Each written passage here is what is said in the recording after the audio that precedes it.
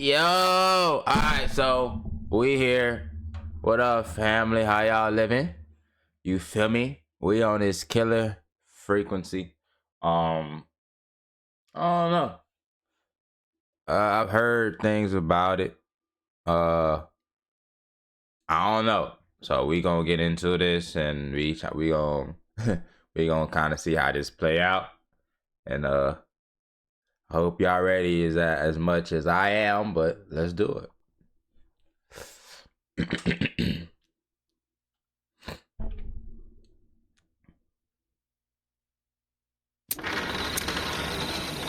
Well, this more loud.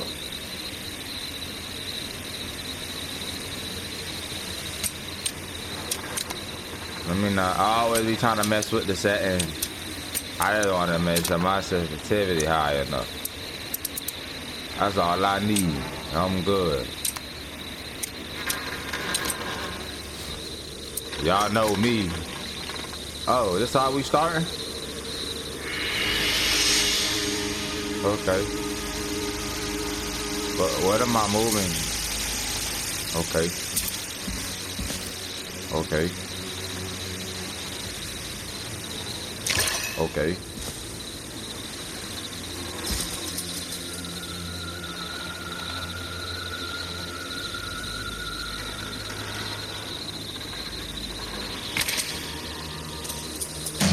Okay. Okay.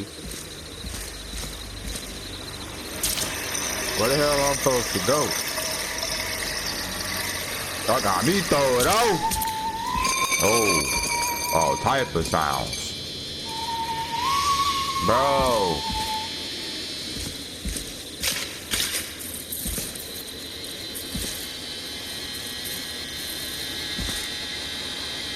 Okay. Okay.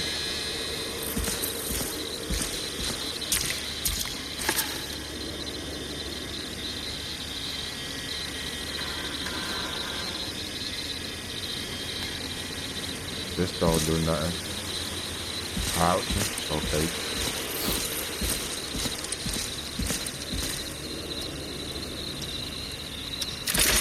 Okay. What's us a clock? Okay. What's going on? Oh. Oh. Yo.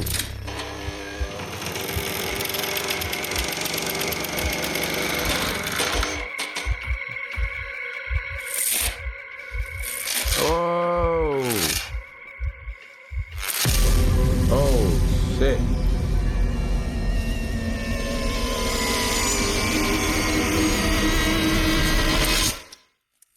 Oh.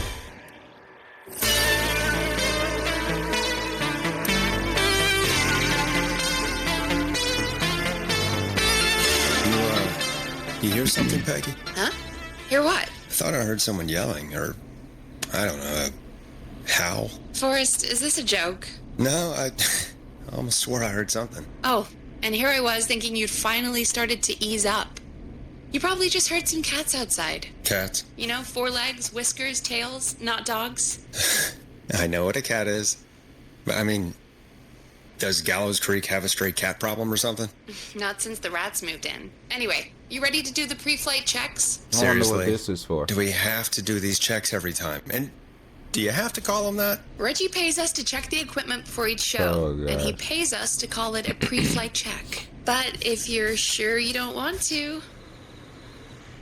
I like the colors though. They got some dope colors in here. What we doing?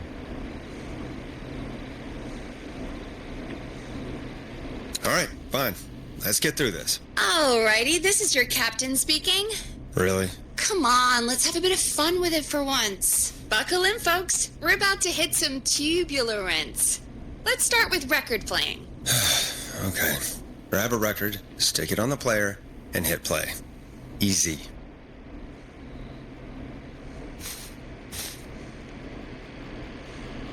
What I'm supposed to get? I mean,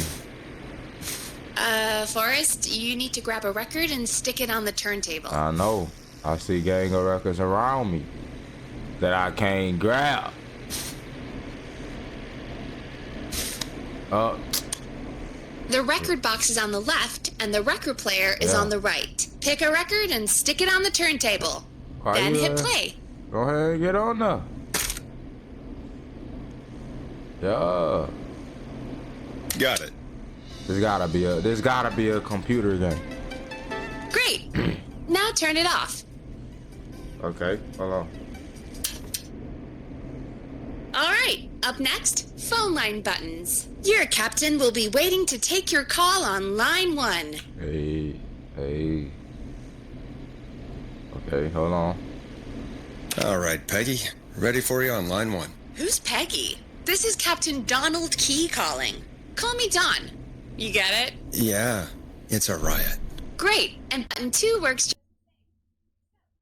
Let's move to the Peggy button. You mean the producer line? Like I said, the Peggy button. Press it when you need my help during the show. Is there a Peggy mute button? They haven't invented it yet. Now come on. The Peggy button is the 3rd one on the phone line. I labeled it for you. Press for Peggy. This is your brain, Forrest. Sorry I made you such an unfun turkey. I'm a turkey now, am I? Okay. Are we almost done? Sound Blaster next. That's an easy one.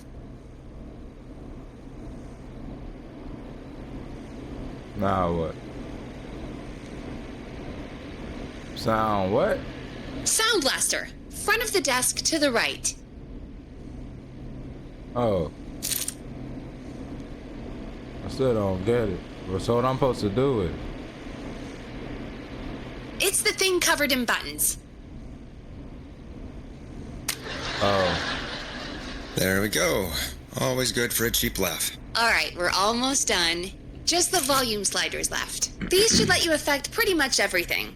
But let's test it with a record. Play a record and change the volume with the music slider.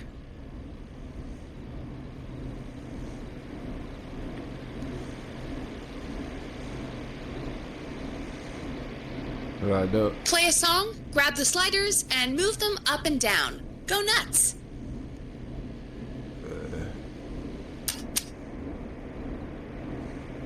Man, nothing even playing, bro.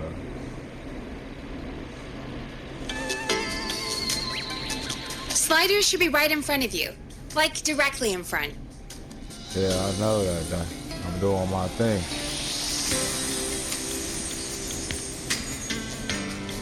All right. Seems to be all working. We done, Captain? We sure are. Coming in for landing. Local time. Should not encourage you. I knew you had a fun side. It's my fun side that gets me in trouble. Now, let's get the show started. After your introduction, our first segment is Guess That Scream. I thought that was a joke. Nope, and don't blame me for this one. It's Reggie all the way, and he demands we do it tonight. Okay, Forrest, shut the music off.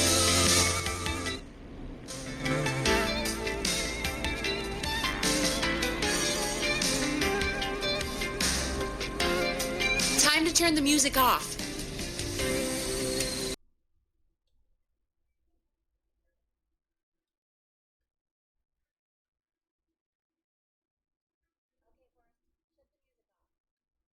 The music jamming. We jamming right now. Okay, you're live in 3, 2. 189.16. Good evening, Gallows Creek. This is your host, Forrest Nash, and you're listening to 189.16, The Scream. Before we start taking your calls tonight on Gallows Creek's only late-night phone-in talk show, I need to let you know about a special competition we have for you this evening. Guess That Scream. This is actually one of the station manager's better ideas. Here's how it works. I'm gonna play you a scream, then you call and guess that scream. We need you to guess why they're screaming. Did they stub their toe, saw off a finger, or discover the corpse of a loved one? That's good. Now, Forrest, hit them with the tape. We'll play that scream in just a second. Listen close, and then call in to guess that scream. Peggy, what do you mean play the tape? I used to have a tape guy do that for me. You're not in Chicago anymore, Forrest. Here in Gallows Creek, you get to be your own tape guy. Come on, I gave it to you yesterday. Forrest, you do have the tape right.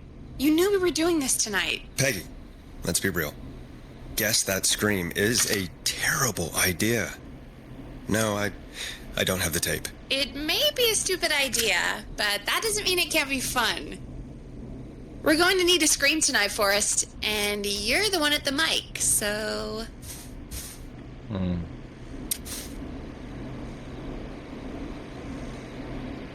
Really, Peggy? You want me to scream? You know this show depends on my golden voice, right? Come on, Forrest, just do it. That's enough dead air already. Just think of a scream and let it rip. Oh, God. Sorry about that. I'm back. Had to step away there for a second. Listen close, and then call in to Guess That Scream.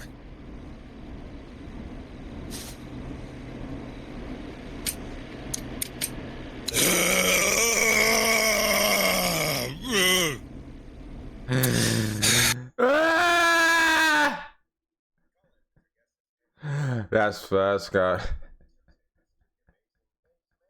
And one free fried dough. Oh my God. Fried dough. Just call in at 555-239-KFAM with your guest. Now, here's some music while you get dialing.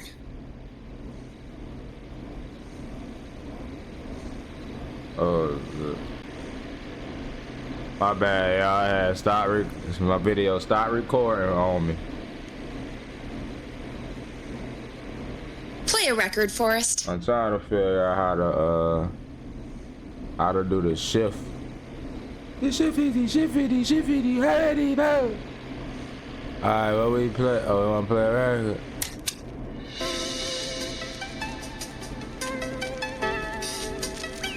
It's David Scopo with Moonlight. Oh, God, Forrest, that was amazing. Thanks. I can't wait to hear what people think that was.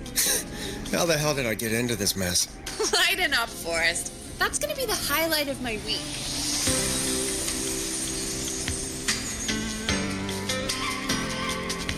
Oh, Forrest, there's a call coming in. When you're ready, shut the music off.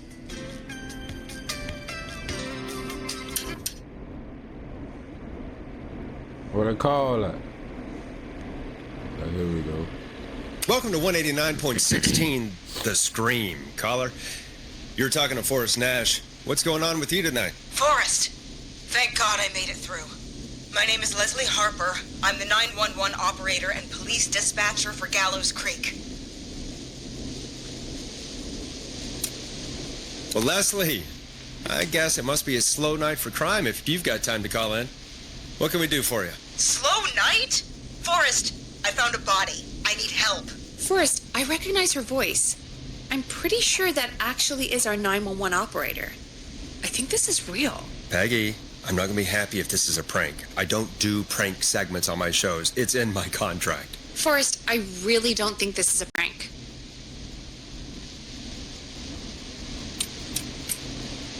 Leslie, if you're telling the truth, you should report this to the sheriff.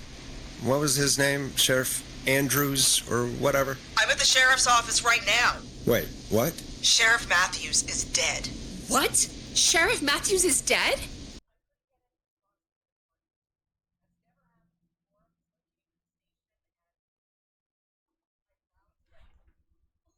God, poor Sheriff Matthews. Do you know what happened to him? Someone got him. Someone got up very close and I really don't want to say what they did to him. Did he fight back? I don't know.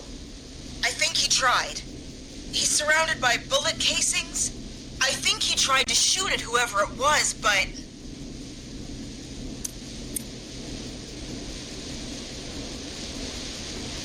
I don't understand. Where are the other officers? Do they know?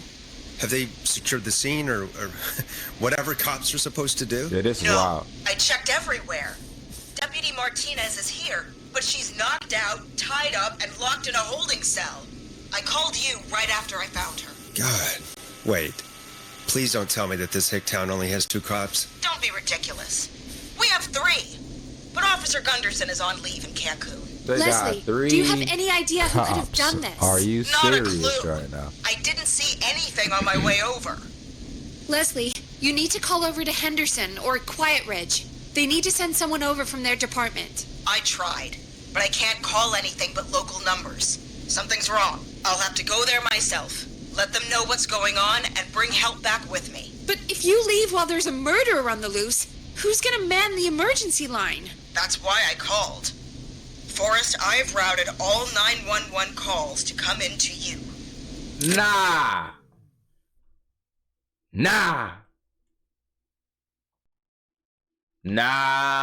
How you just gonna call the radio? Like, we gonna send all our calls to you. Like, I try to run a radio show, bro. I ain't trying to have nothing to do with all this killing. Y'all need to figure that out. I don't know why you trying to have me figure it out. That's not for me. That's for you. Like, I'm like, nah, I'm telling y'all no off the back. I'm not doing none of that.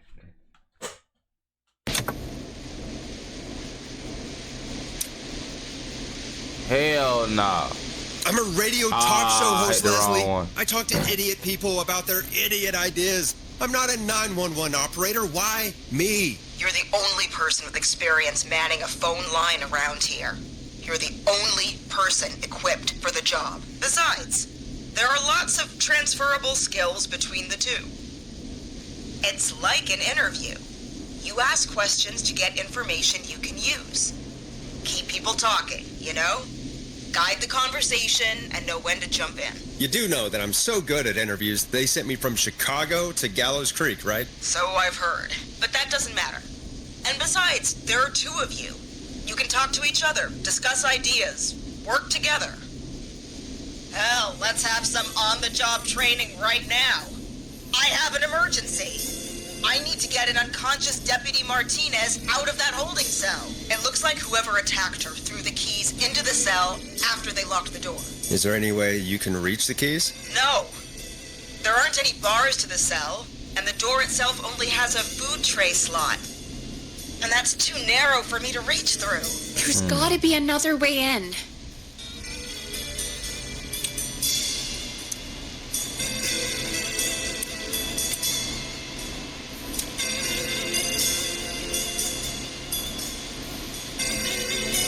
Is there another way into the holding cell that you can see? It wouldn't be much of a holding cell if it had a back door.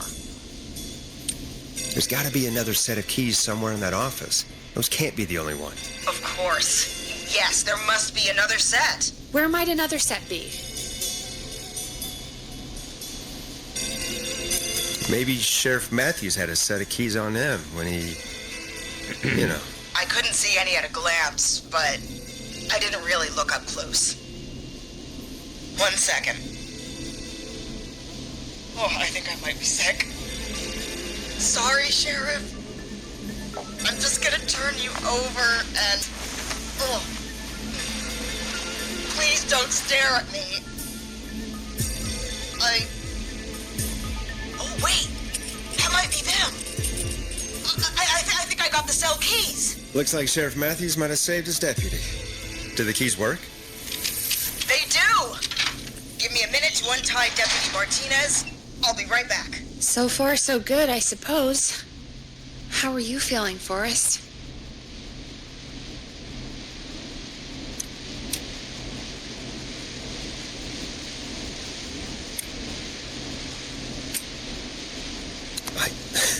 I swear to God, Peggy, if this is some sort of joke, I'm leaving this town. I've never heard of anything like this happening in broadcast. I've never heard about anything like this either. But we're here now, Forrest, and we've just got to see what happens next. Come on, Martinez. There we go.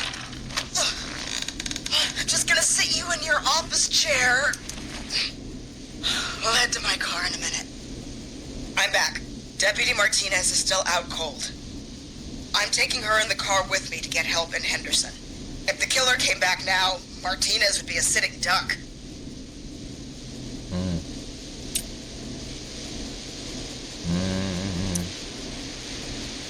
You mean we're gonna be on our own? Just Peggy and me, and no one else, responding to emergency calls. You'll be fine. You and Peggy just work together like you did earlier. You can do this.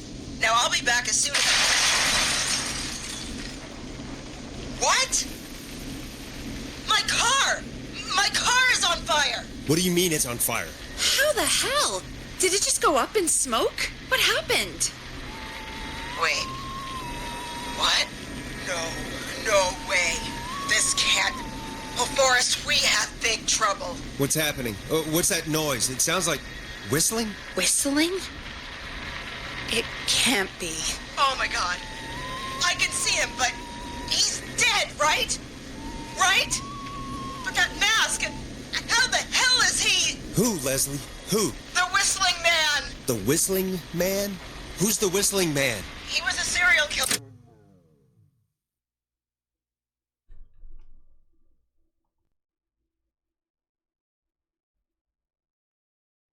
The Whistling Man.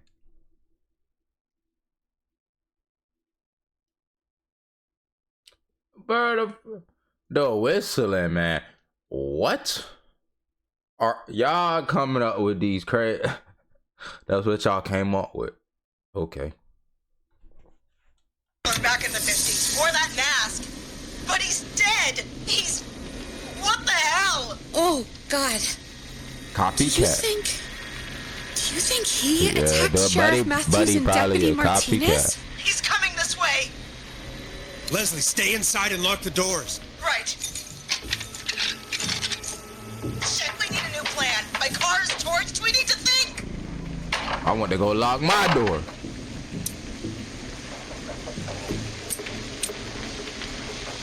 There should be police cruisers at the sheriff's office, right? Like, you should take one of those. Yeah, that could work. Let me check if Martinez has any... He'll just reach into your pocket there, Deputy. Come on. Yes, got Trying it. to get you up out of here. Keys for Squad Car 3. I saw that parked out front when I got here. Okay. Nice one, Forrest. Good thinking. Yeah. Wait.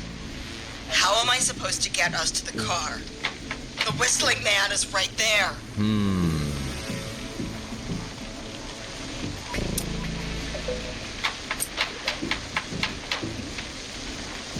I mean, they both got a gun.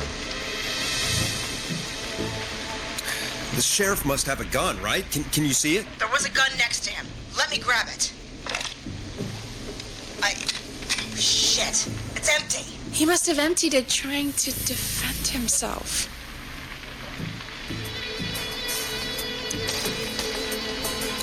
Are there any other weapons lying around that you could use? I didn't see anything earlier. Let me check Deputy Martinez's Hold belt. on, bro. My whole thing is, how in the world you a police officer calling a radio show on how to escape, like to give you ideas? Like, yo, I need to retire after this. Because if you call me and I gotta tell you how to move, like, as everything that I'm telling this person is like basic, like common sense. It's literally nothing new. It's basic common sense. And it's crazy to me that you're asking me all of these questions and you're supposedly a police officer. It's crazy to me. But alright, dude. Cool. That's weird, but alright. Hold on, y'all. Give me a second real quick. I gotta check something. Hold on. So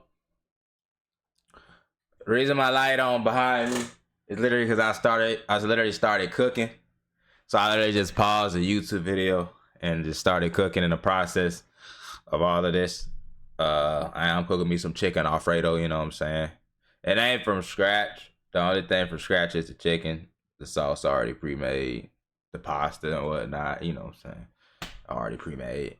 The only thing I'm pretty much doing extra is seasoning my chicken and throwing some little broccoli in there, and then I'm gonna bleach my my noodles, my fettuccine noodles. And if you don't know what bleach means throwing ice on top of the noodles and stopping the cooking process. Because if you keep If you keep like the thing about noodles, they keep cooking. They're still cooking. Even when you take them out, you leave them in the strainer, they still cooking. All that steam, they're still cooking. So when you throw ice on it, it stops it, and they become like a perfect, nice noodle. And they don't be overcooked. They don't, you know what I'm saying? It'd be perfect. So, but let's get into the video. Back to it. Continue where we started from. Let's get it.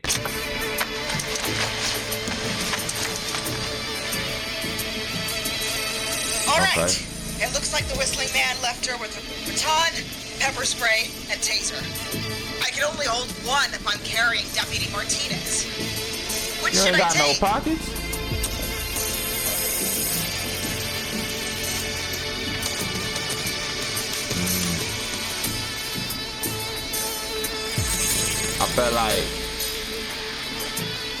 I feel like the taser, it's a taser, so she gotta get up close and personal. That batting, she a woman, so she may not be strong enough, and if she drop it or that person knocks out her hand, it's over with. The pepper spray, The pepper spray should be easy to use and carry. Take that. yo, the pepper spray is Just gonna going to be grab easy. Deputy Martinez and then... Because, hold on. The reason why I chose pepper spray, because I felt like it would have been easier for her, because now you got pepper spray. You can put that in your pocket or you can carry that on you. So now you got the ability to just sit there and just spray the person from a distance. You ain't got to be all up on that person like a gun. A taser, she ain't got a taser gun. She just has a taser. You got to be up on a person personal and armed just to get up on them. That person probably bigger and you're strong, might overpower you. And then you have, I forgot what the batarang, which is the little black stick. And I'm like, yeah, nah, we not finna be doing all that fighting, no dude. You need to pepper spray him and keep it pushing. That's all we gonna do. Like pepper spray him, we gonna keep it pushing. Do you hear that? No. No, I can't hear anything. Exactly. It's gone quiet. No more knocking.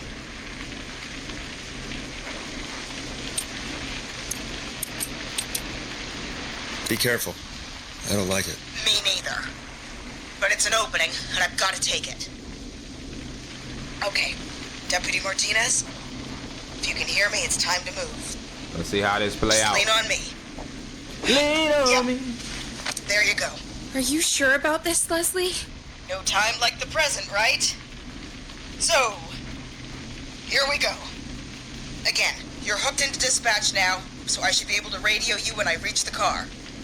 If I reach it. Speak to you soon. Okay. It's the same thing. What's the difference? Well, good luck. Oh, it's not the same thing. This is the part where the killer comes out of nowhere, isn't it? Yep. You know, I've got to say, this really wasn't what I expected when I came into work today. Well, they always say you have to be ready for everything in live radio. Oh, I think we've got Leslie back on the line. I'm putting the call through. Hello? Forrest? Peggy? This is Leslie. Are you there? Over.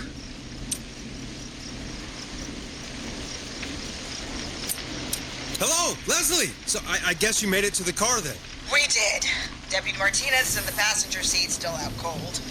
I don't see the Whistling Man anywhere, and I don't plan to wait for him. So I'm going to get us moving. Jesus! God damn it! Get back! Get away from her! Get that pepper spray. Leslie, what's happening? Get that No, pepper Whistling! spray. No! Get off her, you son of a bitch! Use a pepper spray, D. Forrest, the pepper spray's not working! It's not getting through the mask! Ah, the mask. No! Why the fuck she ain't drive off? Leslie, drive! Martinez! God damn it!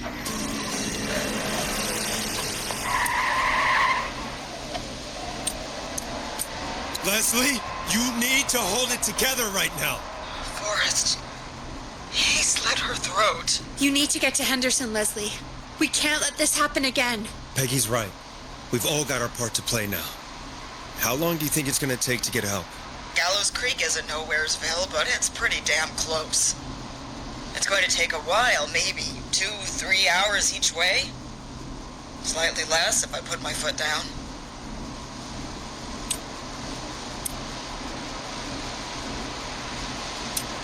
Two to 3 hours each way? We have to fill in for that long. That's the way it is. I'll be back as fast as I can. All right, both. God damn it. I need a minute.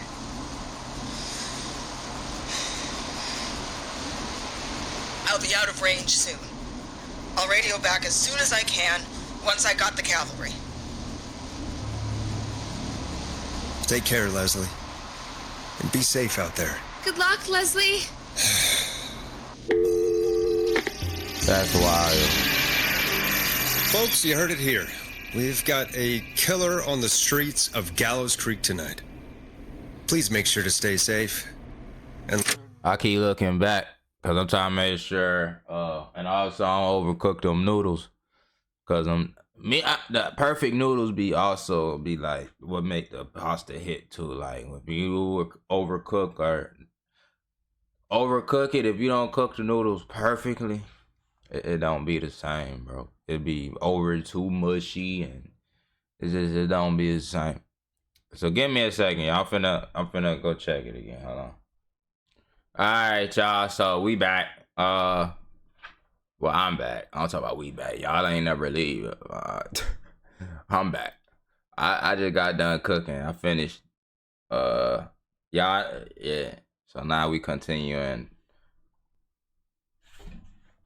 Let's go. Leslie, we're counting on you. We're gonna get back to the show meanwhile. If you have anything on your mind or have any information about this Whistling Man character, then give us a call. We'll talk here on 189.16, The Scream. For now, here's another hit record for you all to enjoy.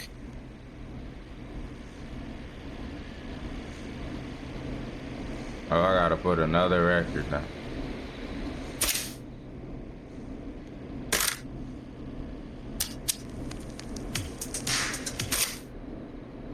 Oh, I did not mean to do that. This is not what I signed up for, Peggy. This is actually insane. Did she really say it's gonna take her 4 hours? This guy's gonna kill half the town in 4 hours. Forrest, that's not helpful. I know, I just... Who is this Whistling Man character anyway? He was a serial killer back in the 50s. Edward Marshall Mooney. Went around in a freaky mask, whistling, and killed about a dozen folks in Gallows Creek. No reason for it. No motive. He just did. Okay.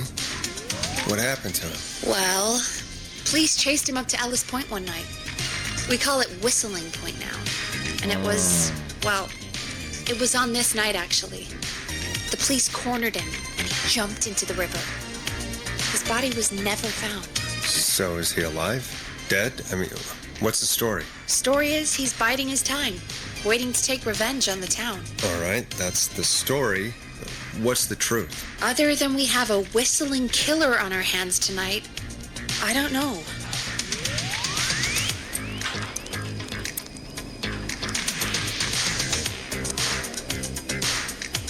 I guess we'll find out what we're dealing with, whether we like it or not. I guess so. At least we got the word out, I guess. What kind of listening figures do we get at this time? On a Thursday after midnight, could be around 35? 35. Isn't 3,500? Huh. I didn't realize Gallows Creek was that large. No, 35 people. At best. Wow. Are you serious? We only have 35 listeners? 35, yeah. It's a school night.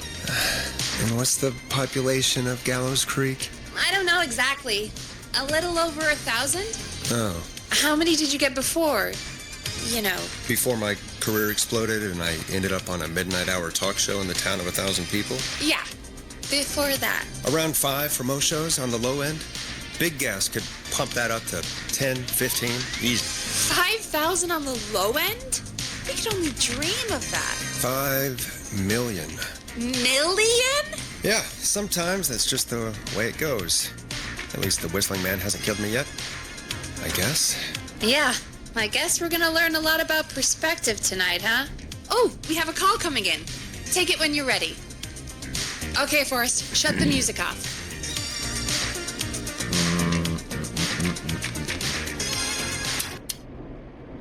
Okay.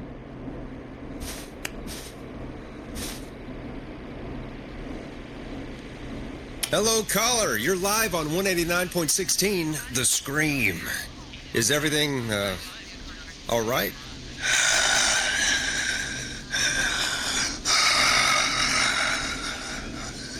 Okay, who is this? Are you, hello?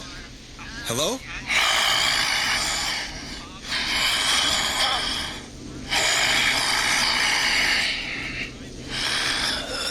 Okay, what's your name and why are you calling in?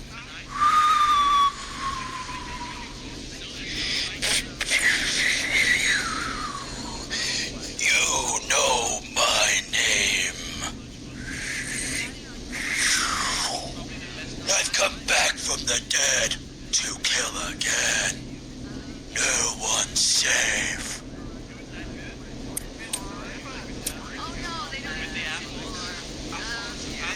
Do you accept requests? I've got a list of names I'd love to see in the obituaries. Maybe you must make a sacrifice to us. A sacrifice? To us? I mean, me. We want cheese-dusted pretzels. I mean, I want cheese-dusted pretzels. Or I'll cut your face off. Goddamn kids. Yeah, cut him off. What? We also want a mega gulp. For anyone just tuning in, we do, in fact, have an actual killer out on the streets tonight. Anyway, this next one's dedicated to all of you staying inside with your doors and windows locked.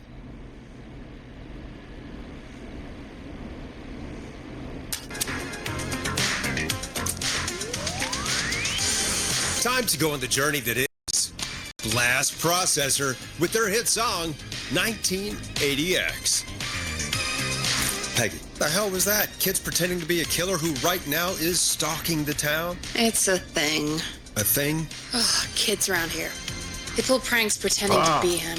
By pretending to be this Whistling Man character? They think it's funny, but it's not. It's man. not funny at all. And there's no chance that our Whistling Man was just a prank. That Leslie... No, that's real. Oh, yeah. Christ. Let's stay positive. We still have a show to do. We already have another caller on the line. All right. Let's do this. Oh, I made one more shot. Oh!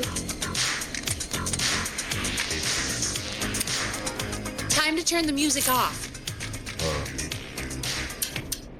Hello, caller. You're live on The Scream with me, Yo. Forrest Nash. What?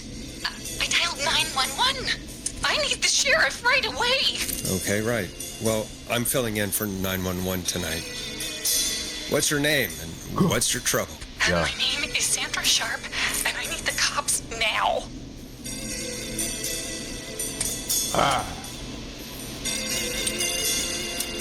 I'm sorry, but the cops aren't coming. Leslie's on her way to Henderson for help. What? God. Listen, you've got to help me then. I drove to the edge of town for a jazz run, and now some psycho dressed like the Whistling Man is after me, knife in hand. Oh, God.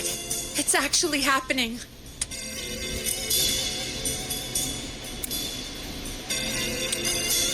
Where are you now? Did you escape to somewhere safe? Oh, I did, baby. I jazz ran all the way to my car in nothing flat. But I dropped my keys somewhere along the way. I never locked the door, so I got a place to hide, but I can't get moving. Can you go back and find your keys? Oh, I'm not going back out there.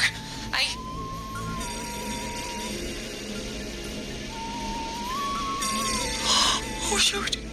Oh, he's back.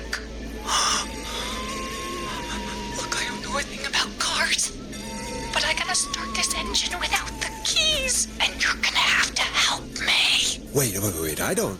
If it helps, I've got a toolkit buried beneath my spare sweatbands. I'll call you back when I find it. You're listening to 189.16, The Scream. Hosted by me, Forrest Nash, your friendly neighborhood radio host, mechanic and savior. Sit tight while the record spins, folks. This one goes out to you, Sandra.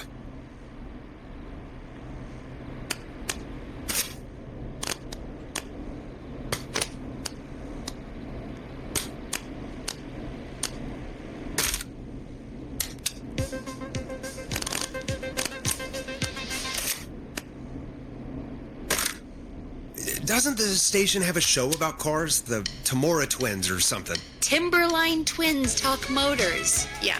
You know they're not even brothers. Really?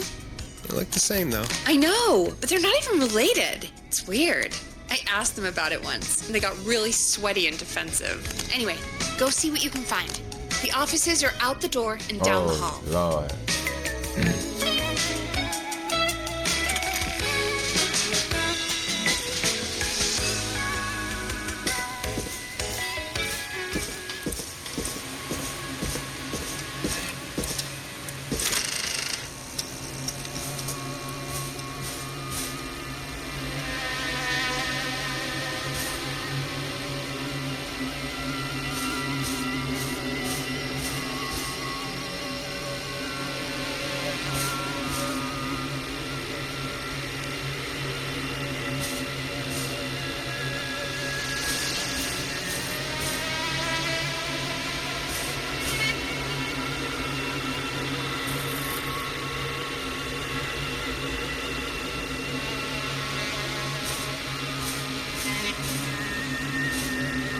But where is CD at for the oh, it's this.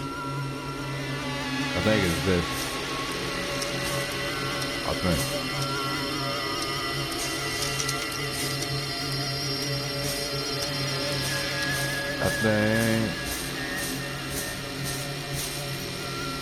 It's it right here.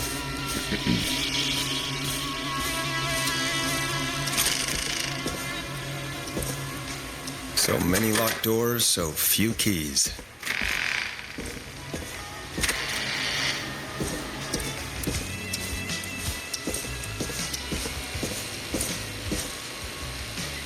Not getting in there tonight.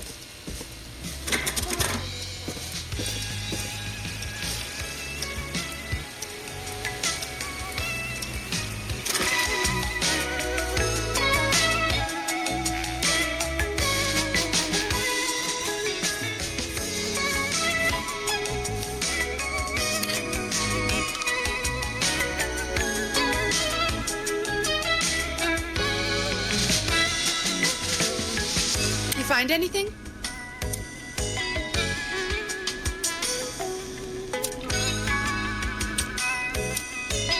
Remind me what I'm looking for again. The caller is trying to start a car without the keys. Yeah, and we have a car show, right? Timberline Twins Talk Motors, yeah. I would go see what they have on their desk at the far end of the offices. Thanks, Peggy.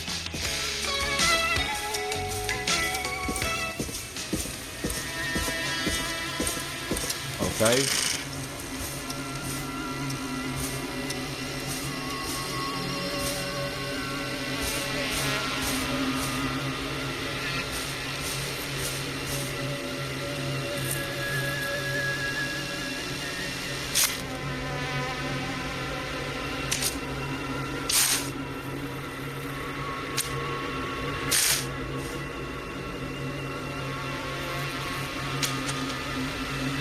That's what I'm looking for. I mean, I know what I'm looking for, but it's supposed to be like a CD. I don't see no CD or nothing.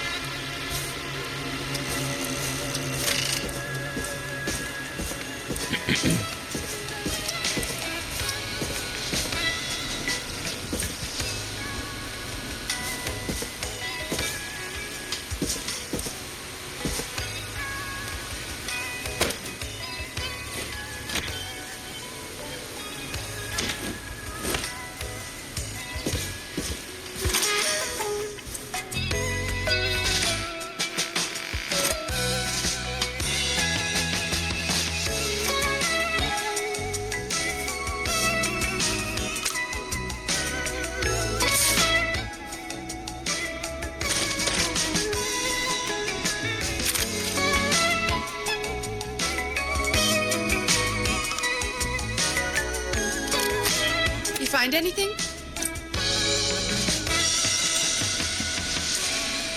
I'm done looking. Let's just get on with the call. You sure about that? Yeah, let's do this. If you're sure. Okay, Forrest, shut the music off.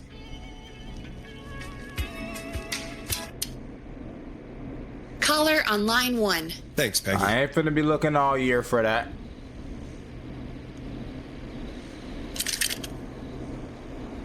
We're back with 189.16, The Scream. How are you holding up, Sandra? The creep's looking through the parking lot trying to find me. But I've got my tools, and I'm ready to get this hunk of junk moving. How do we start this baby?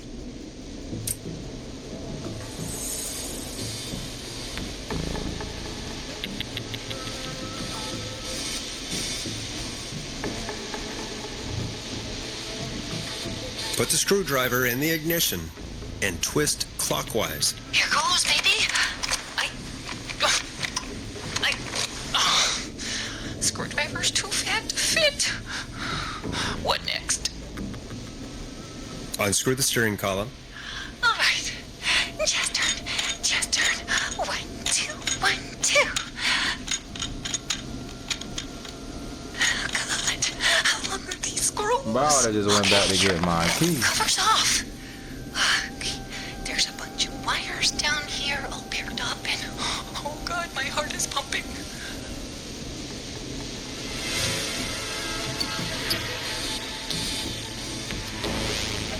Tell me exactly what you see. Okay, we can do this. There's a red wire, a blue wire, a yellow wire, a green wire, and a brown wire.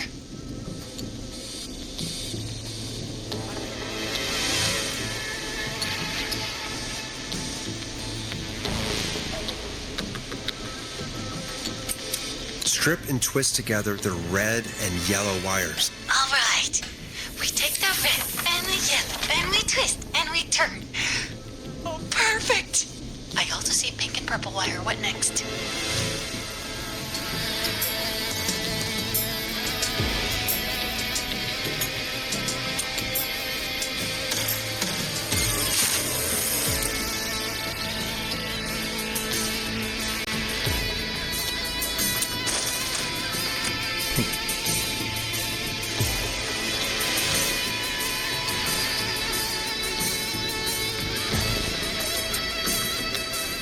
Strip the purple wire and twist onto the exposed cable. Oh, you're a lifesaver. Oh, wait until my jazzer friends hear about this one. I'll just strip that wire and... Ah! No! Oh, I got so many jazz. So many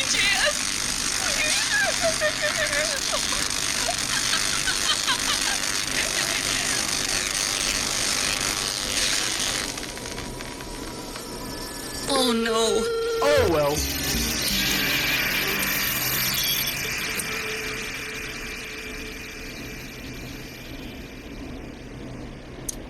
Well, I think we can all agree that was a shocking ending to this call. Forrest! Sorry, couldn't help myself. Folks, Gallows Creek just lost one of its own. Everyone, please stay home. Stay home, stay safe, That shit ain't my and fault. stay tuned. This next track is dedicated. It is not my fault. It is not my fault. I am not tripping, cuz. Why are you trying to ask a radio host how to hot wire a car, how to get a car started, the most dumbest shit? You just should have went back and got your keys. Stupid. Or just die, because regardless, you was going to die regardless. You going to die by him or that. or you was still gonna die by him. Nothing was gonna change. You just should have went back, got your keys. That's all. That's all you could have did was go get your keys. To Sandra. Taken too soon.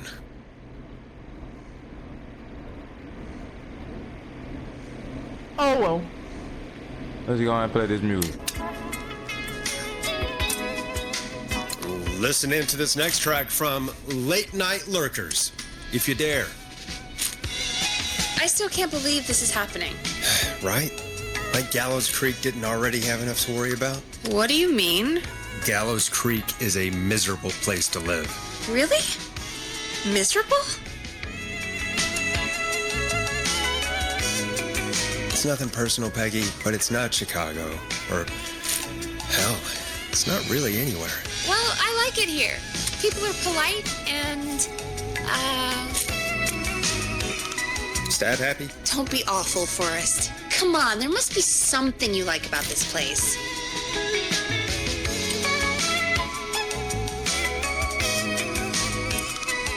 After a while, you don't even notice the smell? I guess that's nice. Smell? What the? There's no smell. You've lived here your whole life, Peggy. You wouldn't recognize it by now. Anyway, I hope the killer is done for the night and that Leslie gets back soon. Me too. Old shots, man.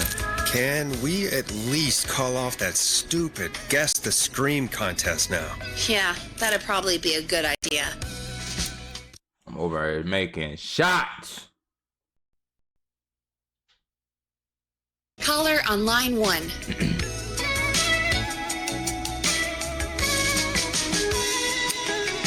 When you're ready, shut the music off.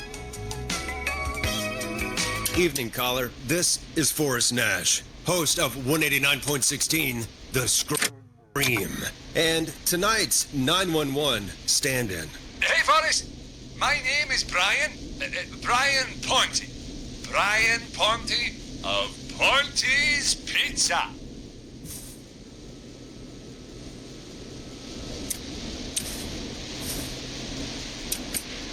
Hello, Brian Ponte of Ponte's Pizza. What have you got to say about what's happening? Oh, I'm so sad that Deputy Martinez didn't make it. I saw her a lot over the years down here at Ponte's Pizza. It's just terrible. Anyway, I just wanted to thank you for doing your best. So, I'm going to I'm sending you some coupons for free pizza here at Ponte's Pizza. Just a little something to look forward to when all this blows over. Wow. Brian Ponte of Ponte's Pizza. That's really good of you, but you really don't have to, though. Oh, it's the least I can do. And if you like it, well, you're in luck, because we're always running great deals that'll have you eating for pennies. Sounds great, bro. And let me tell you, the pizza we have is to die for. No. Poor choice of words tonight, I guess. Hey, don't worry about it. It's all right. Oh, thank you, Forrest. Well, I just hope I didn't put you or anyone else off coming on down to Ponte's Pizza. We've got a great special this weekend. Our famous beer and pizza deal. Wait a minute. Come on down to Ponte's Pizza this weekend. You've just got to pay for one slice to get yourself. God damn it, you're just calling in to advertise your shop.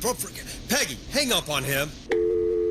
Done. Oh, real quick, before I forget, it's probably time we played a paid ad. Now, a word from our sponsors. You know how to play an ad, right?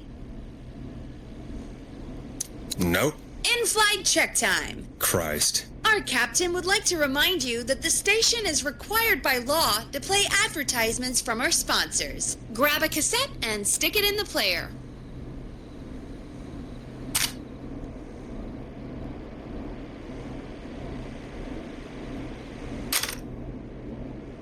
The cassette player is on the desk in front of you, just above the sound blaster. There should be a cassette in the dock nearby. Done. I'm a devout radio Christian man. and a proud patriot. Radio Teddy man. Gallows Jr. is Gallows Creek. Like his father and all his fathers before him, Teddy Gallows Jr. has worked hard to create jobs, improve infrastructure, and make Gallows Creek a good place to raise a family. Unlike current mayor Linda Cartwright, Teddy Gallows Jr. lives in Gallows Creek. Kobe. He's our neighbor, and he stands with our neighbors. Like Sheriff Matthews, who, after years of keeping the peace, Mayor Cartwright is trying to force into early retirement. Teddy Gallows Jr. doesn't believe in keeping a good man out of a job. Teddy Gallows Jr. believes in the American dream. Does Linda Cartwright? Help Teddy Gallows Jr. keep Gallows Creek a good American town. Help him become mayor. Take a swing for Gallows Creek. Vote for Teddy Gallows Jr. My name is Teddy Gallows Jr., and I approve this message. God, what a jackass. 100% grade A asshole. Linda Cartwright isn't super herself, but she's not... Yeah, we don't have any more of those ads to air tonight, do we? No, just the one. Good. I have to ask, though. Take a swing for Gallows Creek? He set the home run record for Gallows Creek High. Of course he's one of those guys. Yep, he played lots of sports back in the day, and he never lets anyone forget it. Right. Let's just get back to the show.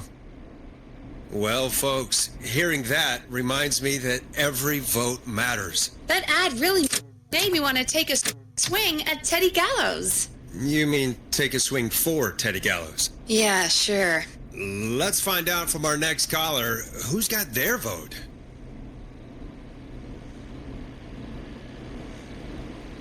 Welcome to The Scream with me, Forrest Nash. Yeah, Leslie. This is Maurice Russell from the Gallows Reporter. I'm at the office. This guy just broke in downstairs and... Wait. Forrest Nash? I want to speak to 911. Put Leslie on. What? God, another one?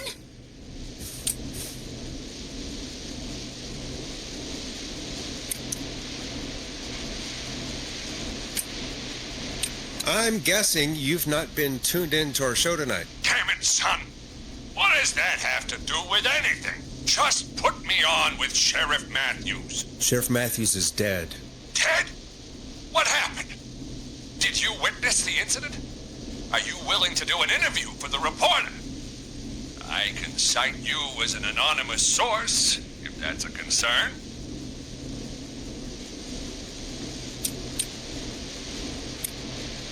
Never mind that. Tell me what's happening there. You said there's been a break-in? That's nothing to get worked up about. Some idiot kid just broke in, dressed as the Whistling Man. Teens. They get worse every year. This punk wasn't even a disappointing twinkle in his daddy's eye when Edward Marshall Mooney stalked the town. But I was there. I covered it.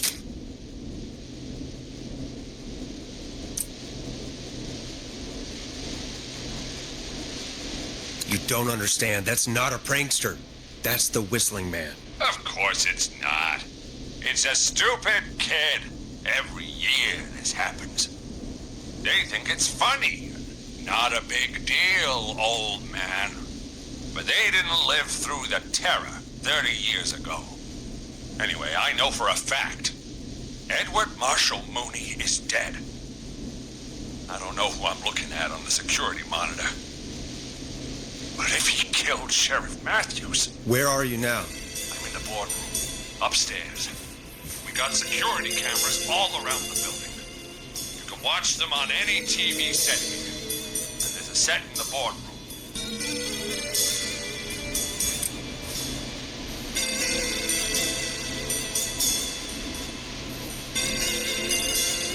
Maurice, is there any way you can get out of there? I sure as shit hope so, kid. But I'm not sure how I'm going to do it. That crash you heard was him tipping over my filing cabinets. Blocking the stairs. I'm guessing the stairs are the only way out. That's right. And it would take me a good few minutes to move those cabinets. We need to do something. Perfect. All we can do from here is...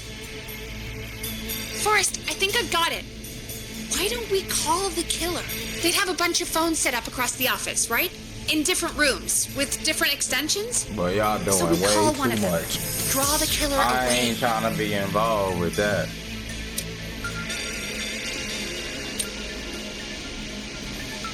Buy Maurice time. That could work. Exactly. It's worth a shot. I can hear you, you know. The son of a bitch hasn't killed me yet. Sorry, Maurice. Peggy and I were just trying to figure out... You realize how stupid that plan sounds, right? For that to be successful, you're gonna need every phone extension, plus a plan of the entire office floor, all delivered while the killer is en route. I've got it. And thank God I've always been cool under pressure. Don't go anywhere.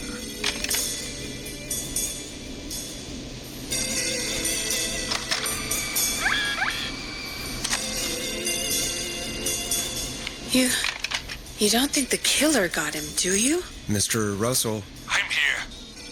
Freak's going to be here any second, too. Go check your fax machine. Don't let me down. Oh, back. that was fast. How do you know our fax machine number? KFAM and the Gallows Reporter have a pretty long history. What the hell, the fax machine? Tell me where the fax machine is again, Peggy? The fax machine's in the office on the other side of the hall. Thanks, Peggy. Be right back. Okay. Go to the office on the other end of the hall. Grab the fax from the machine. Easy.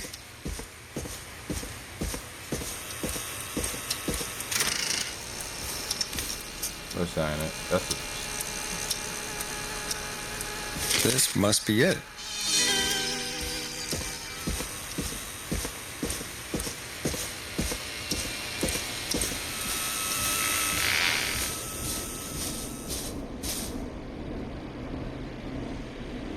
Hey, did you get the fax? Yes, I have. Mr. Russell, you still with us? I am. You get my fax? Yeah, I got it right here. Good. I knew you could at least manage that. Okay, folks, we're back on the line with Maurice. Let's see if we can help him avoid the Whistling Man. Here's the situation. The Whistling Man searched every room in the hall leading up to the boardroom. And now, he's in the office next door. It's now or never.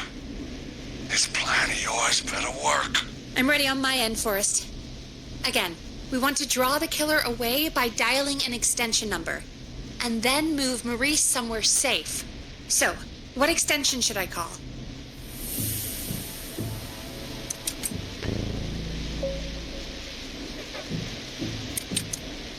Call the archives. The extension is 01. Got it. I'll put the call through when you're ready. All right, Nash. Where do I need to go?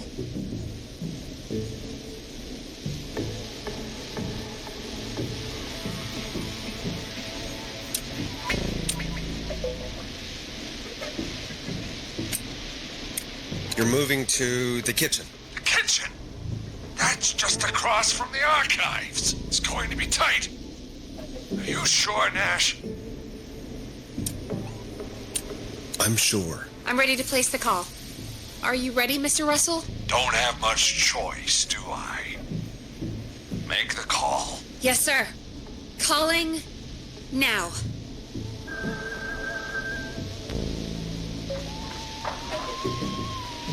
That's a very tight space. He's actually heading to the archives. It was all Peggy's idea. Credit goes to her. Don't mention it. The coast is clear. I'm shutting off the TV so he won't see me on the security cameras. Then, making my move. I'll call when I get there. All right, let's see. Do you if think this he'll works. make it okay? I don't I'm know. sure he'll be fine. I But now, hope this plan works out for him. But I don't really know. I hope this works out. oh, what do we do? We gotta find some way for him to get past that barricade. What do you mean? I don't think calling the Whistling Man is gonna buy Maurice enough time to move those cabinets. We gotta think of something else. Yeah. Maybe we could... Oh! Call incoming. You ready? Ready as I'll ever be. Put him through. Alrighty. Mr. Russell, are you there?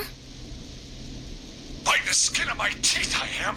Came out of the archives almost as soon as he entered. Thank God I made it in here just a second before. The killer already searched the archives. He probably didn't have to look around much. Did he see you? Are you safe for now? He didn't see me, no. Let me just check the security cameras to see where he went. Looks like he's heading towards the cubicles. We have enough intern desks to keep him busy for a little while. I'm not out of the woods yet, though. Right. Let's review where we are. So, the only way out is by the stairs, which the Whistling Man has blocked with furniture. Exactly. I can move the furniture out of the way, but not quickly or quietly. Okay.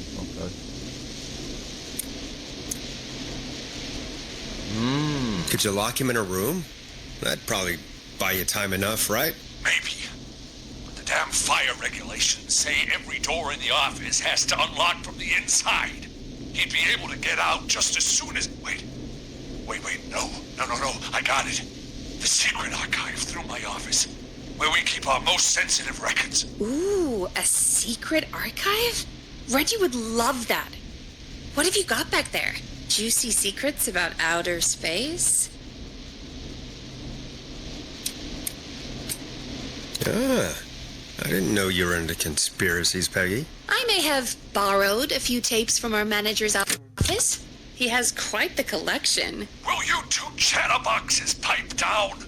I've got it all figured out. The secret archive. There's no lock on the inside of that room. Only the outside. You can't break out. If we can get him in there, and I lock him in... We can catch the son of a gun. Exactly. Oh my God. Forrest, we might be able to end the nightmare right here. So should I call the secret archive then? You can't. The archive is a room for secrets, not gossip. So we don't have a phone in there. Oh, we're gonna need to change it up then.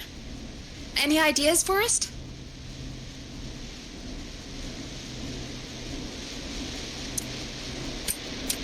Maybe we could use a radio. There's no radio in the secret archives. Are there no radios at your offices? I don't have one in my office, but... What is it? Our sports reporter, Hopkins. He has a little portable radio he never turns off when he's here. Okay.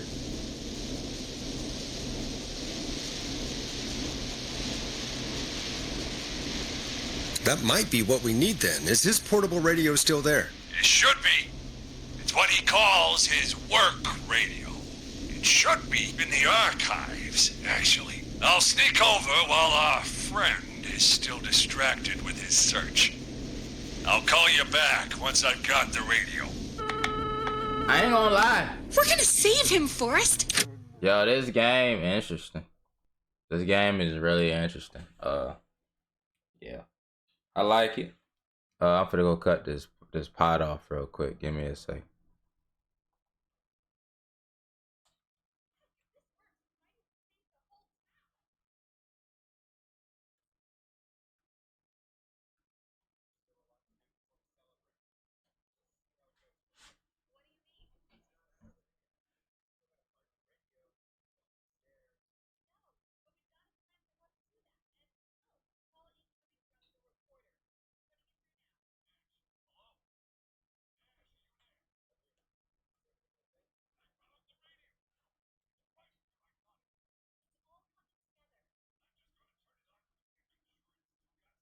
I wouldn't.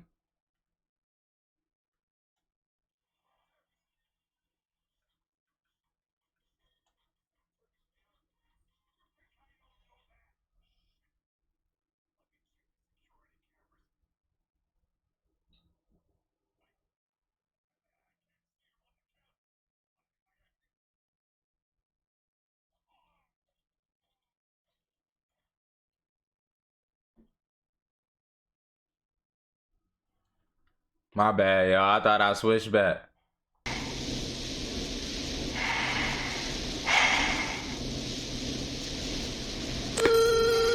Why would you even try the camera? Mr. Russell! Not the camera. Why would you even try the Russell! radio? Just go put the radio in the room and leave it alone. He's a dumbass. Gone. Let's put on a song. Give us some time to recover. I think that would be for the best, Peggy. Folks, we'll be back soon. If you have any stories about Maurice that you'd like to share, give us a call after this next track.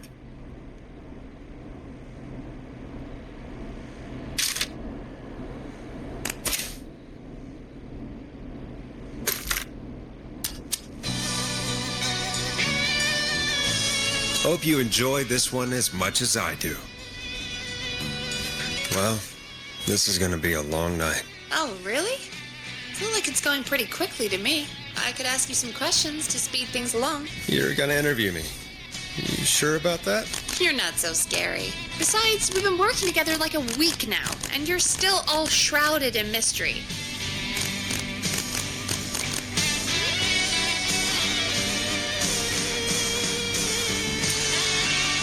Did it occur to you that maybe I like being a mystery? Too bad. Question 1. Tell me about your family. What? Come on, Peggy. That's too general. Okay. Did anyone move with you to Gallows Creek? Nope. No, that's too specific. Too specific? Do you have any siblings? I don't. I'm an only child, and my folks are dead. Oh, I'm sorry, Forrest. Oh, it's okay, Peggy. That's how it goes. Anyway, what about you? Any siblings? Your mom and pop still around? I thought I was asking the questions. You were. I'm just making conversation now. Oh. Well, my folks went the same way as yours.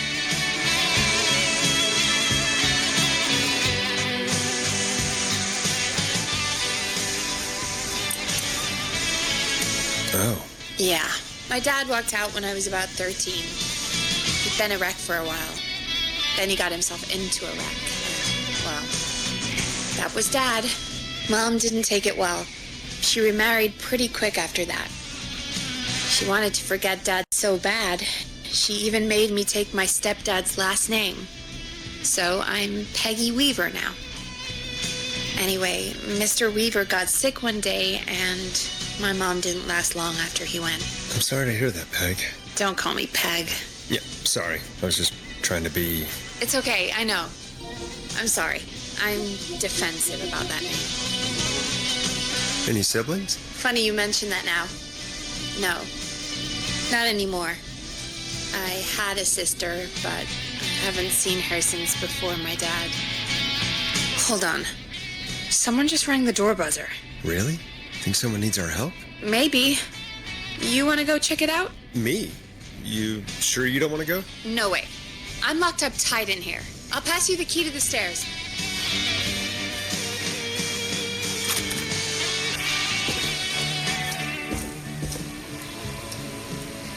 Okay. Down to the first floor, then check the door. That's not opening.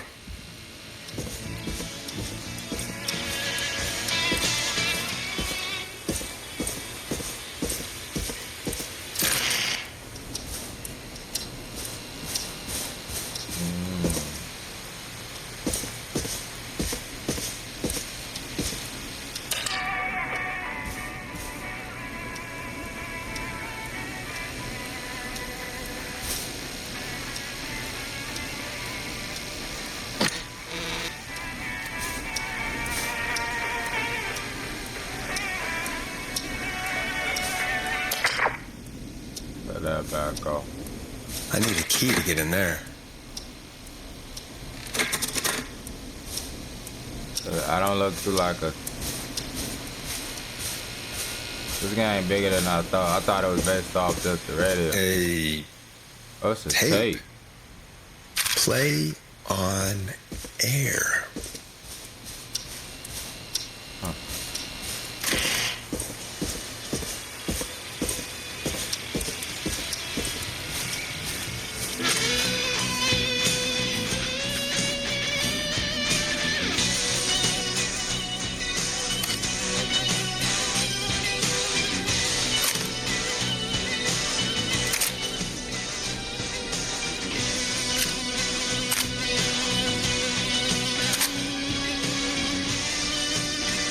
was there? I didn't see who it was. Are they still out there? No. They left as soon as I went down there. They pushed a cassette through the door. It says, "Play me on air." All right. Well, turn the music off and play it.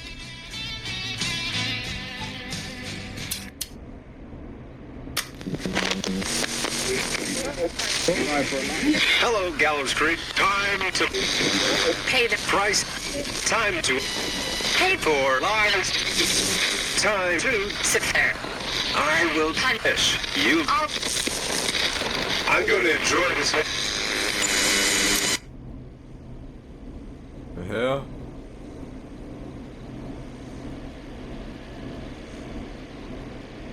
I gotta keep playing it? I would've cut it off. I wouldn't even put it in there. I did not enjoy that. What the hell was that? Oh, Forrest, we're still on air. Say something. Then. Folks, Folks, the tape you just heard was passed through our door only moments ago. I don't know how the killer could get from the newspaper to KFAM so quick, but be careful, Gallows Creek. Stay home and stay safe. Give us a call if you need help. You can get us on 911. 104. Thank you again, Mrs. McKenzie, for the helpful tip. The bagger at the grocery store cannot whistle. We'll remove her from the suspect list. Let's go to a break. I need you for a second. All right, folks. We need to take a quick break. This one's for all those folks out there keeping the hatches battened.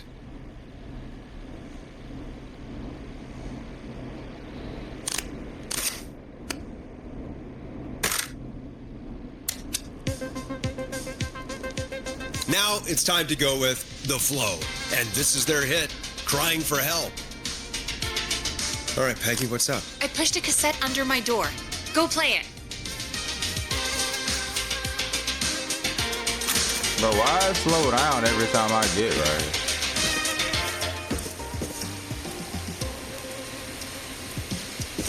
I can't, girl. Okay.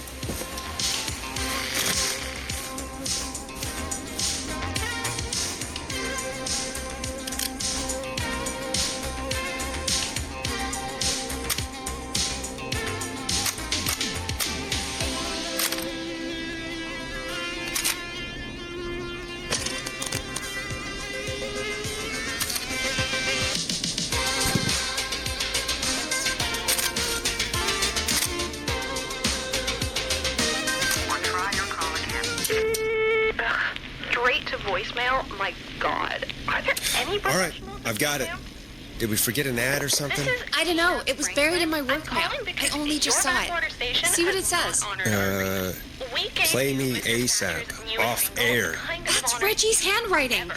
And he wrote it in purple. And? Purple is Reggie's angry color. He only writes in purple when he's really pissed off. Busy programming.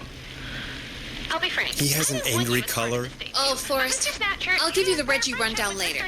Right now, we need to play that tape. Friendship, Gina. Forrest, mate, you alright? Don't worry about Gina, you know how she is. But yeah, can't wait for you to hear the new single, man. I think Final Breath is my best work yet. I really hope you and your listeners like it. And man, if you ever find your way this side of the pond, let me know. We'll have to catch up. If Final Breath isn't played on your airwaves by the end of Mr. Nash's show tonight, the next call will be much less friendly. That was Roddy Snatcher, Forrest! You know, Roddy Snatcher? No, I don't know who that is. Are you a big fan of Roddy? I love Roddy! I Will Always Find You was my song. To my Roddy Rich. I wish we still had it in rotation. Oh my God, I can't believe you know Roddy Snatcher. And I can't believe you didn't tell me he sent you his new single. We have to play Final Breath. Where is it? I don't know. They mailed it to KFAM, not to me. Then it's gotta be downstairs at reception. Man, I can't believe Barbara didn't say anything. I mean, well, if that fiasco last Friday about the missing Knife and Easy track is any indication, folks at KFAM aren't against hoarding station music for personal use. I think we're still missing a few tracks, actually. Well, go get Roddy's song before Gina sues the pants off us.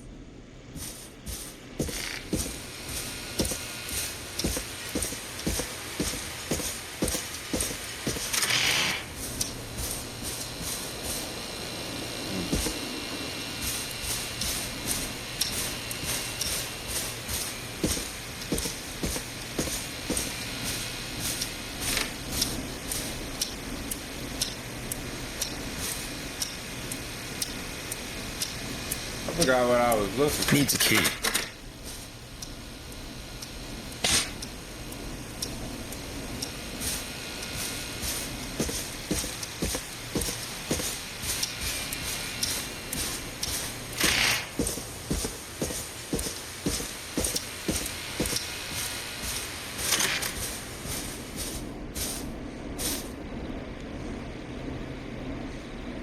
Hey, did you get it? No, not yet. Any ideas where it might be? If it got mailed to the station, it's probably still at reception. Check around there. Thanks. Alright.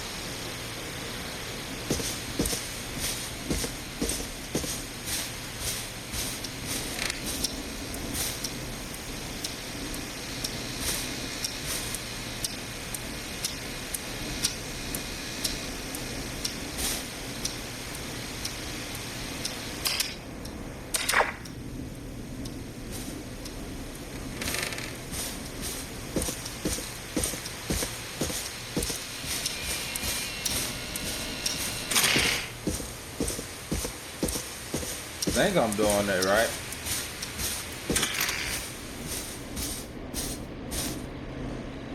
Hey, did you get it? No, not yet. Oh my Any god. ideas where it might be? If it got mailed to the station, it's probably still at reception. Check around there. Thanks. What am I looking for though? Like a box or?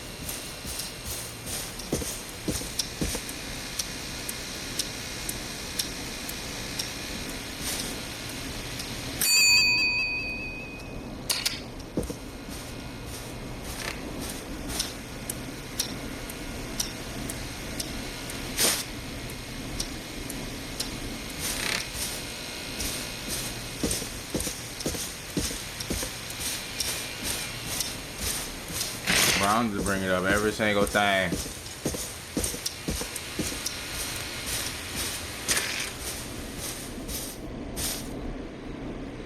Hey, did you get it? No, not yet. Any ideas where it might be? If it got mailed to the station, it's probably still at reception. Check around there. Thanks. But I'm trying to figure out what am I getting though. Y'all not really. Oh, okay.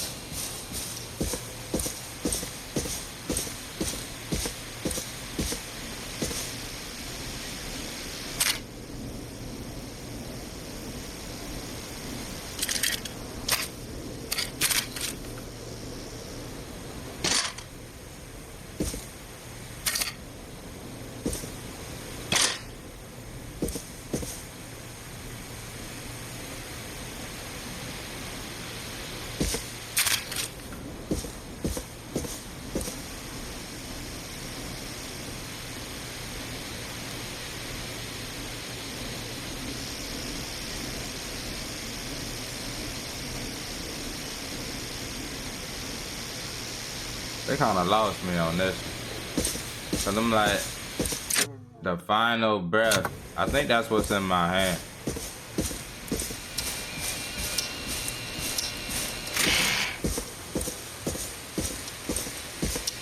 Hold on.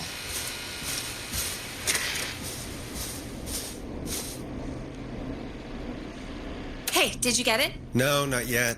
Any ideas where it might be? This ain't If it got either. mailed to the station, it's probably still at reception. Check around there. Thanks.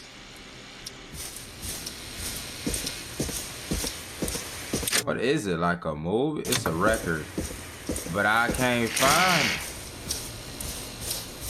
What the hell, where is that?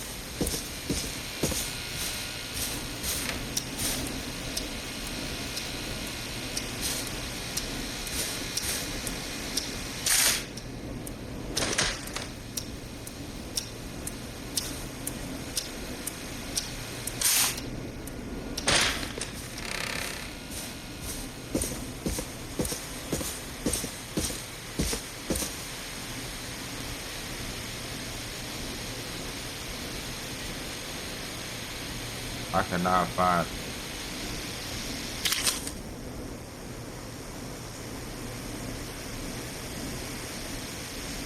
Like, yeah, I have no idea. Cause it says it's at the reception desk, but I don't see no record over here.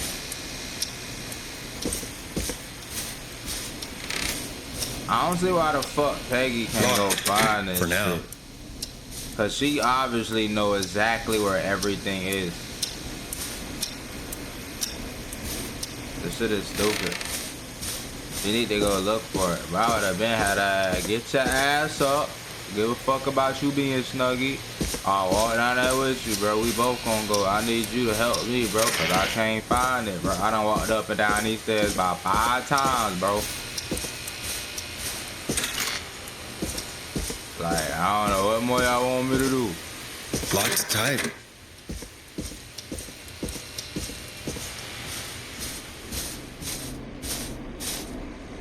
Hey, did you get it? No, not yet. Any ideas where it might be? If it got mailed to the station, it's probably still at reception. Check around there. Thanks.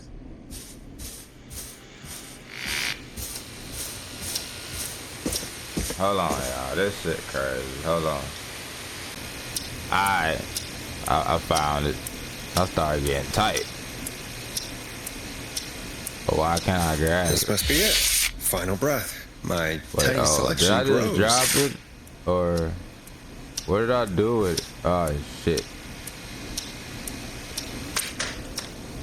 Ah shit.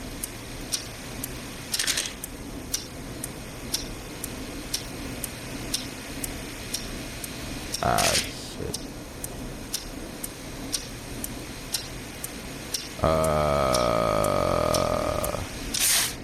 It might have been I don't know what I just did with it. I hope this is right. Cause I don't know where it went. I don't know where it went.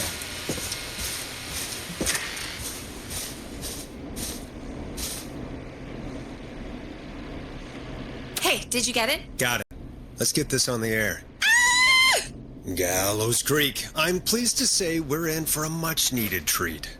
Up next, courtesy of the British sensation himself, is a track you won't hear everywhere.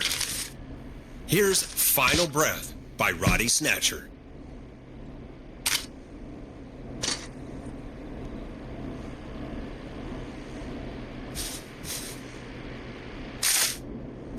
Okay, now what?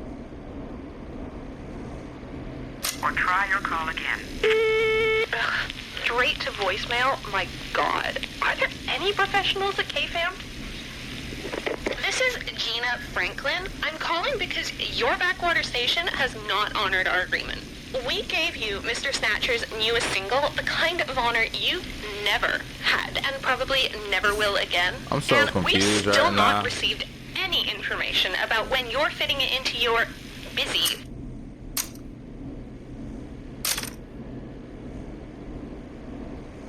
I'm not figuring what I'm supposed to be doing.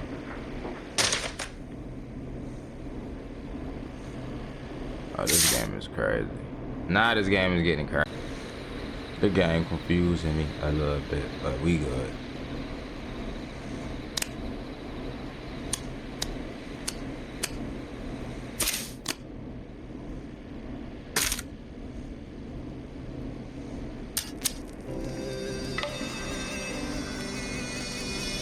Wow. God, Roddy's the best. He is. And more importantly, we should be safe from the worst of Gina Franklin.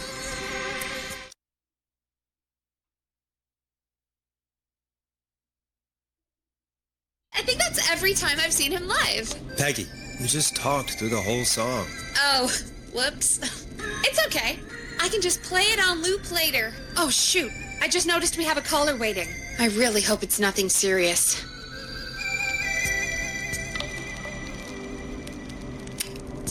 Okay, Forrest, shut the music off. Give it to you. Evening, caller. This is Forrest Nash, host of 189.16, The Scream. And tonight's 911 stand-in. This is Murphy. Hello, Murphy. What have you got for us tonight? Two things, Forrest. First, happy birthday to my son, Fernando. He's 3 today, and man, being his daddy has changed my life. I've learned how to live, how to laugh, most importantly, how to love. Aw, happy birthday, Fernando.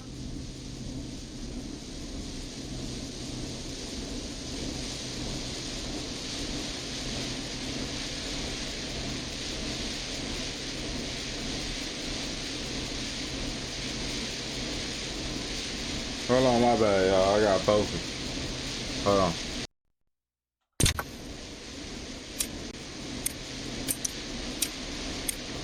Happy birthday, Fernando.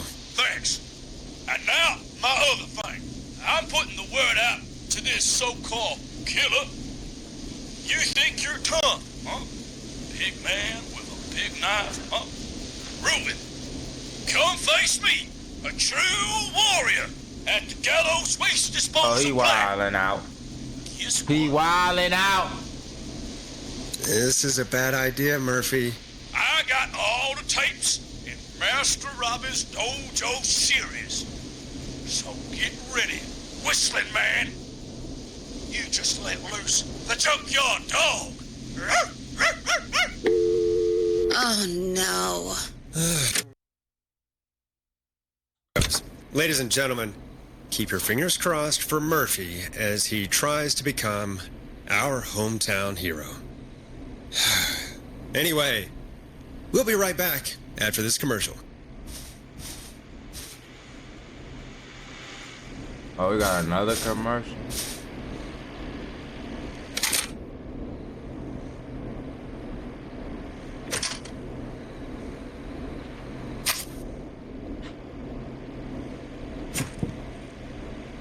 Time to play a commercial.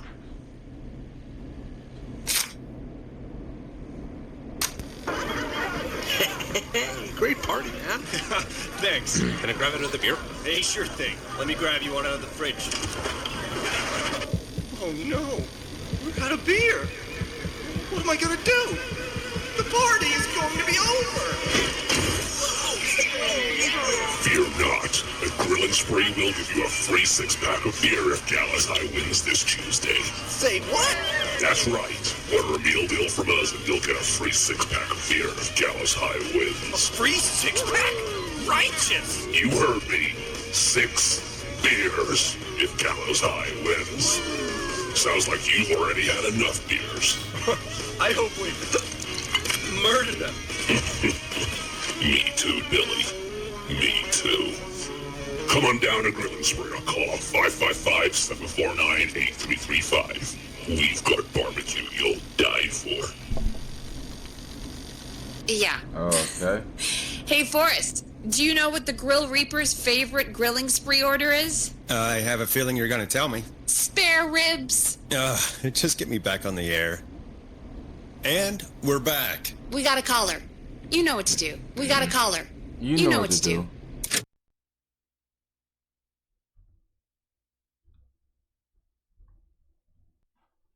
Who you wanna call? Who you wanna call?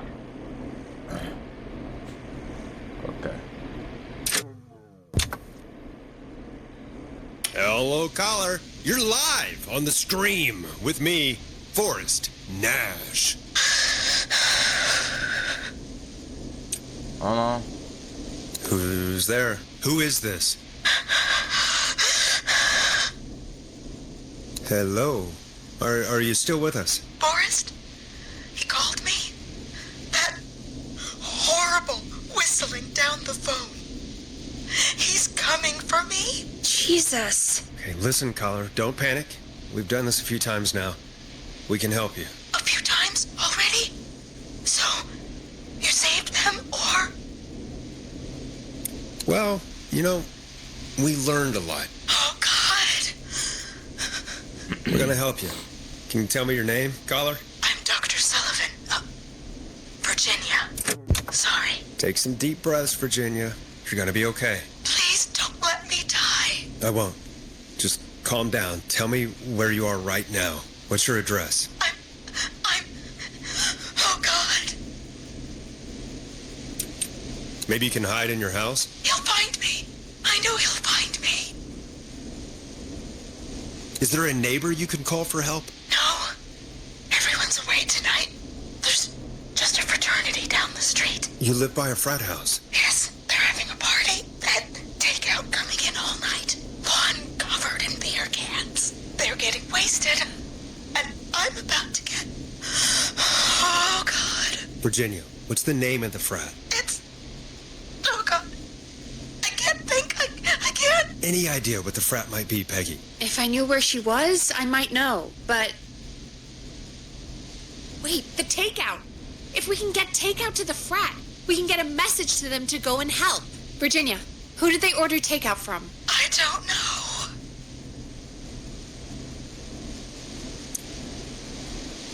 Come on, Virginia. Try to remember. I can't do this. Well, folks, seems like our Virginia hung up. While we try to figure out what takeout to order, here's some music for your own midnight snacks.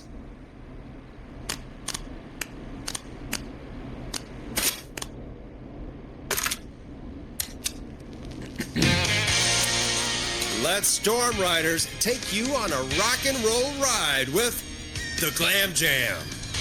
Hey. Peggy, what places do takeout in Gallows Creek? Off the top of my head? Well... There's the barbecue place, Grilling Spree, and you can order from Chalupa Cabras. Oh, and of course you have Ponte's Pizza. That's it, I think.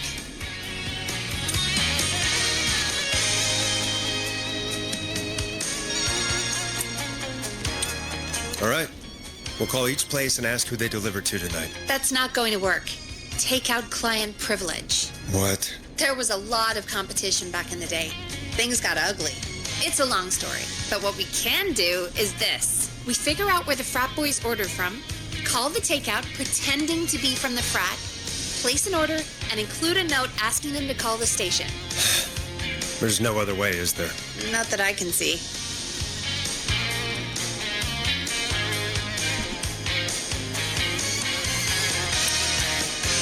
Well, let's not waste any time then. That's the spirit.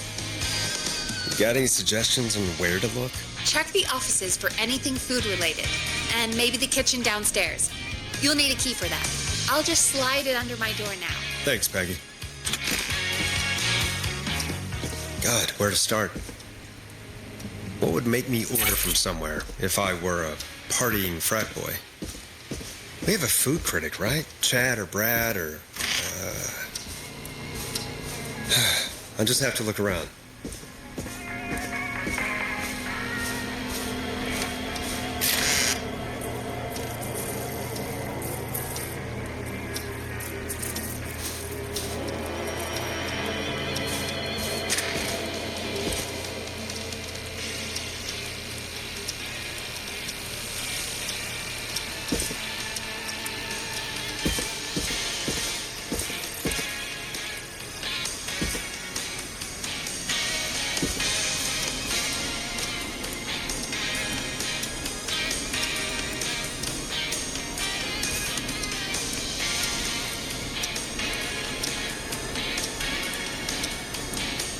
Go Gallows High, I guess.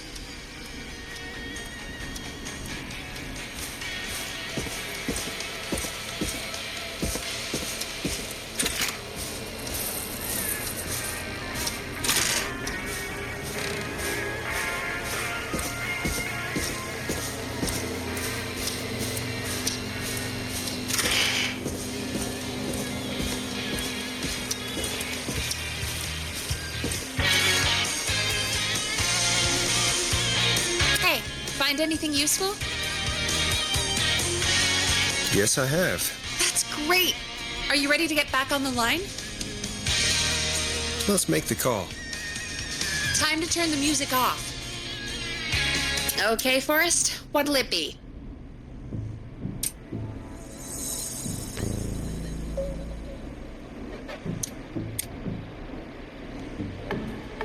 Call Ponte's Pizza. You got it. Ponte's Pizza is on the line. Ponte's Pizza. May I take your order? Fratman calling. We're in major need of foods for dudes. May I take your order? Oh, man. I got a frat to feed. So give me that slow roast pizza. Oh, a fine choice. But that will take 3 hours. You sure? Never mind. Just give me the garlic bread. Can do. Where do you want that delivered? Same place as before, you know. The frat house. Got it. And we'll have that over to you right away. Oh, and one more thing. Can you add a note to the order that says to call K-Fam? K-Fam? Oh, consider it done. The folks at K-Fam are huge fans of Ponte's Pizza, you know. I should really call them and let them know. And now we wait. We should put a song on. Agreed. This one goes out to our delivery workers.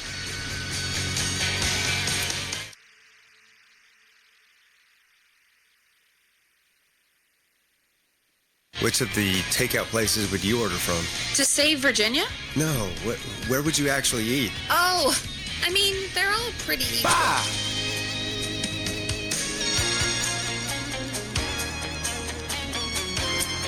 Sure, but if you had to pick one. though. All right. Not Ponte. He's not Ponte. Right. So between Grilling Spree and Chalupa Cobbers. I mean, it depends. Do I want a plate full of meat? Or do I want really, really good nachos? It can change depending on the day, you know? Yeah, fair enough. Maybe I... Hold that thought, Forrest. We've got a call coming in.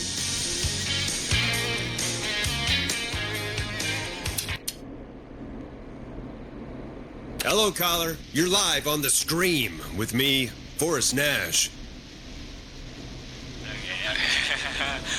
Hey, this is Fratman Plunker. We got some garlic bread and a note to call this number. Yes. Plunker, this is Forrest Nash from 189.16, The Scream. And Is this Goose? Oh, man. It's totally you, isn't it, Goose? This is such a Goose prank.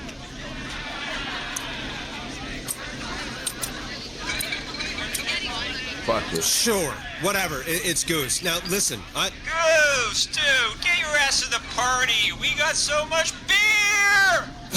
Listen, I need you to... Goose, come get beer. Your brothers are waiting for you. I'm not Goose. How can I prove this to you? He's an idiot. Let me get a second opinion on this. Norman the Barbarian! What do you think?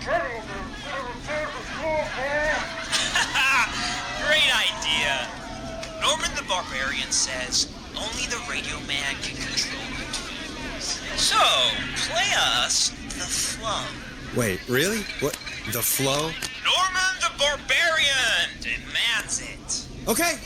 I'll play the damn song.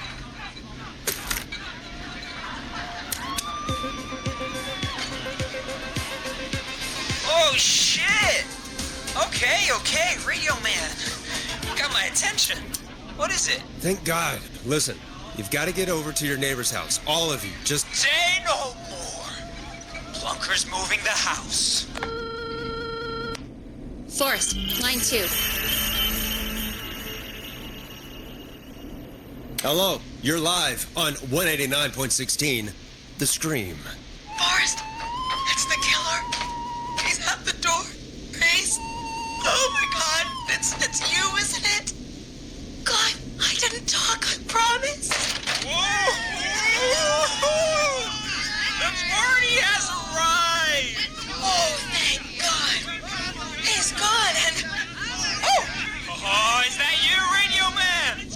Don't worry, we brought the beer. Good times are here. I could use a drink. Thank you, Forrest. You're welcome, Virginia. And thank you to Plunker and his fraternity brothers. Some heroes wear capes. Some wear sheets as togas. Hey, Forrest, did you hear what Virginia said earlier? What was that all about? Clive, I didn't talk. Do you know what she meant? There's a janitor here at the station named Clive, but your guess is as good as mine. All right, folks. Seems we may have a lead. If any of you know a suspicious Clive, then please call in. It could save... Want me, baby? Don't you want me? Oh, don't you want me, baby? Don't you want me? Oh. Save lives. In the meantime, looks like we have another caller. Oh, we got another one. Hold on.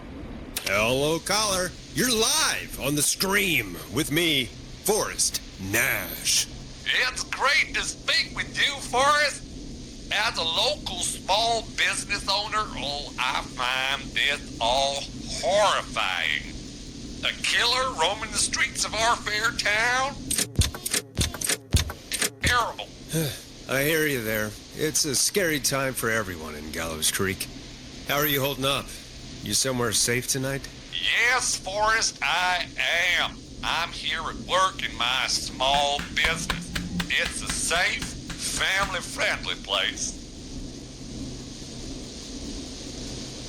Oh, what small business do you own? Oh, well, I'm not really big on promotion, but since you ask, it's Ponty's Pizza! The best and only pizza place in town! Come on down and get yourself a cracking deal on our 2-for-1. God damn it, Ponty, no! No free ads! I mean, I guess we can't be that mad at him. Calling Ponty's did save Virginia. I can be mad, Peggy. That sort of thing just... I can be mad. Look, he's gone now. We already have somebody else on the line. Just take a deep breath and let's keep going.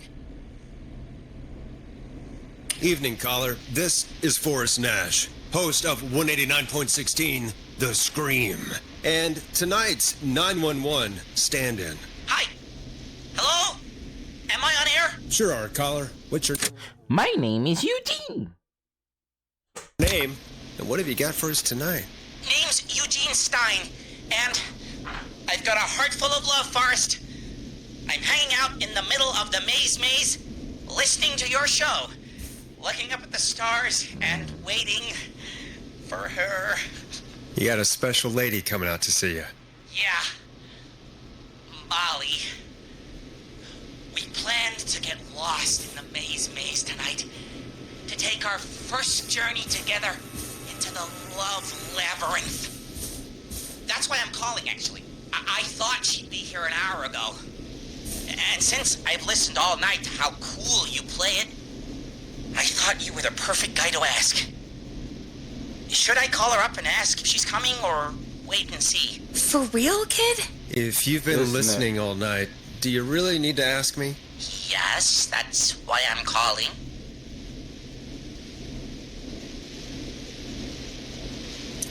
Eugene, you really need to go home to your parents.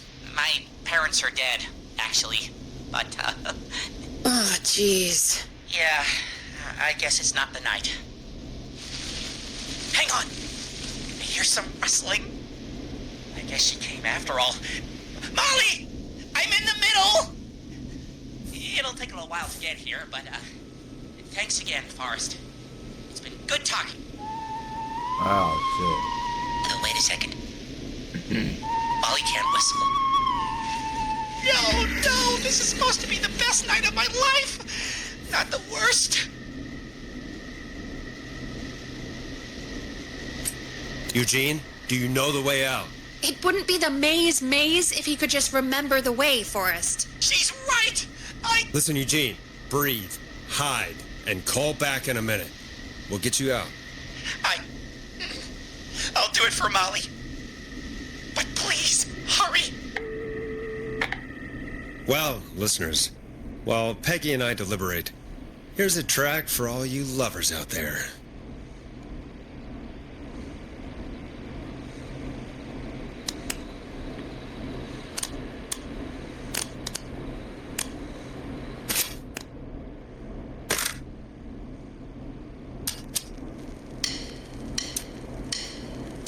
You're gonna love this next track.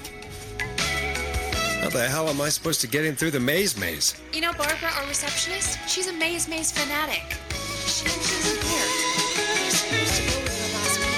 She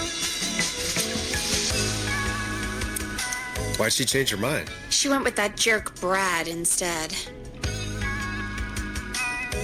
Does everyone in Gallows Creek go on dates in the maze? A lot of folks do. There's something nice about getting lost, I guess. And besides, there's not much else to do here.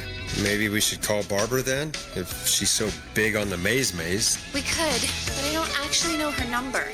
But she probably has maze stuff somewhere. Go and see what you can find. That'll hopefully be enough. Which one is Barbara again? Barbara! You know, Barbara! Forrest, I've seen you speak to her. Help me out, Peggy. She's the receptionist. Sits at reception, never does any work because she's talking to Brad all day. Ring any bells? Right, yeah, sorry, I guess it's just the stress of... No excuses. Just go and find something to help us.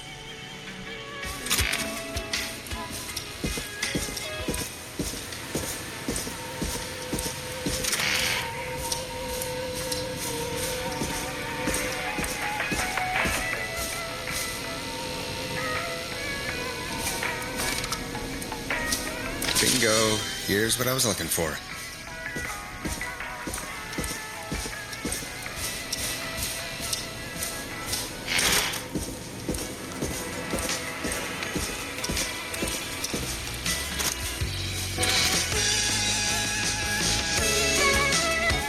Any luck? Yeah, I found a map for the maze in the trash. Why was it in the trash? Never mind. It doesn't matter right now. That's a question for Barbara later. Eugene called while you were away. He's on line 1. Okay, Forrest, shut the music off. Welcome back to 189.16, The Scream. I hope you lovers like that track. And I hope we can help our lover in the maze. Eugene, you're back on air. I'm lost, Forrest. I just ran and I don't know where I am. I'm at a crossroad, facing a tractor statue. There are hay bales painted gold on my right. 1, 2. Okay. Bust a right. Go right. Okay, here I go. This, doesn't look right. No, I'm going back to where I was. Wait, what? Jesus! Oh, shit! He's cutting through the walls! Where do I go?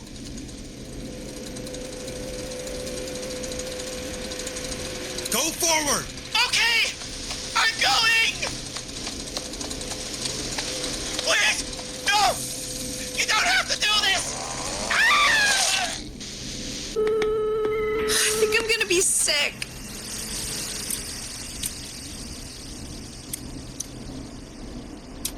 Poor kid. Oh, well. I mean, he shouldn't have been out, but still.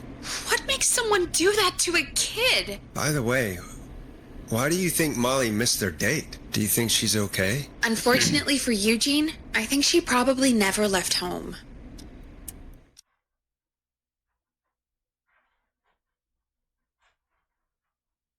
And thank you for calling in, Mr. Walton. We'll make sure to add the town librarian to our list of suspicious Clives. Remember, report a Clive to stay alive. Next caller is up, Forrest, so take it away.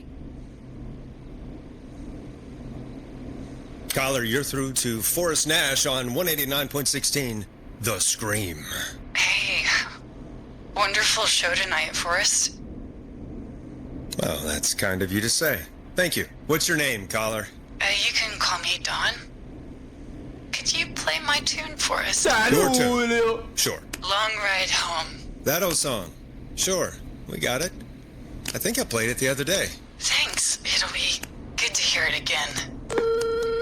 All right, folks. Coming up is that old classic. Forrest, I don't think you're gonna find that song. What do you mean? I played it a few nights ago.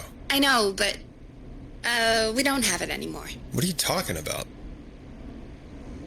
I threw it away. You threw it in the trash? No, I threw it out the window earlier today.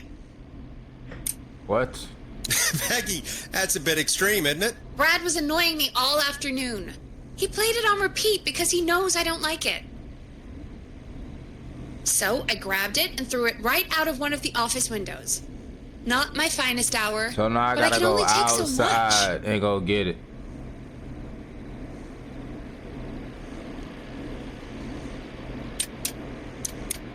All right. So, what do we do instead then? Let's just play a different song. We've got more important things to think about anyway. Gotcha. Okay, folks. Here comes some unrequested music. Sorry about that, Dawn. Maybe try again tomorrow night. Sorry.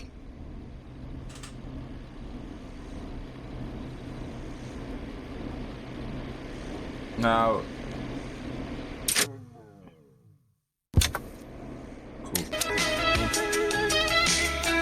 Here comes one of my favorites.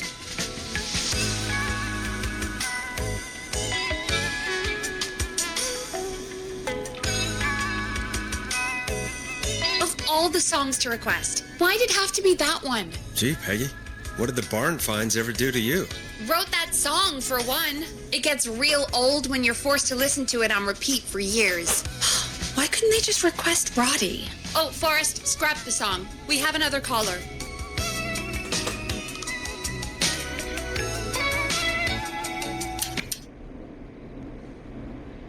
Sorry to cut the music short, folks. Callers take Turn me priority up. tonight.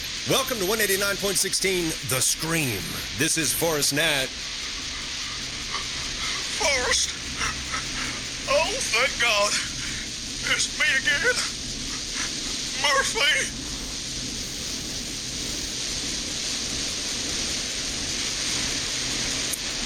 Murphy! Talk to me, Murphy. What's wrong? Oh, the killer got me, man. Oh, damn, Murphy! Why did I ever trust the guy named Master Robbie? I warned you not to. Hindsight is 20/20, okay? Forrest, we need to do something. Goddamn piece of... Came for the gallows waste disposal plant. Beat on me, man. Carry me inside and lock me in a dumpster. I got a flashlight. Oh, goddamn. I smell smoke. I think he started a fire. Hold on, Murphy. We'll call for help right now. You gotta hurry, man. I need someone here now or I'm gonna die. Peggy, get the fire department on the line. On it. All right. Now just... Come on, pick up. Hi. Yes, I'd like to report a fire over at the Gallows Waste Disposal Plant. It's an emergency. What do you mean it's not operational? Why is there no backup vehicle? Oh, God damn it! Forrest, that evil son of a bitch slashed the tires on the town's only fire engine. They can't do anything. But I have a few friends who live nearby. Maybe one of them can save Murphy. Where do they live? My friend Alex lives on the corner of Haddonfield and Romero Street, and Catherine lives on the west end of Myers Lane. And there's Jericho on the east end of Myers Lane. But he's old. Really old. Okay, I'll check the map, see who would be best to do this.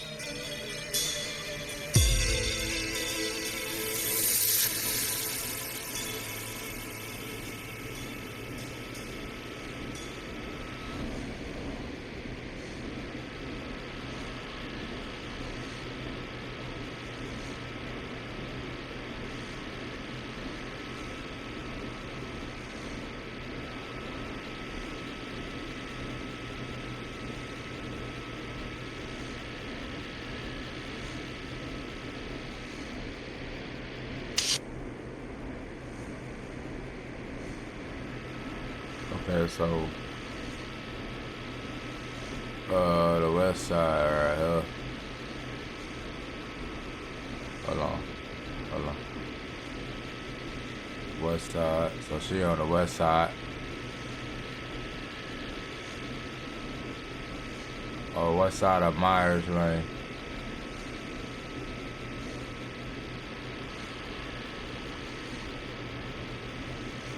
What the hell is Myers?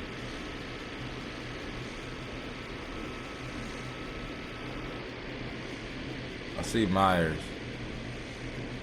Okay. I see Myers.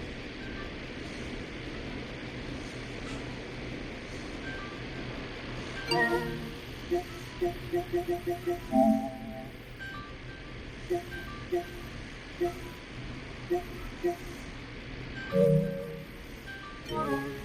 trying to Myers. Somebody call him my phone? Oh yeah, somebody call him my phone.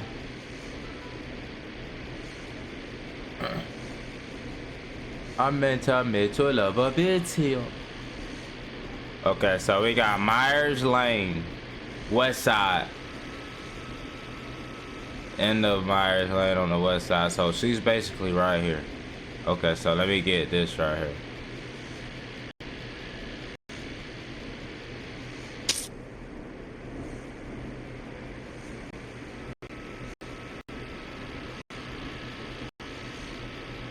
Wait. Yeah, Myers. Myers Lane right here.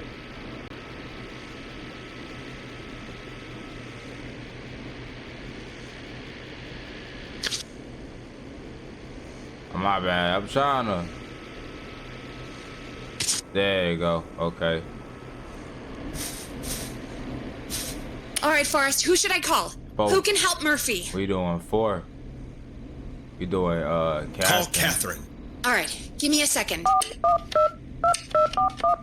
Cause she directly like in the middle of everything. In a way. Old dude too slow. They're on the way. They'll call from the Alex plant. is on You can the- direct them from there. Well, let's hope they get there in time. We gonna see. We gonna see. Call coming in. It's Catherine. She and Murphy are now both on the line. Okay.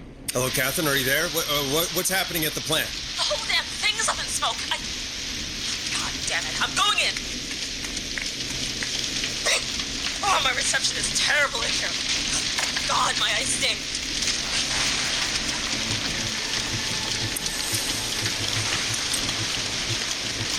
Murphy, tell me what you can smell. What do you think, genius? I told you earlier. Fire!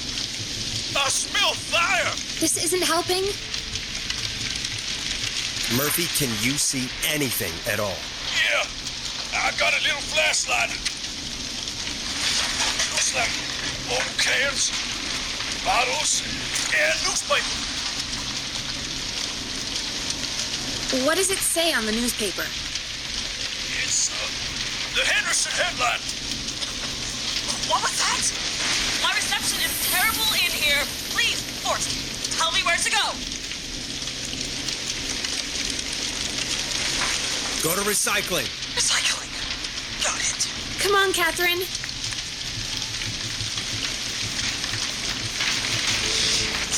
The plant's messed up again. I can go shredding or crushing. Which way? Murphy, do you know what part of the plant you're in? I'm in a dumpster, man. What do you want from me? Just tell me what you can see, Murphy. I've already told you. Just a bunch of bottles, cans, newspapers.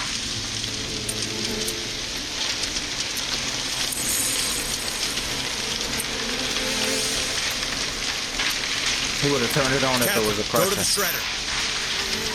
Well, he would have turned the crusher shredder on too. Fuck, I chose the wrong one. I should have chose the first. Okay, Forrest. Fabric bonfire in here. Can't be right. Oh, no. Catherine going down. I gotta go! Oh,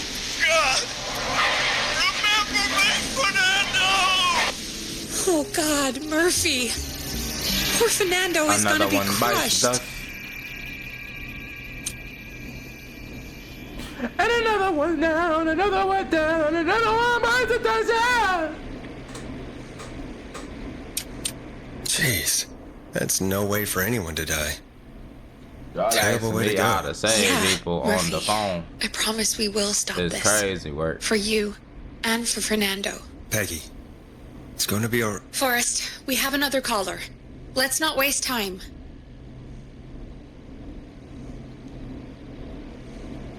Welcome to 189.16 The Scream, with me, your host, Forrest Nash. Forrest, Teddy Gallows Jr. here.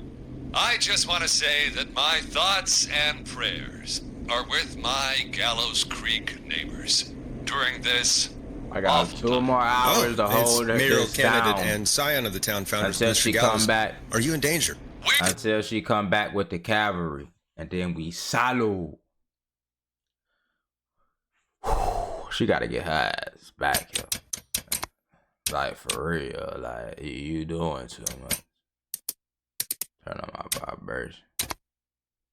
Get more immersed.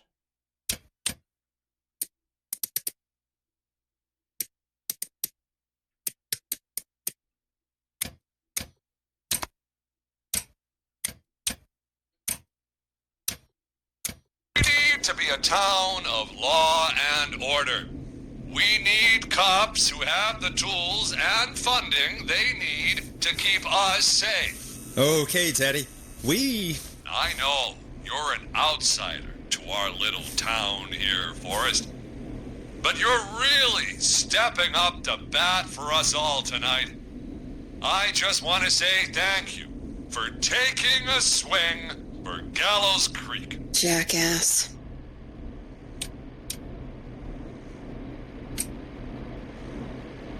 Right.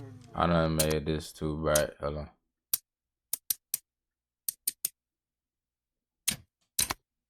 Thanks, Teddy. Now, are you... Teddy, you lowlife. This is not the time to promote your damn campaign. I just want to make sure our town is safe and prosperous. That's why the Gallows Family Factory, founded by my father, Theodore C. Gallows, God rest his soul, which employs over 200... Teddy, unless you've got an emergency, I'm cutting you off. You know what? I do have a problem. A problem that's ruining our town. You know what it is? Yeah, how about the goddamn serial killer? The problem is that woman, our current mayor, Linda Cartwright. Oh, here we go. She just isn't one of us. Linda Cartwright is un-American, unstable, and... You're not better than anyone, Teddy. Just because you inherited half the town. Your producer sounds a little unstable, too. Don't you dare speak to me that way. Cut him off, Peggy. I can guarantee this kind of thing will not happen when I take office. The moral decay of... And that's enough of Teddy Gallows Jr. for one lifetime. I always feel disgusting after hearing him talk. Just play an ad, Forrest. I need a minute. We'll be right back after these messages.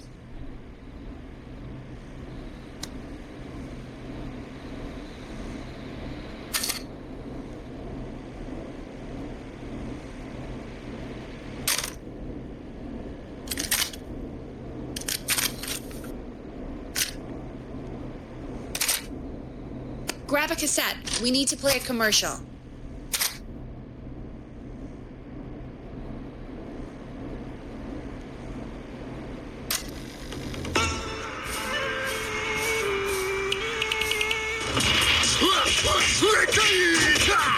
Do you seek ancient wisdom? Do you want to double your power?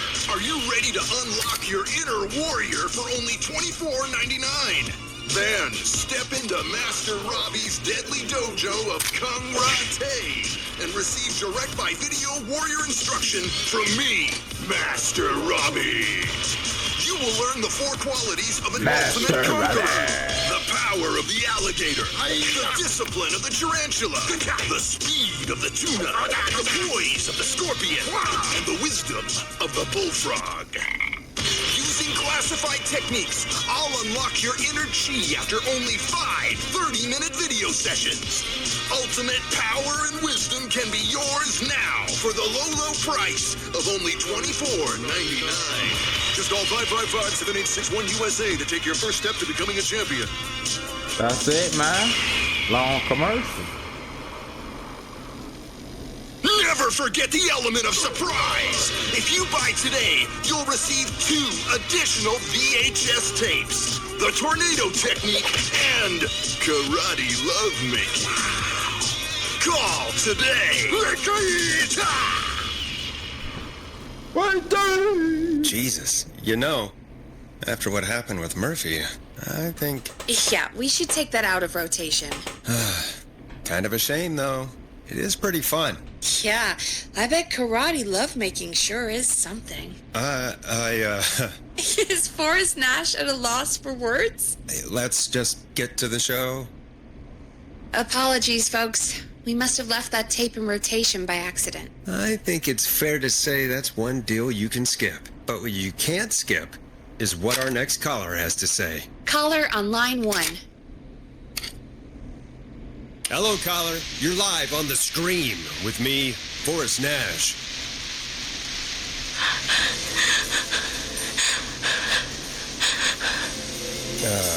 Hello, caller. Who is this? I need the police. I'm Forrest Nash. I'm standing in for 911 tonight. What's wrong? There's a guy hunting me and my friends. I think he's killed some of them already. That's him. He's just outside. I can see him from up here. God damn it. She's just a kid.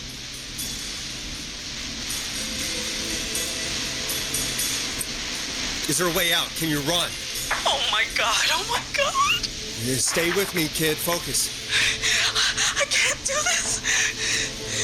Yes, you can. Focus. Tell me, what's your name?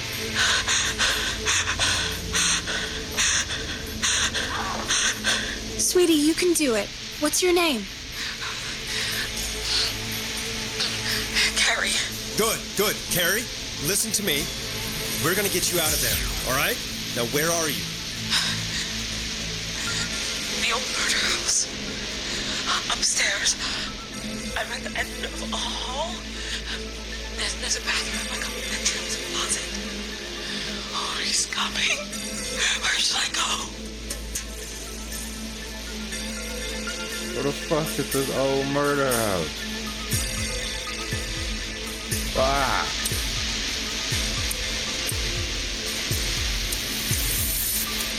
Fuck the bathroom. Fuck the bedroom. Go to the bathroom. Okay,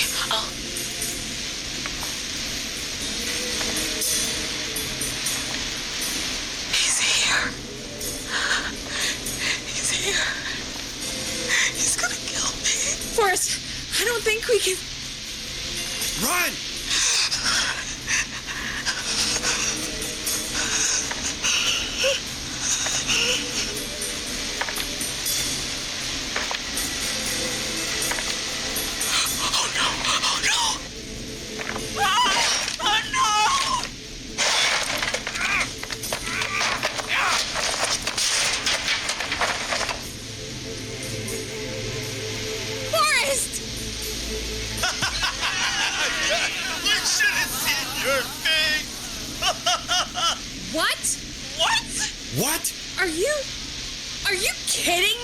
Okay, what the hell is going on here? Who's on the phone, Carrie? The cops? It's just a joke, jeez. Wait, isn't that... Jimmy, that wasn't funny, you sicko! Of course I called the cops, but some guy just answered instead. What guy? Forrest Nash. What the hell are you all doing? It's prank night, old man. We're just having fun. That's the kid. The kid who called in earlier pretending to be the whistling man. That's it. I'm out of here. Jimmy, this is a pretty sick thing to do. What? It's whistling night. That little idiot. Whistling night? It's a stupid tradition. Especially stupid since that one kid died back in... Would you take off that stupid mask if it's hard to breathe? Who's under there anyway? Is that you, Seth? Idiot! Seth is right next to you. That's, wait. Oh no. Who are you? Oh no, Dad! Nah, he going crazy. Everyone, get inside! Everyone, run! You two, open the door. But this motherfucker like Jason, bro. As long as he's out He comes to parties, killing Goodbye, Tom. everybody. But not much. Forrest, we have to... Heather, I already called the cops. Forrest picked up. He's the best we're gonna get. Who is with you, Carrie? My friend, we drove out to the old murder house and... Oh, of course! The van! Who's got the keys? Jimmy had them. Jimmy.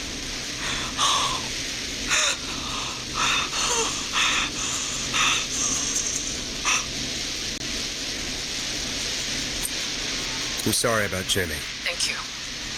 This is crazy, Forrest. We'll figure something out. Between all of you, there's got to be a way to beat this. Just sit tight, okay?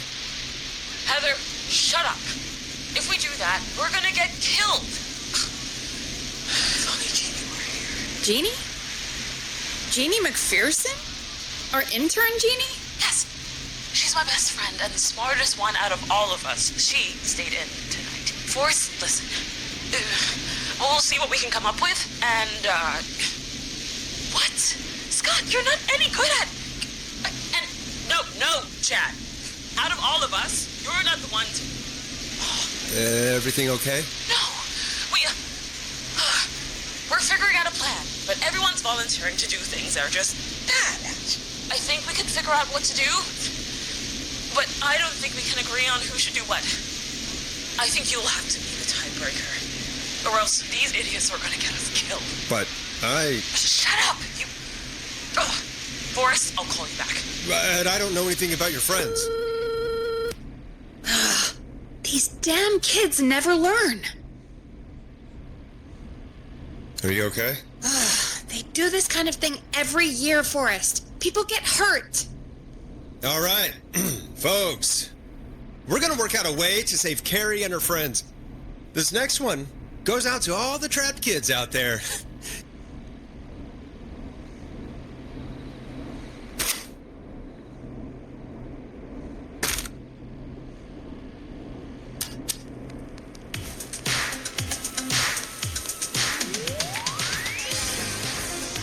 Peggy, you mentioned something about their friend working here? An intern? Yeah, Jeannie. Seems a nice enough girl, but a bit head in the clouds, you know? Not sure why we took on an intern. We really didn't have the office space for one. Poor thing got tucked away in a dark corner somewhere downstairs, I heard. All right, I'll go see if I can find her desk. Hopefully she has something we can use.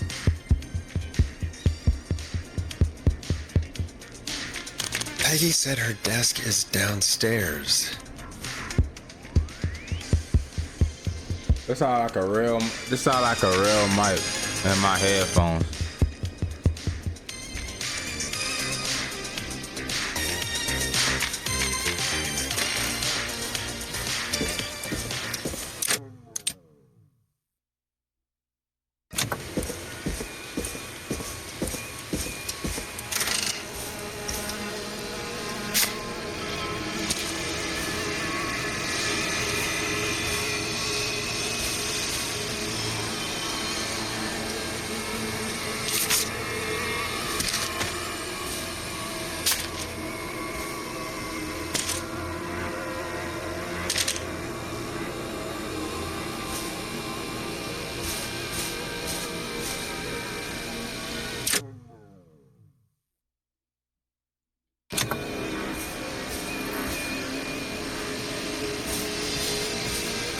I think I might have found some. Hold on.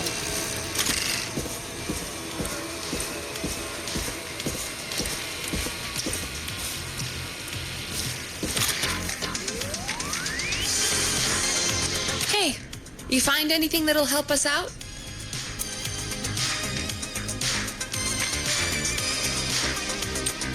What are we trying to do again? Carrie's friend Jeannie interns here. Go find her desk and see if there's anything that will help. Help with... Carrie and her friends have a plan for how to escape the Whistling Man. But they need us to pick who does what. So, find something that'll tell you about her friends. Okay, got it.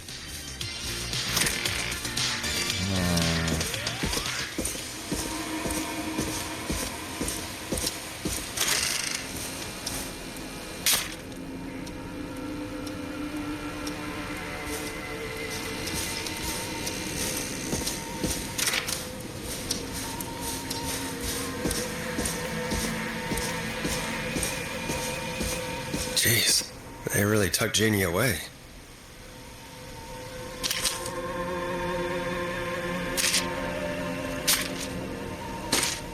Friendship quiz. This might work. The hell was that?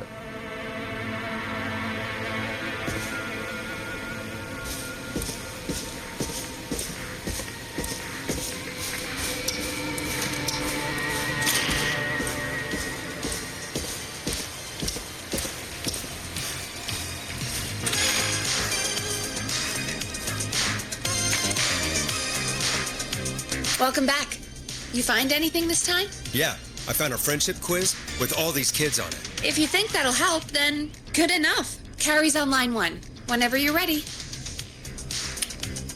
When you're ready, shut the music off.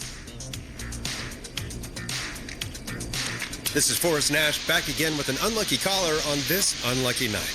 Carrie, are you there? Yes, we've got a plan, but we can't agree on who should do what. You want me to be the tiebreaker? Exactly. I'm ready. What's the first step? Okay, first things first, we'll need a spotter, someone who can keep an eye on the killer. We'll need someone on the roof. It's gonna be a hard climb. We're deciding between Heather, Kyle, and Hot David. Hot David. Hot David, I don't know if running up the roof is really possible, but I guess we'll see. Part 2, the Whistling Man padlocked the gate back to the road. Before we drive out of here, we need someone to pick the lock. Seth, Jennifer, and Scott all want to do it.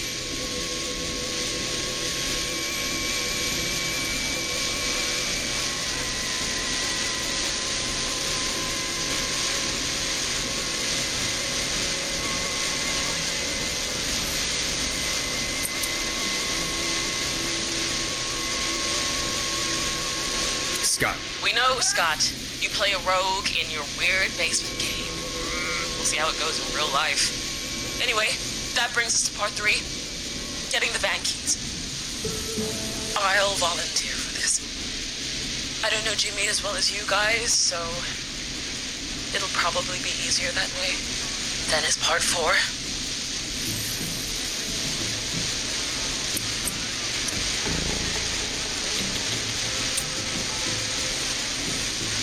This is a very detailed plan.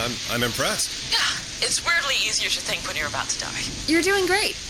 What's the next part? Part 4, we need someone to lead the Whistling Man away. We need a fast runner. For this one, we're trying to decide between... Who was it again? Kyle, Cynthia, and Seth.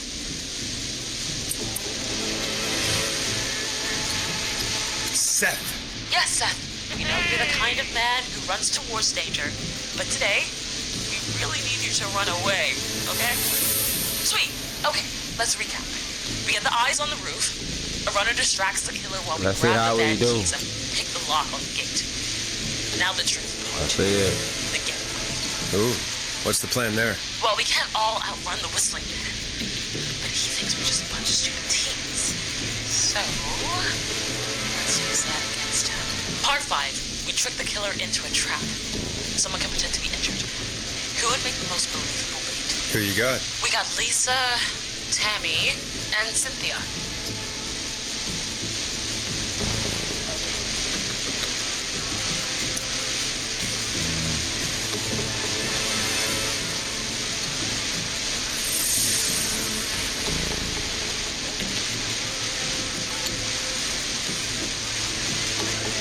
Where's Lisa name?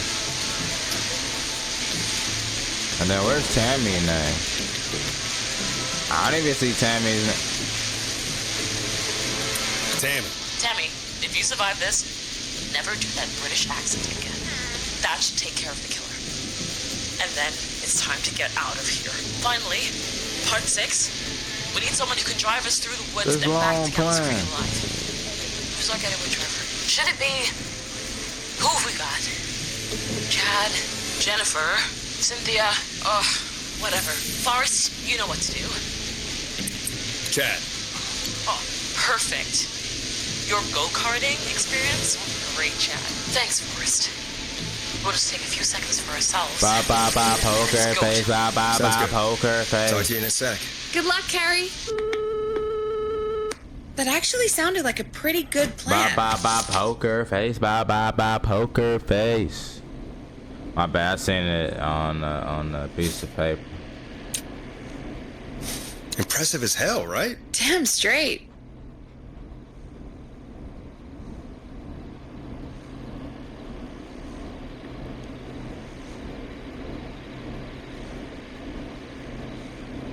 Oh, the kids are back already.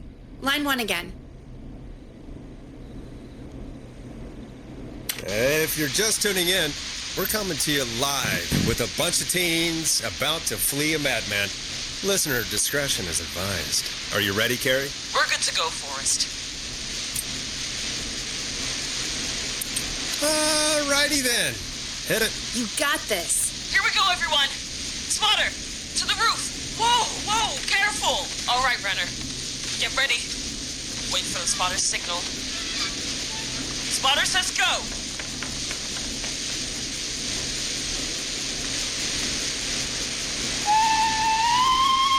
Wait. Lockpicker, go. I'll get the keys on you. I hope she can pick a lock. I hope. Oh, Jimmy. Oh, noise. His face is... The keys. Carrie, you need to get the van keys. His face is lying next to him, Forrest. He got cut. Oh, God. Focus. Breathe. Right. The van keys. Oh, Jesus!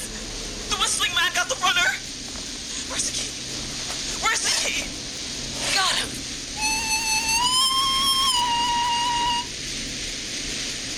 God, hurry up, lockpicking. Oh, my God!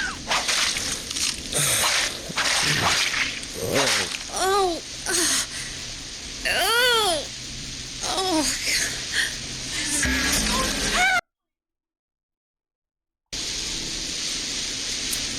I believe in you. You can still do this. Don't give up, Carrie. Don't give up. Right. We just gotta keep pushing on. Time to trap the killer. All right. Bait. Get into position. Everybody else, hide.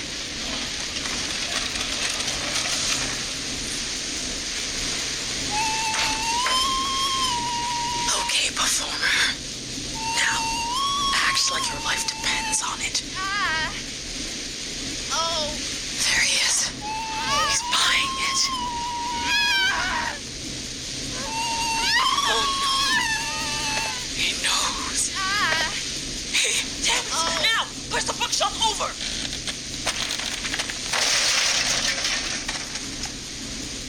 Oh my God, they both went through the floor. Spotter! You need to climb down now. We gotta go.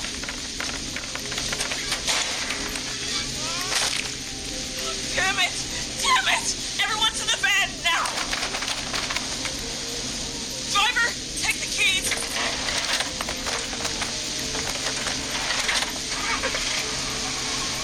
Goddamn gate's locked! We're gonna have to ram it! Carrie? Oh, what was that? It's the whistling man! Drive! Now! Hold on!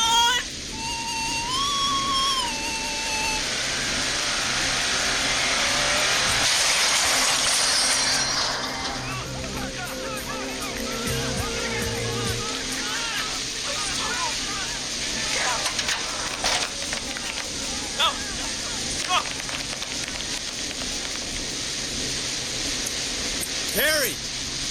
Carrie!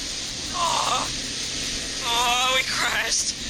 Everyone ran. My legs trapped. Forrest.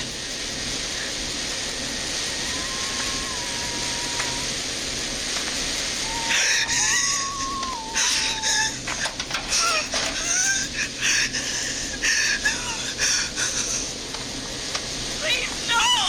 No!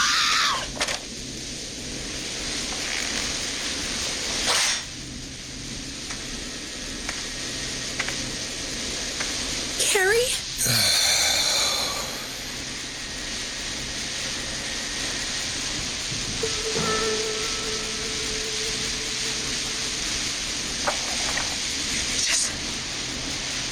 He just stared at me. Carrie! Carrie? He just stared at me and got my leg out. I don't understand. Thank God you're okay. Can you get somewhere safe? I can make it home. Thank you both for helping. If you hadn't, I guess the plan was just...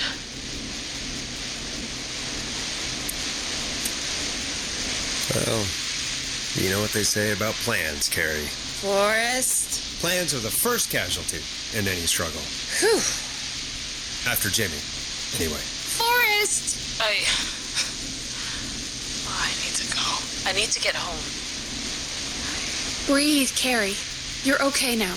I'll call you when I'm somewhere safe. Talk to you then. Folks, that was a lot. Our thoughts go out to the parents whose kids won't make it home tonight. For any kids listening in, please stay inside and stay safe. And parents, hug your kids extra tight tonight.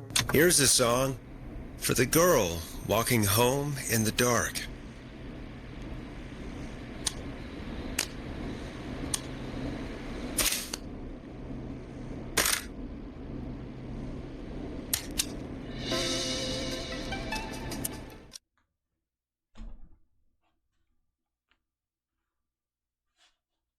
Hey, we had a call come in.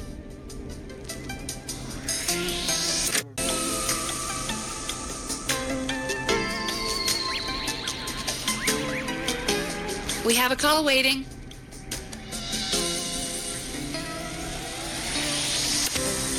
Okay, Forrest, shut the music off.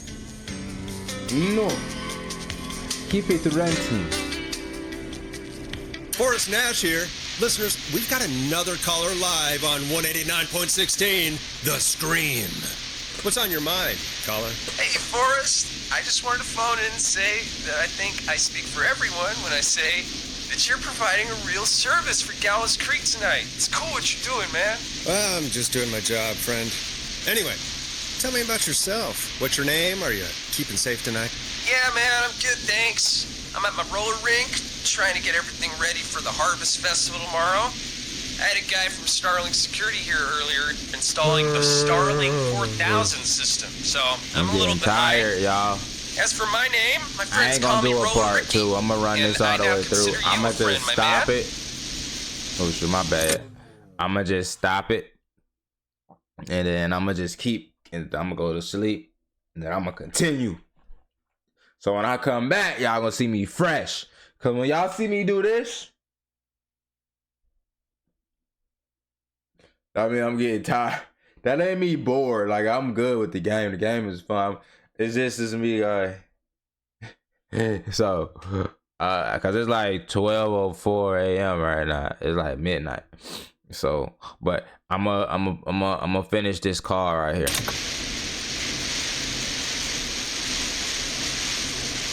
Thanks, friend. We're friends now, huh? Well, that's kind of you to say. Thanks. Yeah, man. Sounds like roller skating is more than just a job to you. So is this vocational? I wasn't always Roller Ricky. Once upon a time, believe it or not, I used to go by just Ricky. Yeah, back then, things were pretty rough. I used to roll with a bad crowd. Not all bad, but there was one guy. Anyway, some bad stuff went down. I harbored a lot of guilt for a long time and turned to the bottle. I didn't really talk about it or even know how to talk. It's just how it was. That bottle took the best years of my life. Or so I thought. It's never too late, Roller Ricky. How did you turn things around? I joined a support group. I opened up about my problems. Sharing that burden just took so much weight off. It's a long story from there, but I found roller disco. I learned how to have fun again, cutting loose and making shapes. Now whenever I get down, I get down. I'm finally free from it all, man. It's important just to talk to somebody. That's the first step. Ain't that right, Max? Aw, hello, Max. Yeah, welcome to the show, Max. That was my old Max dog, is my man. emotional support dog. He's a rescue dog, but I always say he's the one that rescued me. He's the best dog a guy could ask for. Of course, the first thing I did was teach him how to skate. He's better than me now, a real pro. Max can skate. Yeah, man. At first they said it couldn't be done, and then they said it shouldn't be done. But Maxie loves the rink, man. Is that another train, Maxie? Maxie loves trains, man. He's even got that special how to greet them. It sounds like you two make a great pair. Maxie appreciates all the positivity you're throwing out, my man. You know, I'm actually hosting free skating lessons tomorrow at the festival. I think it's a great opportunity to give back to the community. Man, all this talk of skating's got me itching for a boogie. Before I switch my radio off for the night, can I request a song for us? Something I can groove to, you know, something funky. It'll be me and Maxie's final boogie breakdown tonight. Then I think we'll take it down a level. I can do that. Thanks again for calling. You and Max, be safe now, okay? Bye, Maxie. You got it, man. Peace. Well, folks, this next one goes out to Roller Ricky and Max. Enjoy. He never gave a song.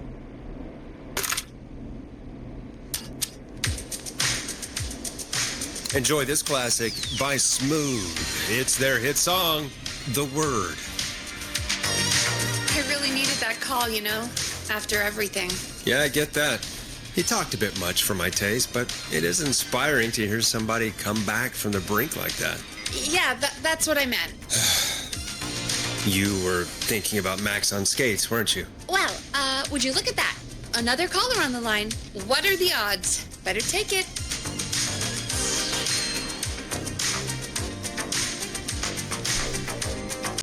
Okay, so we back from.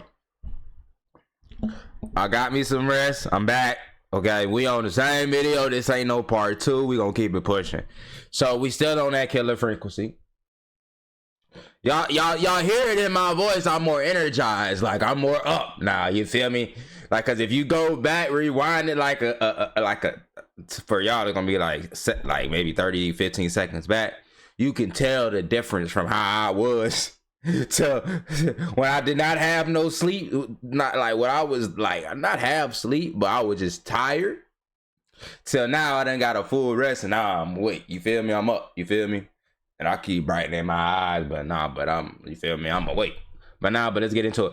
All right, so I'm probably gonna play like 15 minutes of this and play something else. So I'm still gotta keep continuing this video for y'all because my home they just added Motorfest on PlayStation, so my boy's trying to play that. So I'm gonna get on that. I don't know when I'm dropping this video. Can't even cap to you, but they did.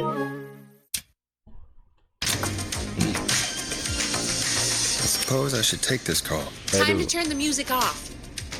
Welcome back to 189.16, The Scream. This is Forrest Nash. How are you tonight, caller? I'm doing okay.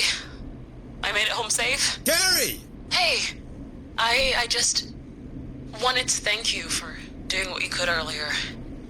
You know, even though not everybody made it, and I don't know. Hey, it's okay. You were so brave earlier. You're safe now. I wanted to ask you why he didn't. Why am I? Why what, Carrie? Why did he spare me? After what he did, why let me go?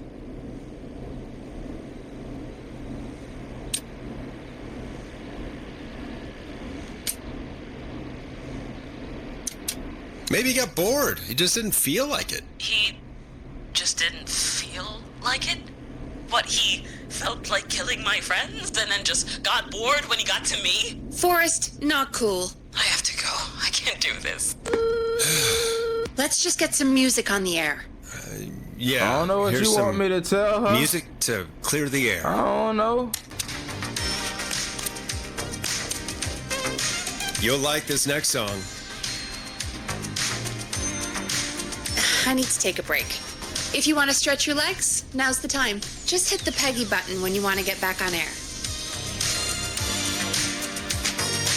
I'm good. I've been stretching my leg. Let's go. Let's get going, Peggy. Alrighty, we could run another segment or... Scratch that, Forrest. We have a caller. Okay, Forrest, shut the music off. You're through to 189.16, The Scream. What's your emergency? Hello again, Forrest. Oh, that call with the teens was awful. Those poor kids. Still, I'm glad the girl didn't get hurt. Thanks for your concern. Are you in trouble? What's on your mind? I wanted to ask you again to play my song, Forrest. You said you were going to play it, but you didn't. Your name was Dawn, right? Peggy, yes. Oh, well remembered. My name is Dawn, and I wanted to ask you again to play my tune, Forrest. Long Ride Home. You know, the one that Peggy said she threw outside the window?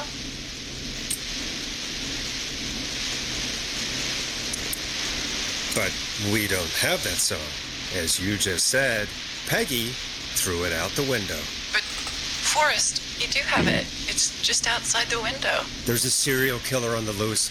I can't just go outside hunting for a record. I'm really sorry, Dawn, but we just can't get it right now. But wasn't the Whistling Man just at the old murder house? That's miles from the station. It won't take you a second to grab it.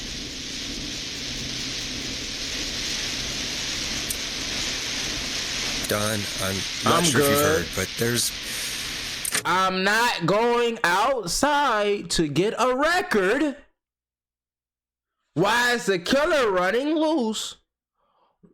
That nigga ain't moved. He teleporting across the city, across town, bro. How is you moving to these different locations? Yeah, I'm cool. I am cool. And then on top of that, he slides a record through the slot hole in the front door and tells me to play it on air or off air or whatever the case may be. Oh, on air? Nah. I'm cool. I'm cool. Nah. I don't care. Fuck that record. On me. Fuck that record. If you care so much about that record, you go get that record. Fuck that record. Something unnatural about this freak. He's fast. I'm not risking it. Oh, but I think you will. I think I'm not. Peggy, I'm calling with more than a request. I know something. I think I know who's going to be next. What? Are you serious? Play my song, Forrest, and you'll find out. No, I'm not. Well, folks, here's some music for you while I think things over. Is she serious, Peggy? She's serious about hearing that song. I'm not that's for sure. going Peggy, outside. I mean, is she serious about... I don't know, Forrest, but we don't really have a choice, do we? We do. If she's telling the truth... She not.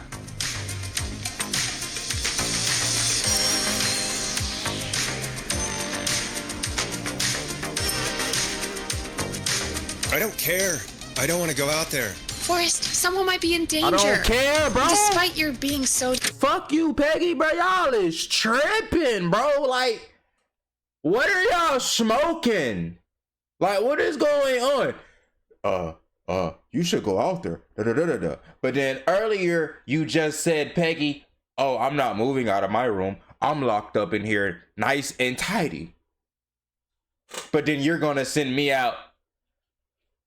Oh, well, you're a man. Motherfucker, it is a serial killer. A serial killer.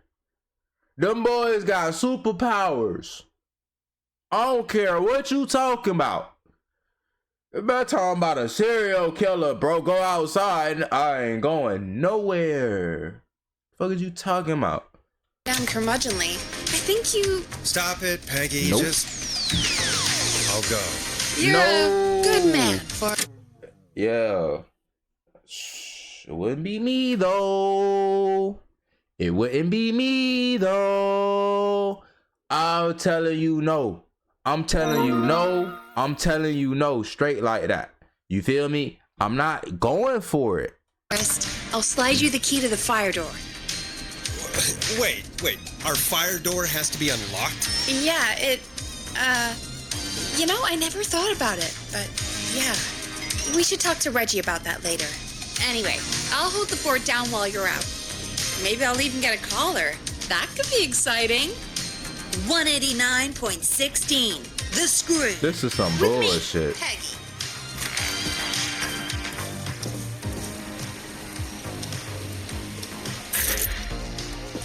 This is some bull. This is some bull.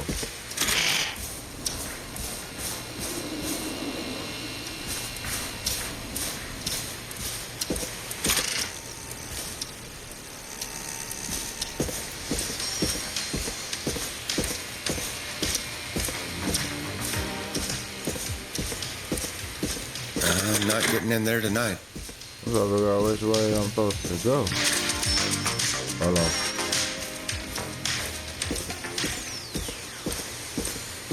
Alright, we're gonna go this way.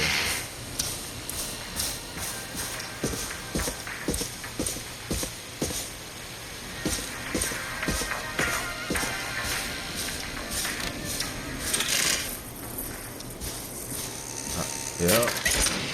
I should have known. I hope she'll be happy when I'm brutally murdered by the Whistling Man. Out here. In the open. Look at Buddy, bro. Look at Buddy.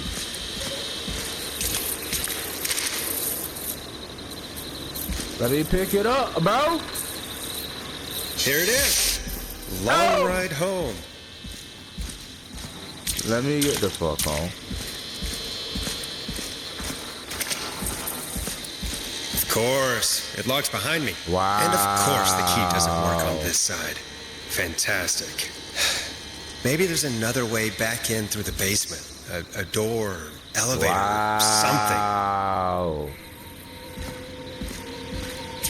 This is ridiculous. And that's broken too. Only the best for K-Fam. Let's see if I can fix this. Looks like a power issue. I should check the fuse box.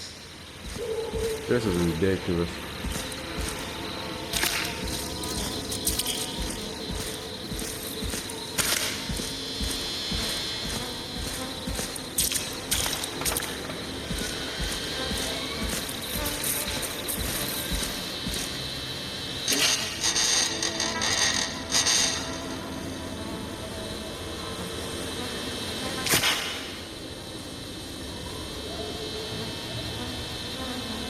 Okay.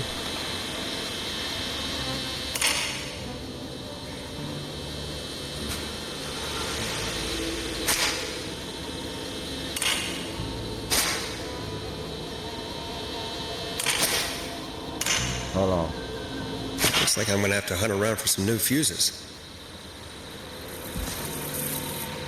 I got one.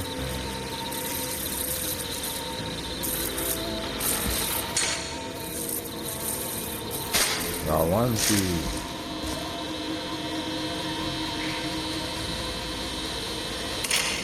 Okay.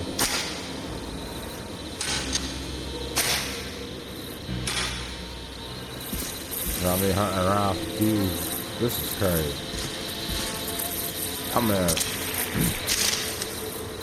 This is crazy.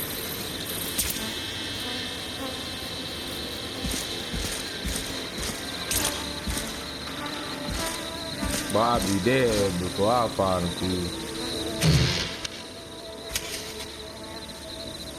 I found one fuse. Found another.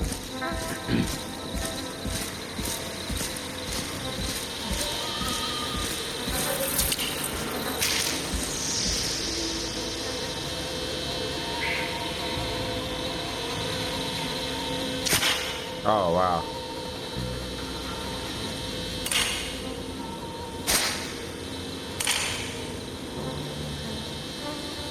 How you put the other one in? Oh, this is game.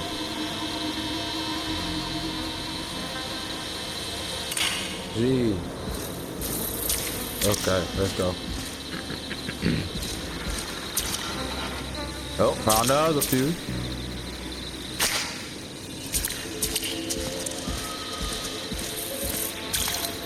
And we're off. Bingo! We out of here.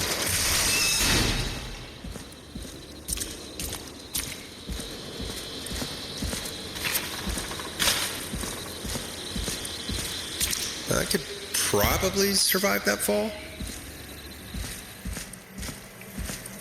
Looks like the janitor's closet. What did Peggy say his name was? Clive? Oh, shit.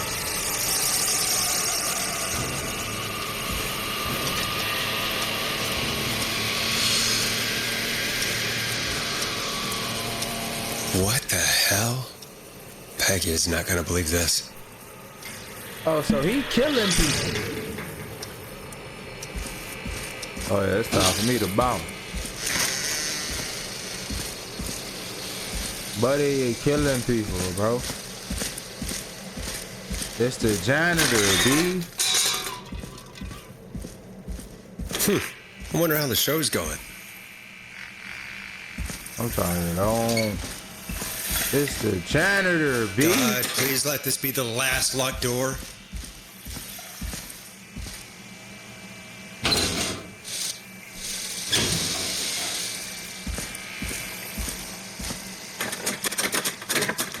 Bruh, why is it all these damn locked doors?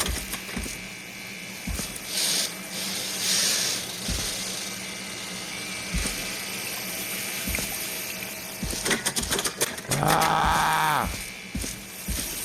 All these locked doors. No more locked doors. Now what?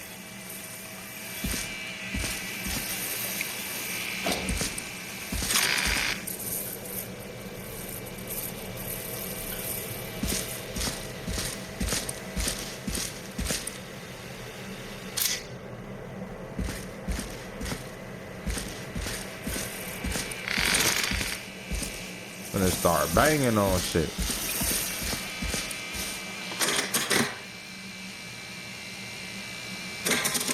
Man, fuck this shit. Bro. Both doors locked. This is crazy.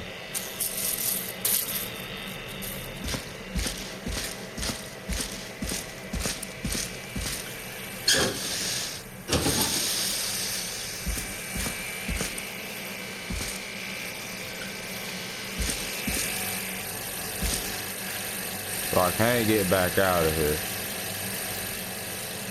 Okay, so I gotta find something in here.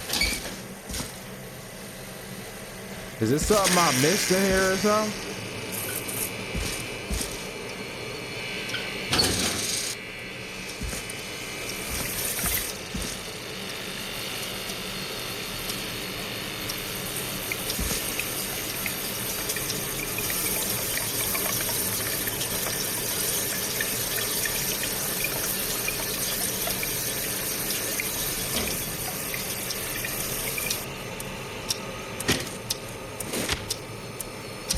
Oh, here's the key. Ah, there's the beautiful key. I should be able to get back to the studio now. Found the key.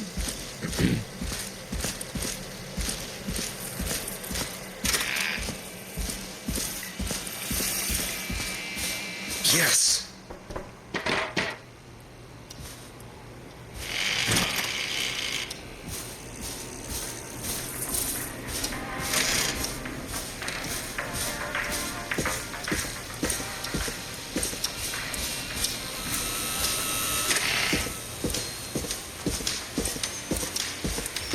Boy. Isn't that such a good song, folks? And now for... Jesus, Forrest, you've been gone for ages. I thought something had happened. Something did happen. Clive, the janitor, might be Clive the murderer. What? Start from the beginning. The fire door.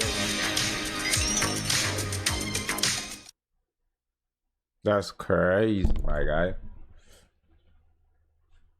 Why did you heave that thing all the way up here? Yo, alright, so we still getting it. I just got off work, literally. And I'm sitting here. I was like, we gonna keep it pushing. And I've been thinking about playing this game all day since I've been at work. So we still continue. Like I said, this ain't no part one part. This is a part. This ain't no part. It's just a run through. So every part that y'all see right now, y'all literally see.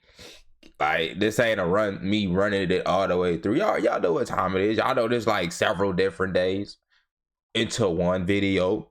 Y'all know how it go. But hold on, I gotta scratch my ear real quick. Hold on. But let's do this. Let's do this. And now for...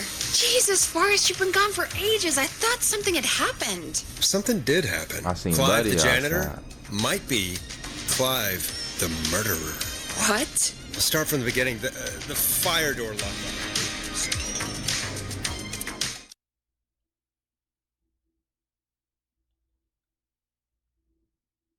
Why did you heave that thing all the way up here?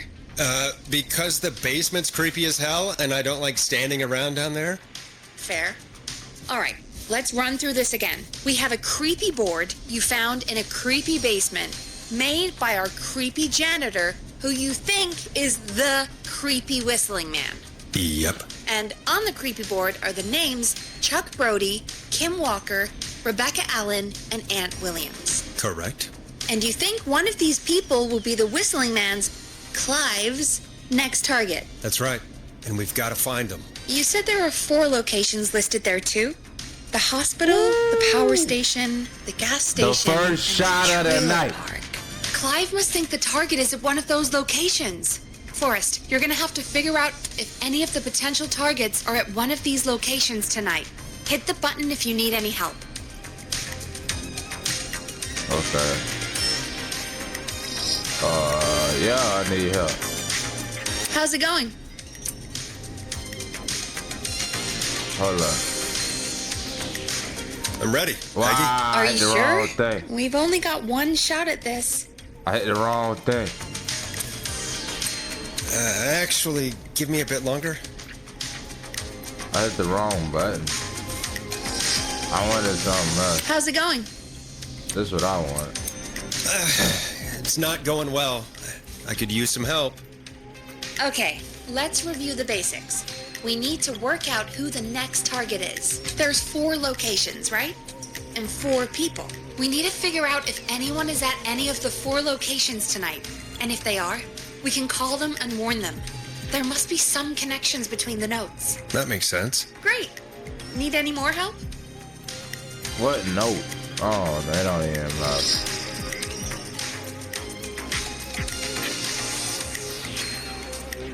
Anyway, how I start calling you? I'm good now. Thanks, Peggy. No problem. You know what? We just gonna push through. How's it going? We just gonna push through. I'm ready, Peggy. Are you sure? We've only got one shot at this. Yeah, I'm ready. I'm sure. Y'all this. didn't give me a lot of Okay. information. Name first. Who do you think the target is? Probably Chuck, cause I see his name popping up all over the place.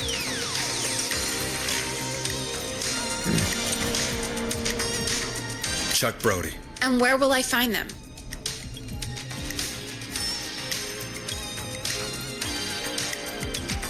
The high school gang.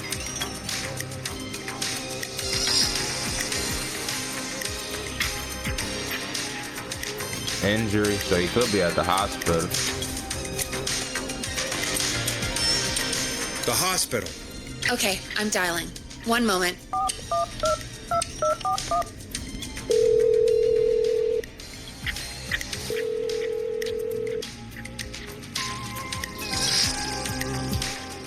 Forrest, I'm through to the hospital, but they say there isn't anyone by that name there. What? Then who? Jeez! It sounds like something blew up. He's using bombs now? Oh my god. The call board. One moment. Forrest, I'm getting so many calls. Just let me... I'm gonna take us off air for a moment. Peggy, what's happening in there? Crazy. Peggy. I'm back. He blew up the gas station, Forrest. Okay. I spoke to the fire department and the hospital. The fire department is useless now, as you know. And, the hospital's only ambulance was at the gas station. Forrest, you've got to say something on the radio. You have to tell the town. I'm putting us back on air. Now. Gallows Creek. I don't know how to tell you this, but, the gas station's been bombed. Please, everyone, stay safe. Stay inside. Hey, buddy is insane. Just bring us into some music, Forrest.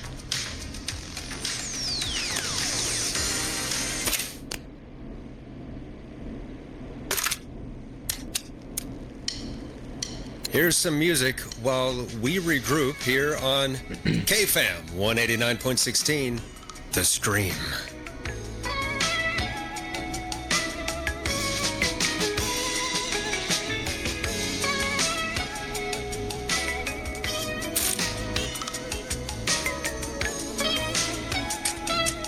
There's gotta be more in the basement to show us who Clive is targeting. And if that's the case, we can get ahead of him. Stop the killings before they can happen. Forrest, we need to go back down. By we, you mean me, right? Yep. Like I said, I need to handle all these calls. Maybe start with that creepy mannequin room you mentioned before. I still have a lot of questions about those, by the way. Me too.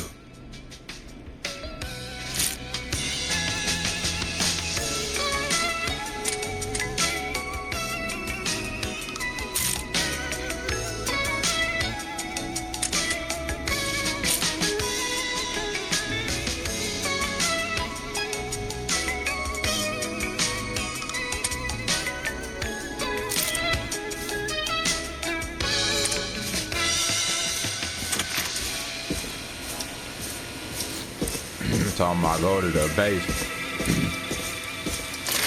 Boy, I'm about to die. This gotta be the most foolish plan ever. Go back to the basement. Listen, people are crazy. Go back to the basement. Yeah, I'm about to die. 100%.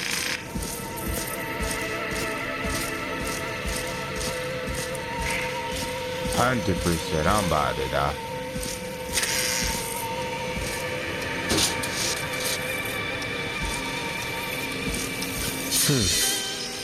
The key? Was this always here? I must have missed it when I brought everything upstairs.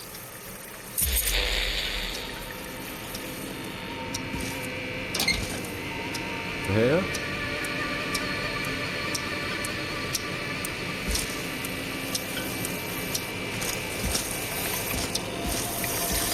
Rebecca. It might be Rebecca now.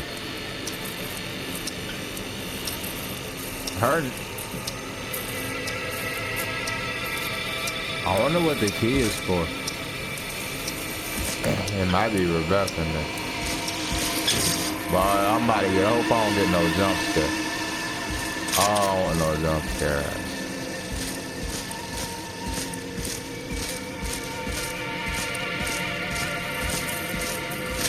What is this door for? Is this door for this? Oh my god. Hey, Forrest! Peggy, give me some warning before yelling down the intercom? Sorry. Buzz the intercom when you find something and want to discuss it.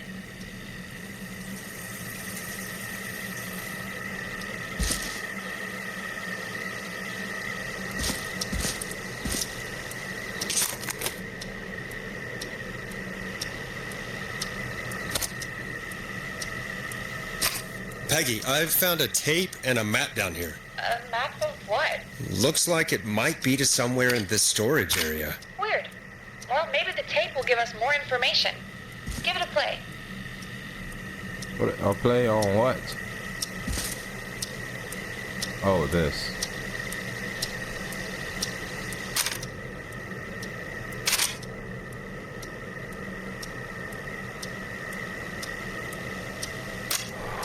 George Barrow, 1968. That's when this all began for me. Follow the maps, find the tapes. I'm gonna figure. Wait, George Barrow? We all heard that he drowned after a night out drinking. Was it actually Clive? Has Clive really been the whistling man for that long? He says I need to follow the maps and find the tapes. I guess that's what this map is about. I think we need to see what else is hidden down here. Be careful, Forrest. Keep looking. Buzz the intercom when you found something. Well, I'm about to die. I'm trying to tell you.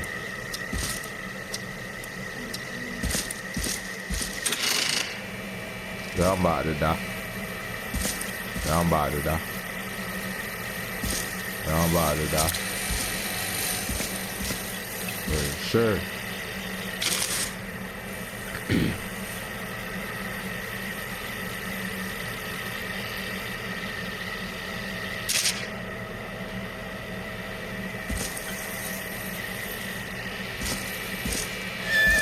Oh yeah, I'm about to die. Most definitely. I'm hearing all type of sound effects. Oh yeah. Oh yeah. Boy, listen. Looking at every which way. But why is so many radio players? Bro. I ain't even hit this.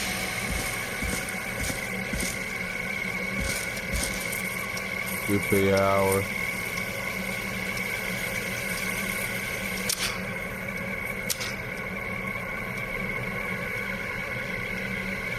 Open these drawers.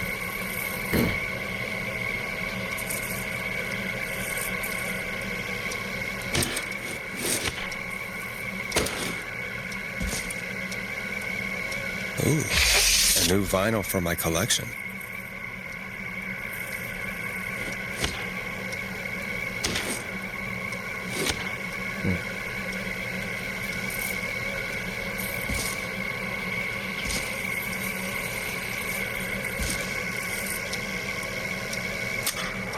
If you're listening to this, then I'm probably dead. What the? I'm a man who likes to stay informed. I've got subscriptions to newspapers all over the country. A few weeks ago, I noticed headlines cropping up in those papers, one after the other. Each headline about a murder. Each murder, the death of someone I knew almost 20 years ago. And each one drawing closer to Gallows Creek, drawing closer to the anniversary. None of us are innocent, but I don't think we deserve killing. All I hope now is that I can save some folk from the worst, and I can. I don't know. Do something to make up for what I did back then, I guess. I didn't kill anyone, mind you, but that's past mattering. Now, there's more I could say, that I should say, but my employer made it clear that That's a long ass. This a long tape. if I ever spoke out. So, hopefully I've said enough for you, listener, whoever the hell you are, to start putting the truth together. What the hell? Peggy is not gonna believe this.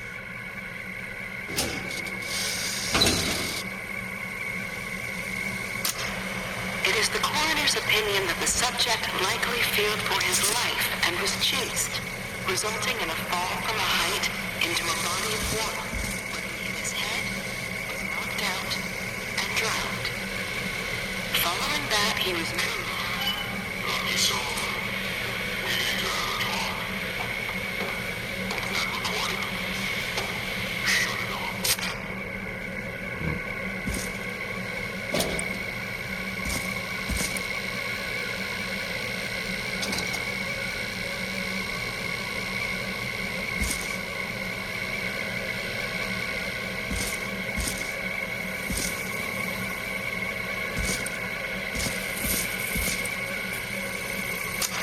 Additionally, there appears to be a post-mortem injury to the arm. It looks like it was trapped in a car door.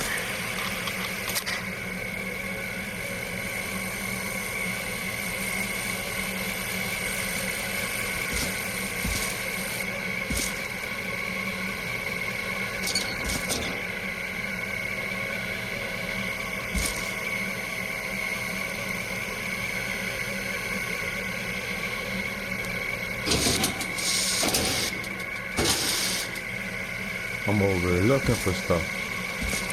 Oh, what is that?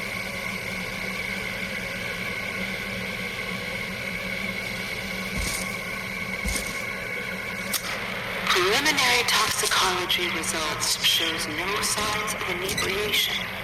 However, a high amount of cortisol was found, indicating elevated levels of stress in the immediate moments before death.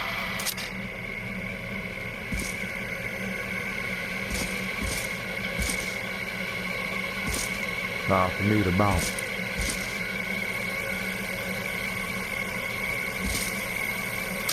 Time of autopsy is 7 a.m. Cause of death is asphyxiation from drowning.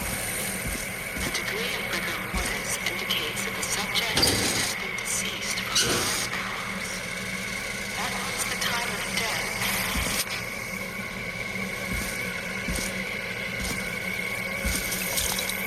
Boy, I'm about to get a mean jump scare. Oh, I gotta get back out.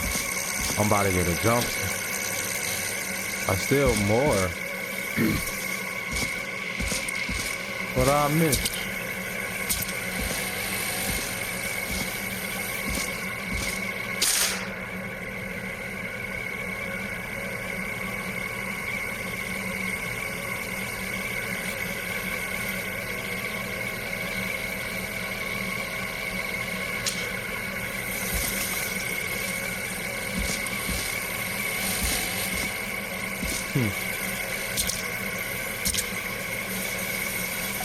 I don't know what I missed.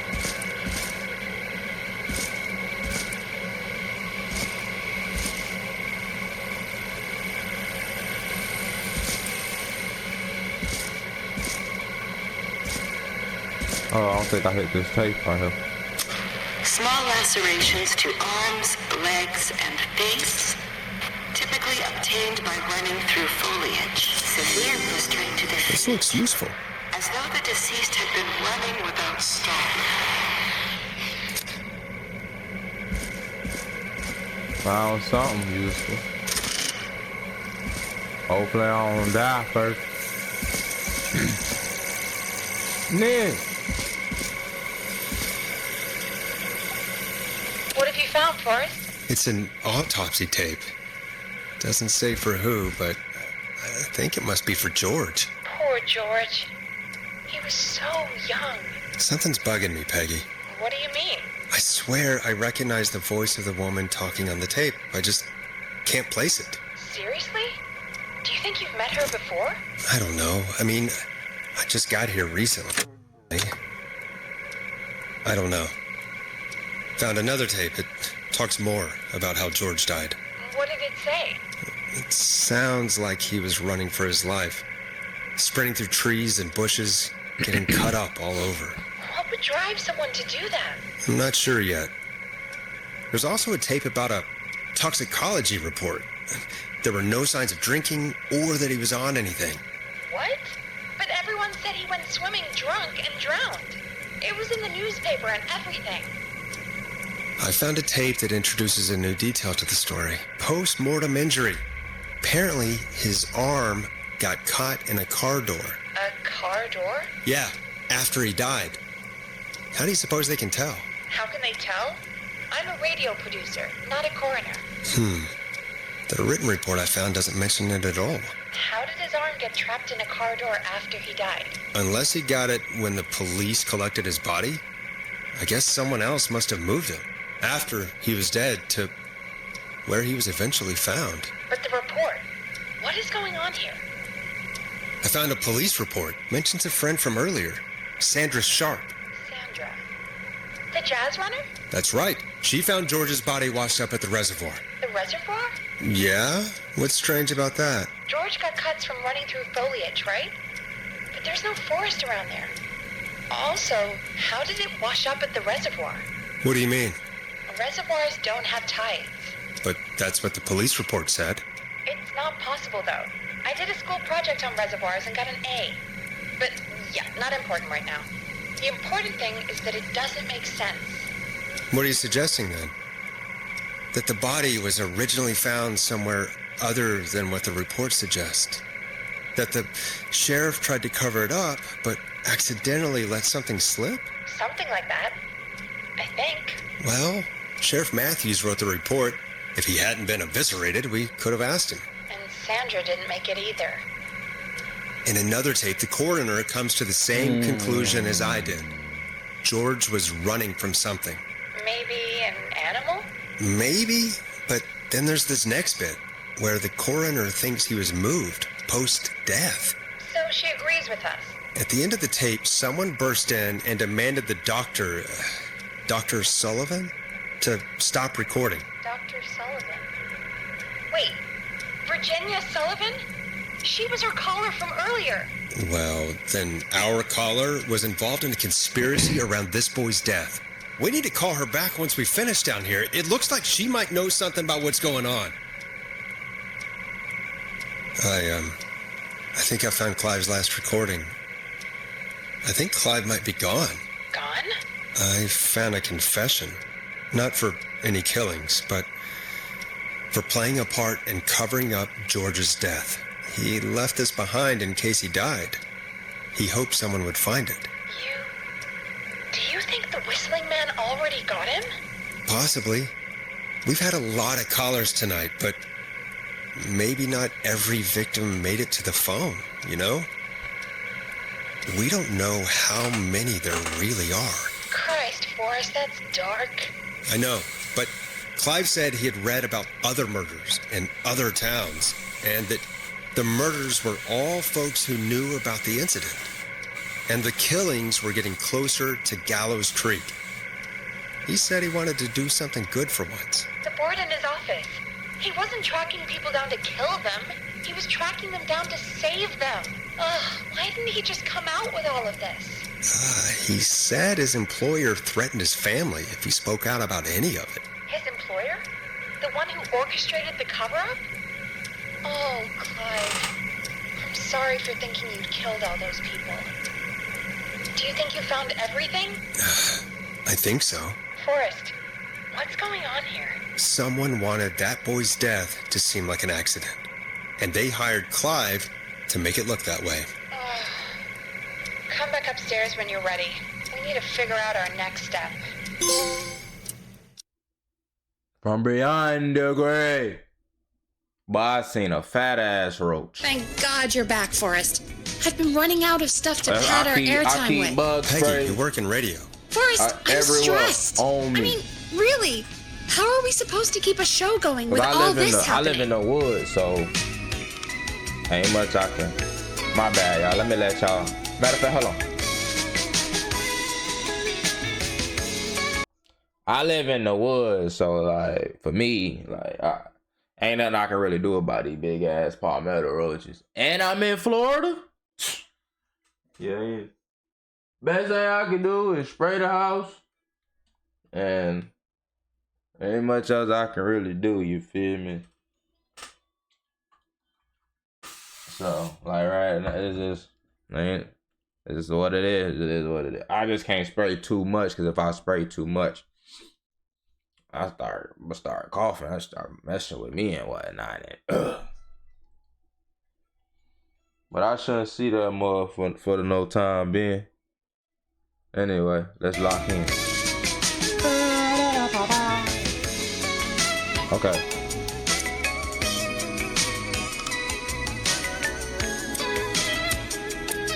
This is our job, Peggy. We gotta do it.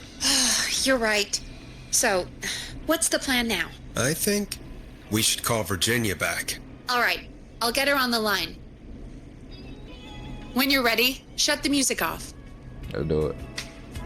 Hello again, Gallows Creek. This is Forrest Nash. I'm so happy I ain't have to walk all the way back upstairs. We're circling closer to the truth behind tonight's events. To this end, we're calling back one of our earlier callers, Virginia Sullivan. Oh, she did. Redman Plunker here. Who's this? Is it you? Goose. Plunker, hey, it's the Radio Man, Forrest Nash. Radio Man? What's up? Solving mysteries, saving lives. The huge. Right on. Plunker, what are you doing at Virginia's house? She asked if we could stay to keep an eye out for that whistling turd. So we're hanging out, bro. Well, that's big of you, Plunker. No, it's nothing. Can I speak to Virginia? Sure thing, Radio Man. I'll just go get her. Who is this? Hey, Virginia, it's Forrest. I'm glad you're still okay. Oh, Forrest. Sorry, I'm still jumpy. Don't be sorry. You've been through a lot. I'm so sorry this happened to you, Virginia. I thought I was. I thought... Easy. We're not calling to talk about earlier. We're calling because we think you can help us understand why this is happening tonight. Me? What would I know?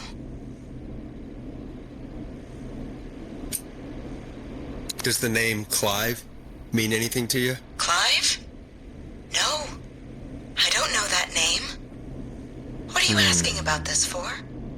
You mentioned that name earlier when you called us the first time. I don't know what I said then. I was petrified, Forrest. Clive's the janitor at our station, and we know you spoke to him in the past. Forrest, please. You don't know what you're doing. He'll come for me. Virginia, it's okay. Clive won't be coming after you. We think Clive's dead. Dead? But isn't he? He's the whistling man, Forrest. We found evidence to the contrary. But it's true. And we found your autopsy reports for George Barrow. How? I saw him destroy them. Well, he didn't. I don't know if he kept them or made copies or what, but we found them. And we know it's related to what's happening tonight, which is why we called you. Why did you stay quiet? All right. One day, I came into work to find a boy on my slab. And as I finished the autopsy, this man, Clive, he just burst in. And he started making demands to give over the reports, to falsify what I found. Of course I said no. But, well, when someone wants to make you do something, they can use the carrot or the stick. For me, he used both. Oh, wow. You see, my sister is sick. She has a chronic condition that's never going away. It's expensive to treat, and it was getting to where I couldn't afford it. And Clive promised me that his employer would pay for my sister's treatment. Hold on. I go to the bathroom. Gotta go to the bathroom. I'm sorry, y'all. So basically, what y'all just missed like 10 seconds. Basically, me, the radio host, I just told her off because she was the reason. She just covered up a death of a kid just to save herself, and he told her that. And Peggy wasn't happy that I told her that, and I told Peggy that it needed to be said. You feel me? So that's basically what just happened in the past like 10 seconds. And it needed to be said. Sandra had made it. We could have talked to her, too. I'm sorry we didn't save her. It's not your fault. Looks like we've got a call coming in. Wait, the wrong button. Welcome to 189.16 The Scream with me, your host, Forrest Nash. Hi, Forrest. Oh I know my this is God. really out of the blue with everything happening tonight. But I wondered if you could send a special birthday message to my uncle. No, bro, you annoying me, bro. It sound like the pizza man. No. No, I don't wanna. Oh, come on! It's his birthday. I won't have a chance to do it again until next year. May as well, Forrest. Fine. What's his name? Thank you, Forrest. He's my Uncle Ronnie. His first name's Peter, but he never liked his name. But since he always had salt and pepper hair, even as a kid, can you believe it? Folks always called him Pepper. Thanks for the history lesson. Is there anything besides happy birthday you'd like to say to Mr. Pepper? Oh my God damn it! Yes! Tell him he can get the best birthday deals and party packages here at Putney's Pizza. Starting at You son of a bitch! Stop calling us! God damn it, Peggy, this is your fault. My fault? I said I didn't want to do it. Don't blame me because Brian Ponte can't control himself.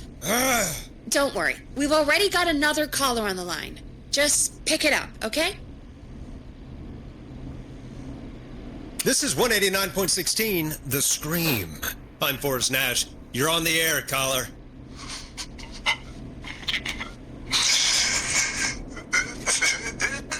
Caller.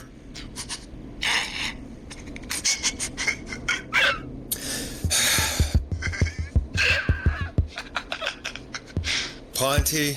Ponte's Pizza always delivers. Come rain or sleet or whistling man, we'll be there.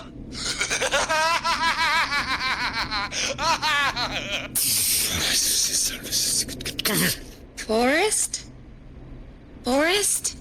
Are you okay? Forrest? I hope the whistling man gets in with his own pizza slicer. Jesus, Forrest? Sorry. That was too much. It's okay. It's been a high-stress night. Don't worry about him anymore, okay? Not for tonight, anyway. I think he's spent for now. We've got another call, whenever you're ready.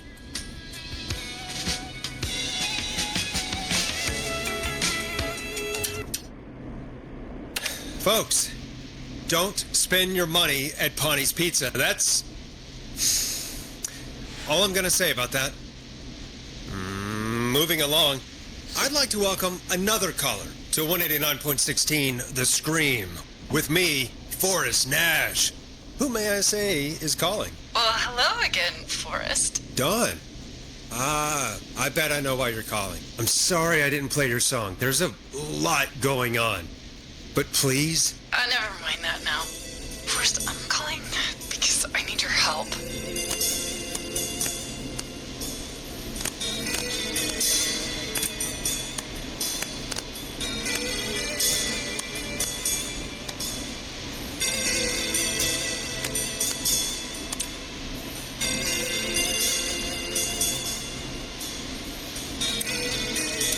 Please, Dawn, if you know something, if you know who the next target is... Oh, it's too late for that now. I'll be the judge of that.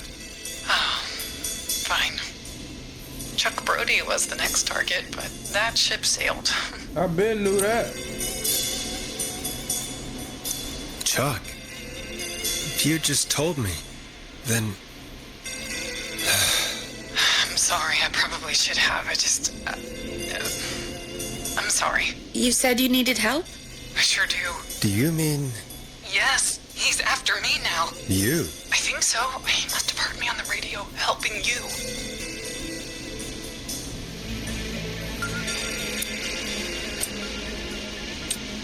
Helping? You didn't exactly help. Maybe I've been helping more than you know.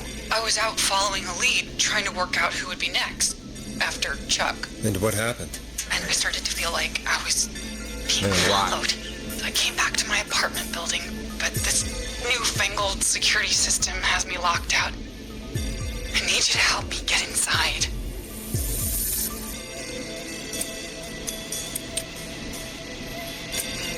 Can you go somewhere else? Home is the safest place I can be.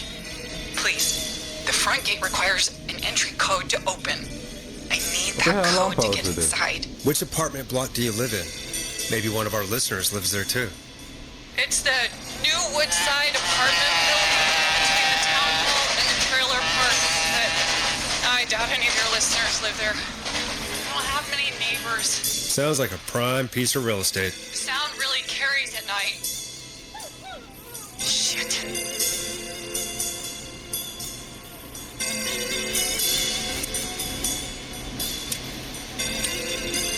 Is that a neighbor's dog? Yes, it is. Boy, I wish he'd muzzle that thing and... Oh. And now he's blasting David Scopo out of his window. I can't get any... He's coming down the street. He's in me. Force me. I need the code for that security system, or I'm gonna die. What code?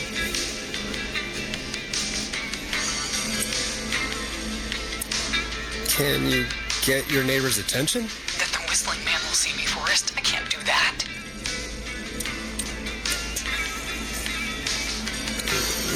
What's your neighbor's name? I don't know my neighbors, remember? Please, I need to get in. She don't know shit. What's the name of the security system? There's a sticker on the box. It says Starling How the Security hell am I supposed to know 4000. your security code? And it looks like it wants a 6-digit number.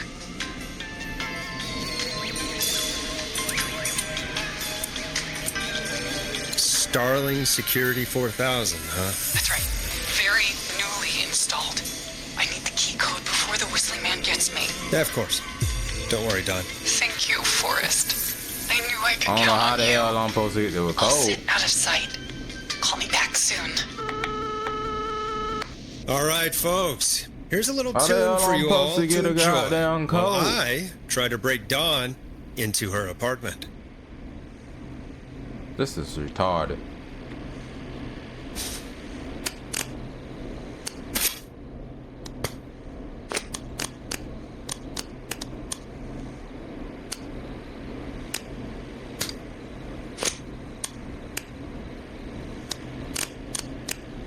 I better put a record on.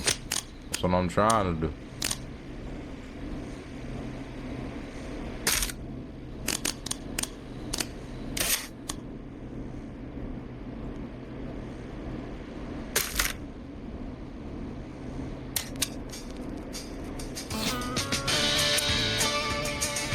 A classic backed by popular demand. This is Long Ride Home by the Barn Finds. You were pretty quiet there, Peggy. Forrest, was it just me, or was there something... Yeah, it wasn't just you. Something was weird about that. Yeah, well, tell you what, we have a Starling 4000 or whatever here at KFAM. Clive bought one for the station. Maybe we can find something to help.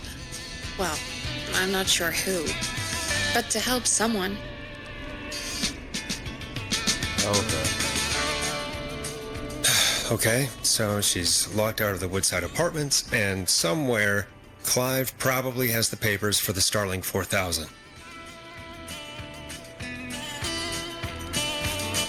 This is crazy.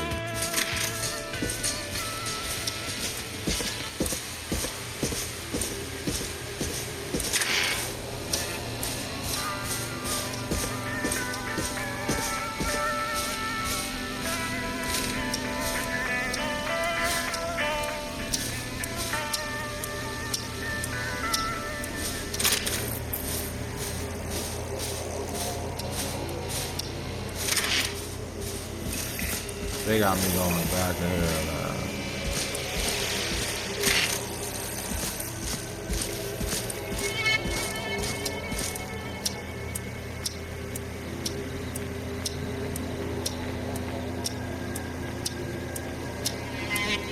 A security code.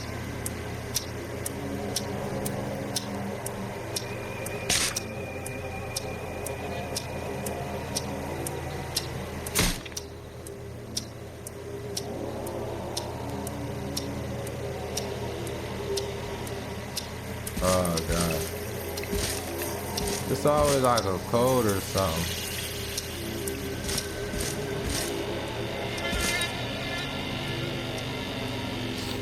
But I don't know no code though.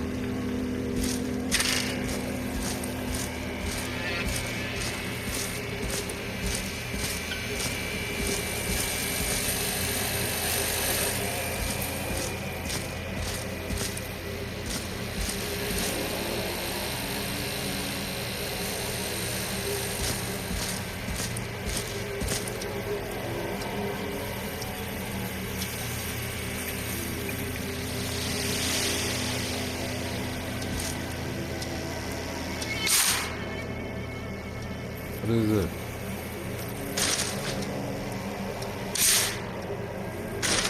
This is stupid. Supposed to be trying to find a code. I don't know what I don't know. This is the most dumbest thing ever. Trying to look for a code. Nah, I ain't gonna lie to you, but I'm about to go do be who I am. I ain't even gonna lie to you. I'll fuck around let everybody die, cause I'm. The fuck is you calling me on the radio show for? To ask you the code to your apartment? Like you're an ass. So many locked doors, so few keys.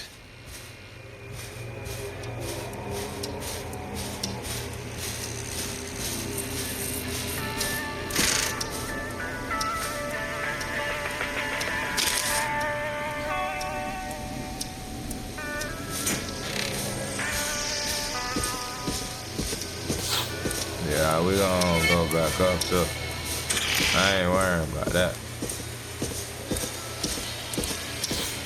I ain't finna be looking all day. Let's do this. Welcome back, Forrest. Find anything? Nope. Nothing by way of key codes. I see. Any ideas, Peggy? Dawn says she's stuck outside the Woodside Apartments with the whistling man nearby. She's locked out because of some new security system. Yeah, the Starling 4000. Right. And we had the same security system delivered here. Clive was going to install it, so check the basement. I'd guess that's where Clive would have stuff like that. Thanks, Peggy. No problem. Don't take too long. Oh my god.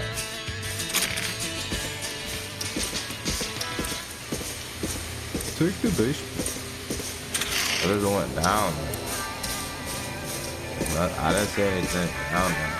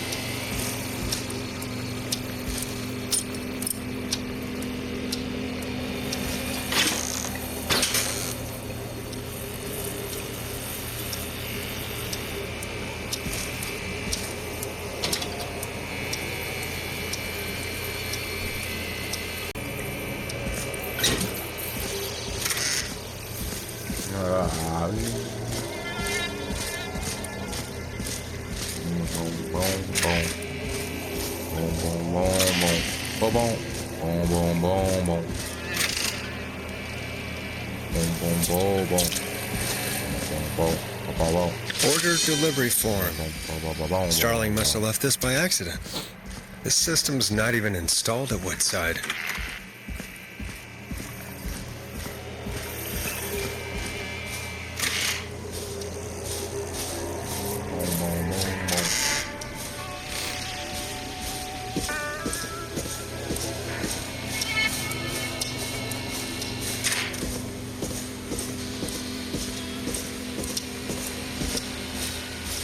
Alright, we got the delivery note. Welcome back, Forrest. Find anything? Nothing by way of key codes. I see.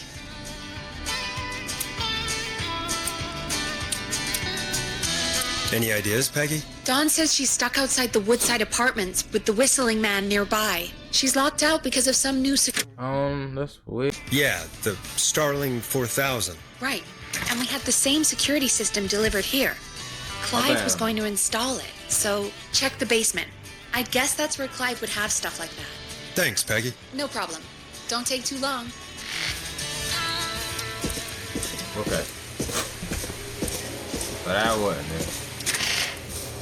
Okay.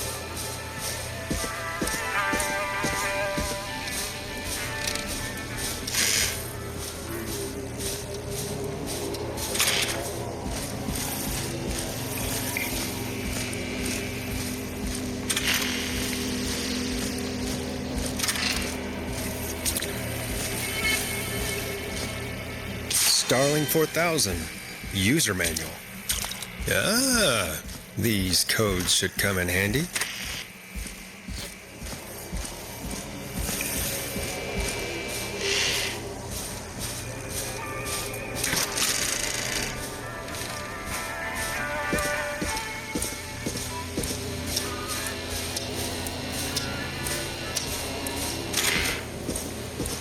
My bad, I'm trying to read the manual.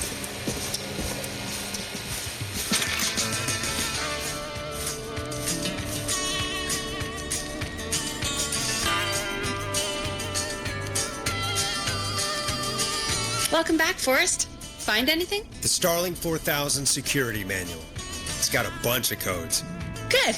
And did you find anything else? I saw a list of everyone else who bought the Starling 4000. Know who was on there? Oh my god. Roller Ricky! Do you think we should give him a call? Is that crazy? I don't know what you'd say, but...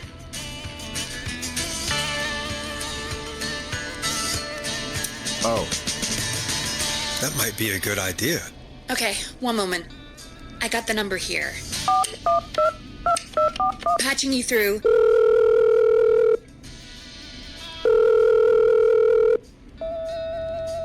Shit. He probably can't hear it over the music. Forrest, I don't know about this.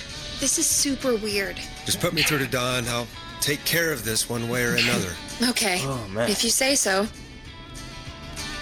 When you're ready, shut the music off. Line 1, whenever you're ready. Dawn, are you there? This is Forrest Nash from 189.16, The Scream. Oh, thank God you're back. I'm so afraid. What's the code to the gate? The code is 715914. Thank you, Forrest.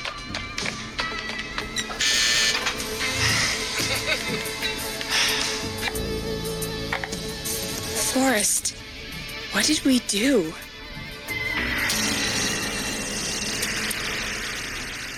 Let's just see what happens. Forrest, there's another call coming in. Evening, caller. You're live on... Forrest! The psycho's somewhere in the roller rink, dude. I just saw a shadow. And... God damn, how do you even get in? You've got to help me, man. Forrest. Maxie, no! Come back. I can't find my rifle, man. It's... I don't want to hurt anybody. You can't but I buy my can't let rifle, anything man. happen to... Oh. Maxie! No, Maxie! Maxie! You didn't do anything wrong!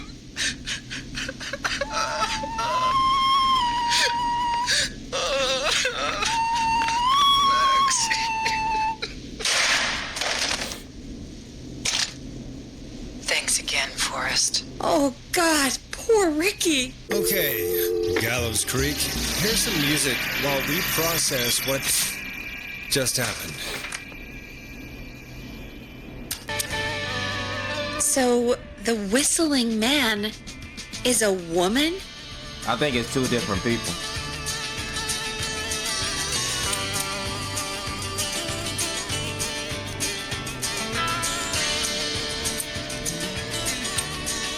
I know.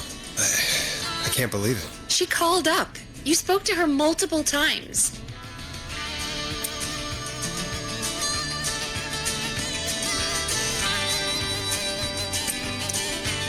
I thought she was just regular Gallows Creek Strange. Really, Forrest? Why do you think she requested that song?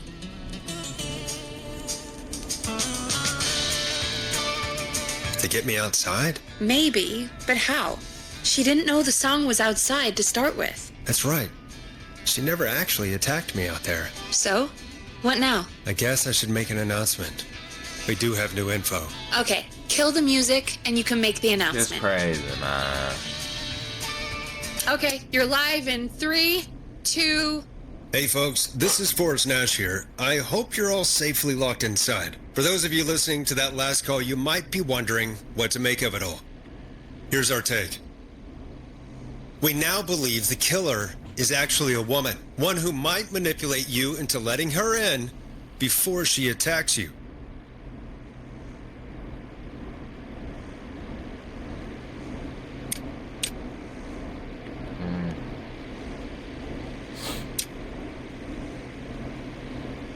I would say I'm sad to trust say, nobody. but it's time to trust no one.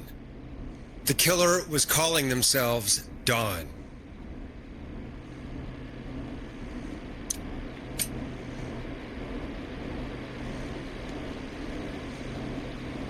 Do not trust anyone called Dawn. If anyone needs help or you have info on the killer, please call in. You folks have my new number, right? It's 911. Hopefully, our next caller can help shed some light on our killer. Hey, we had a call come in. Okay, folks, time to take a call. This is Forrest Nash, and you're listening. Please help me. My name is Casey Moore. I'm at 25 Nancy Drive.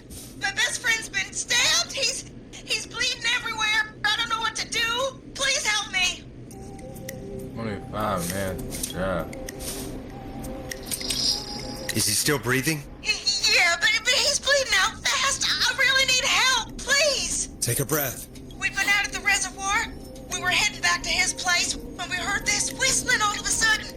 He just started freaking out. There's several Screamed at whistling me, people. told me to hide. I'd never seen him like that, and I just panicked and ran and hid in a bush. Oh no. Forrest. Then what happened? He went up the road and talked to someone. I couldn't really hear or see anything. It sounded like he might have known the person, and they just stabbed him.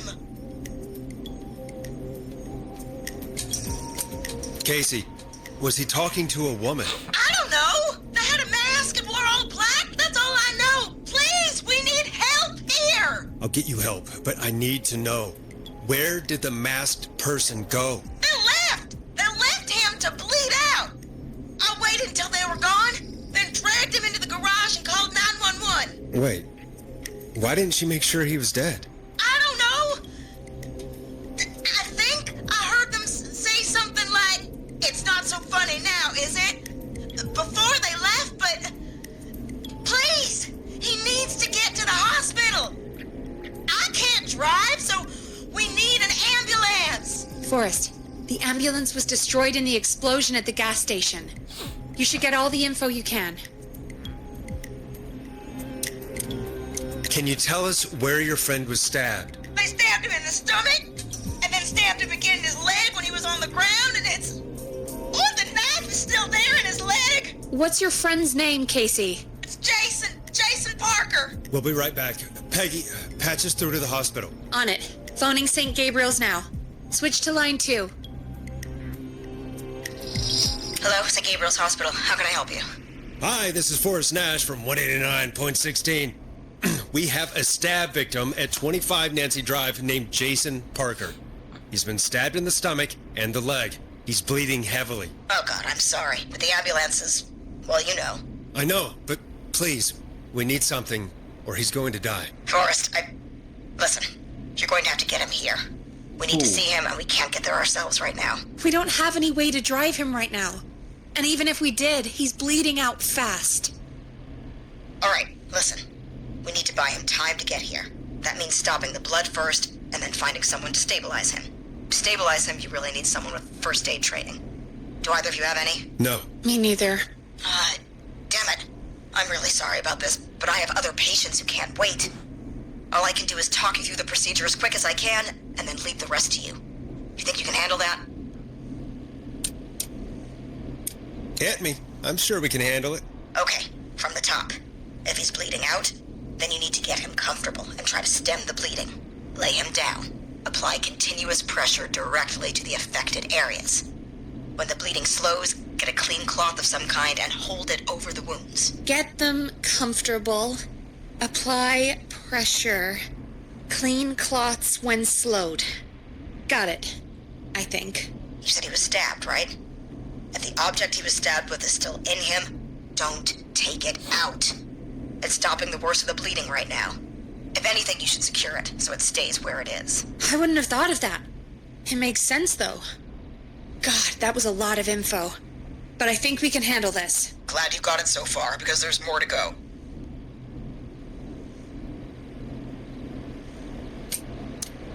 This is a lot to remember. Are you sure you can't stay on the line? We're wasting time. Please, just let me continue. If he's lost a lot of blood, he may enter shock. If he does, act fast. If you applied a cloth and it's bleeding through, don't remove it. Just apply another on top of it. If it's safe, elevate his legs to get blood circulating to his vital organs. Try to keep him warm. Get him to rest and reassure him. We need the patient to stay calm. All right, don't replace bandages, elevate his legs, keep him warm and calm. This is a lot. I'm really sorry. That's as much as I can give you right now. Try to stop the bleeding. Find someone to get him stabilized and get him here as quick as you can. Good luck. All right, Forrest. Casey's still on line 1. This is crazy. Hello? Hello? Forrest, are you there? Forrest, are you there?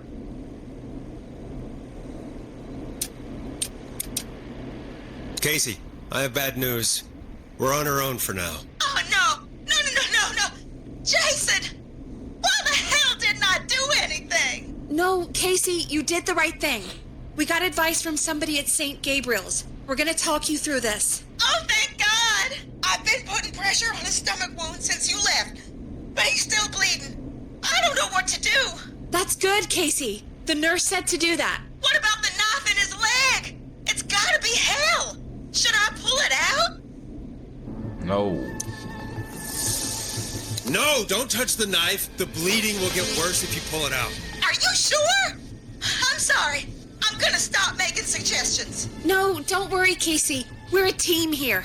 We're all going to get Jason through this. Casey, is his leg wound bleeding right now? I hate looking at that knife. Yeah, it's bleeding. His stomach is worse, though.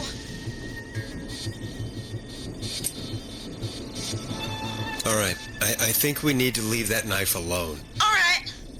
I'll just keep putting pressure on his stomach for now. Forrest, can I have a word?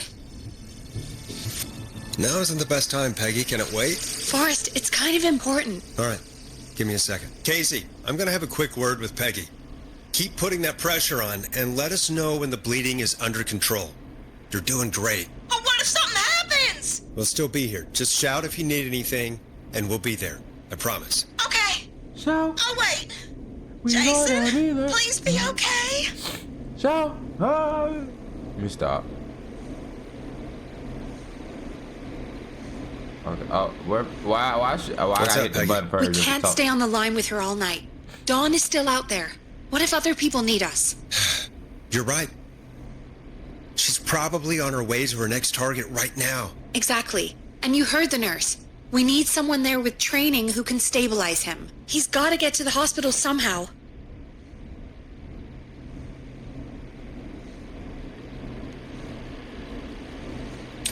Any suggestions, Peggy? I might. A little before you started working here, KFAM did a mandatory first aid training course. Me and Karen missed it because we were away on a producer getaway. You skipped it, didn't you? Never mind.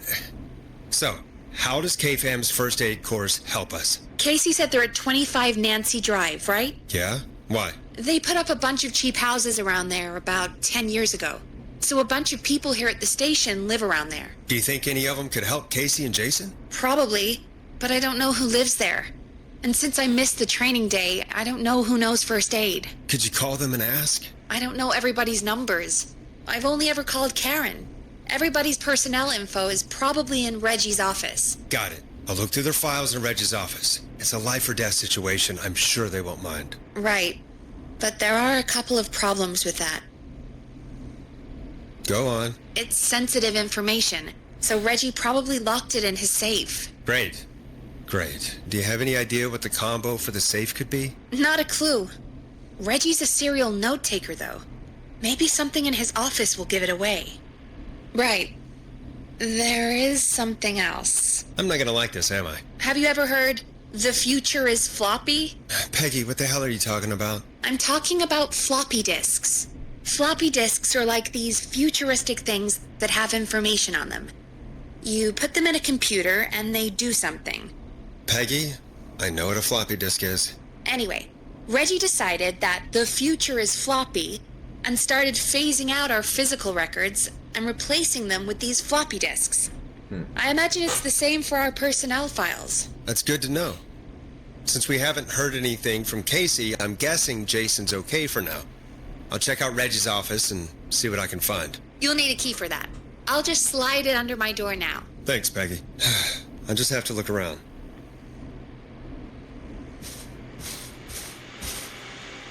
Good. I'll patch my mic down to the office so you'll hear me over the intercom.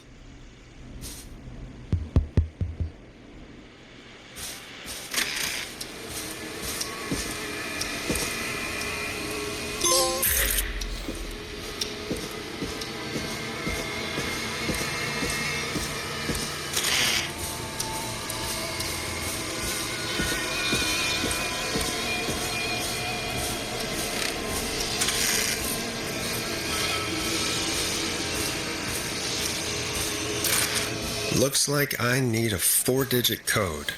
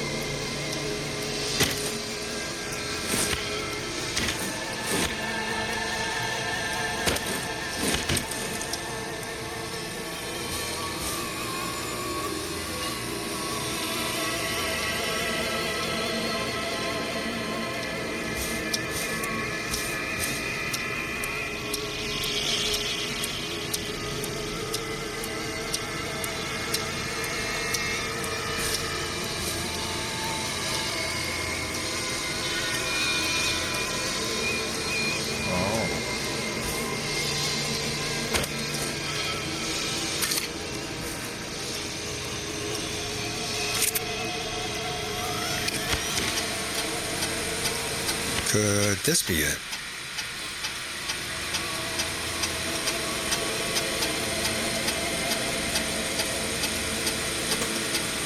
I don't see no code. What, 1007?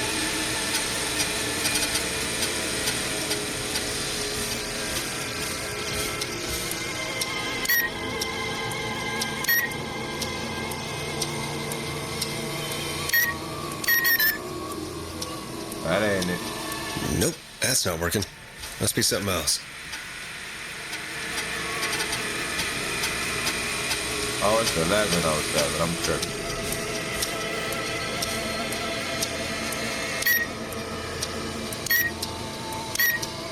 Nice.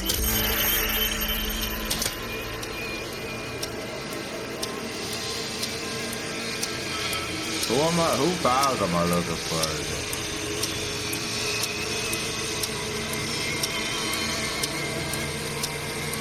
Who files I'm looking for? Head to Reggie's office and try to work out the safe comment. I did. I forgot who I'm here for.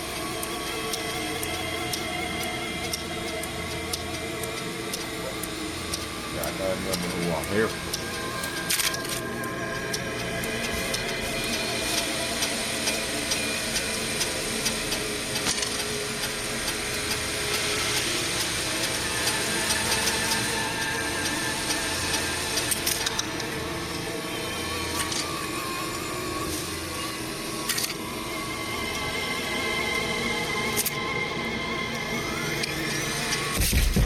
Whoa.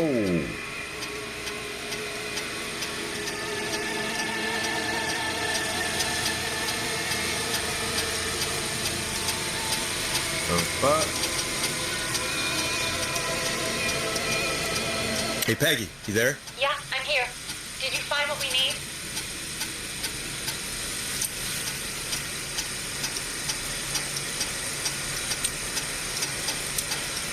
I got the safe open, but I'm not sure what I'm supposed to be looking for in these files.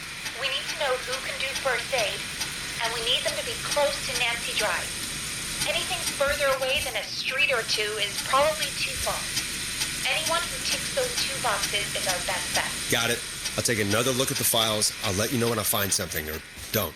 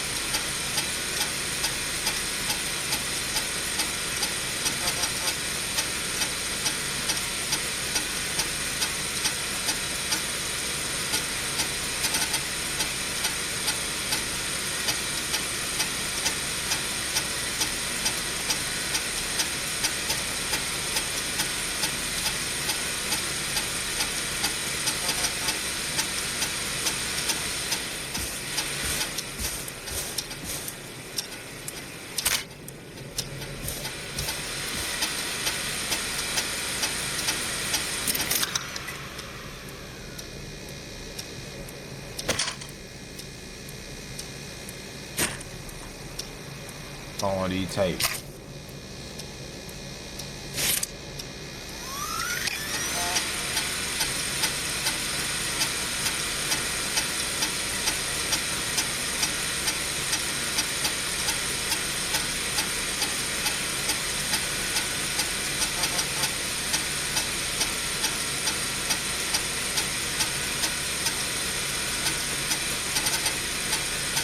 Oh my God, y'all do.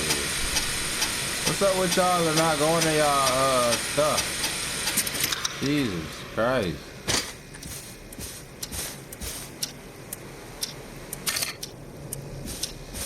I don't even think Barbara did it either.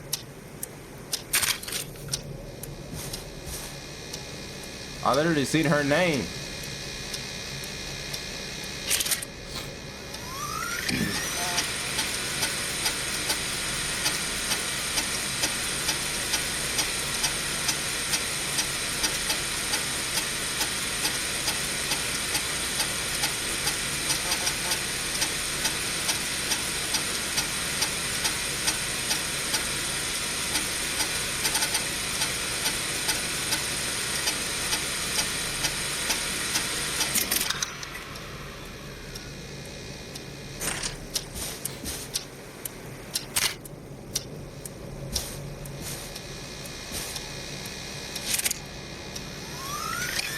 Get a load of this, Peggy. Apparently, I'm a lone wolf type. Forrest, what are you doing? We don't have time for this. We have a man literally dying on the line, and you're more interested in you. You're right. I'm sorry. I need to focus on possible candidates. I can read the rest of this later.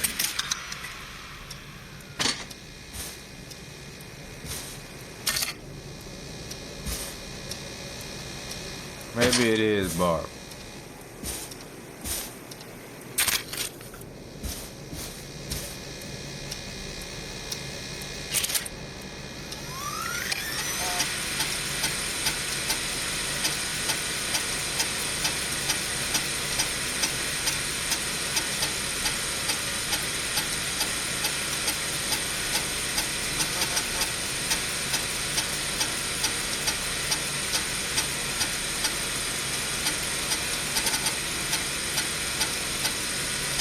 Okay, we gonna do this. I know who this is.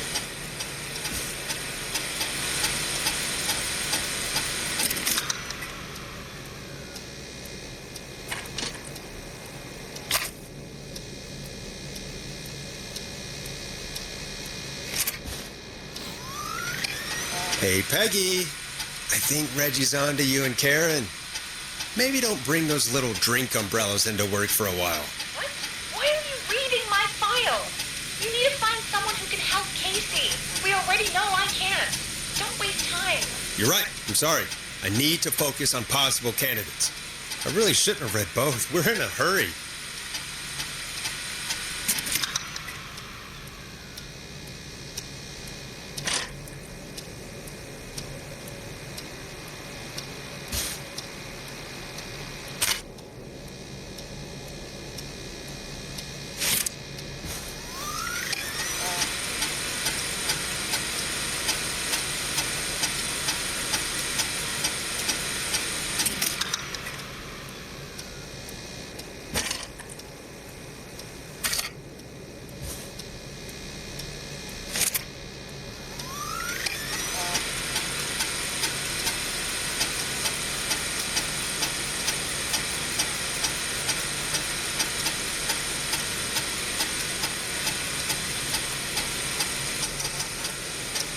Hey, Peggy, you there? Yeah, I'm here. Did you find what we need? I think I know who our best bet is to help Casey and Jason. All right, good work. Who should I... Hello? Is anybody there? Please pick up. Casey, I'm here. What's wrong? Jason started going pale. I tried to get him to rest, but he just threw up everywhere. What's happening? What do I do? God, it sounds like he's going into shock. Casey, just stay calm. It's going to be okay. But the breathing seems to slow down. Did I mess up? Jason, I'm sorry. Casey, calm down. You've done everything right. I need you to listen to me, okay? For Jason. What did the nurse say to do about shock? Oh, yeah. Casey, I need you to elevate Jason's legs. We need to get the blood flowing to his vital organs. Got it. Jason, stay with me. I'm just gonna move you. This might hurt. Okay. I propped his legs up on some boxes. I'm looking at my notes. We need to get Jason as warm and comfortable as possible. Do you have anything you could use nearby, Casey? Yeah. I still have some laundry next to me. I'll wrap him in some blankets. Just give me a second. Sorry. Sorry.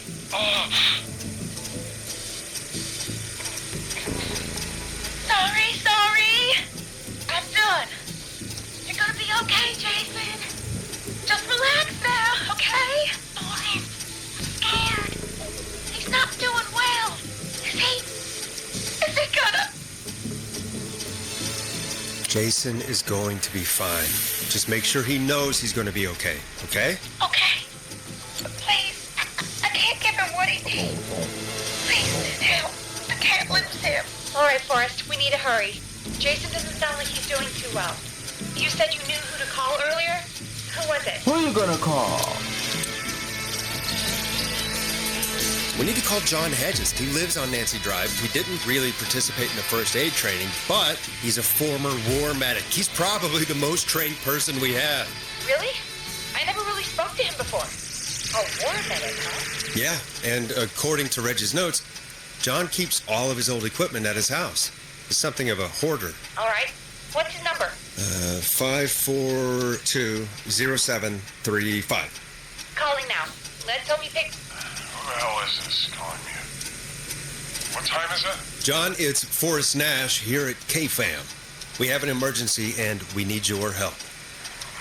Forrest, if this is a work emergency, then it can wait until the goddamn morning. Just leave me a note like everybody else.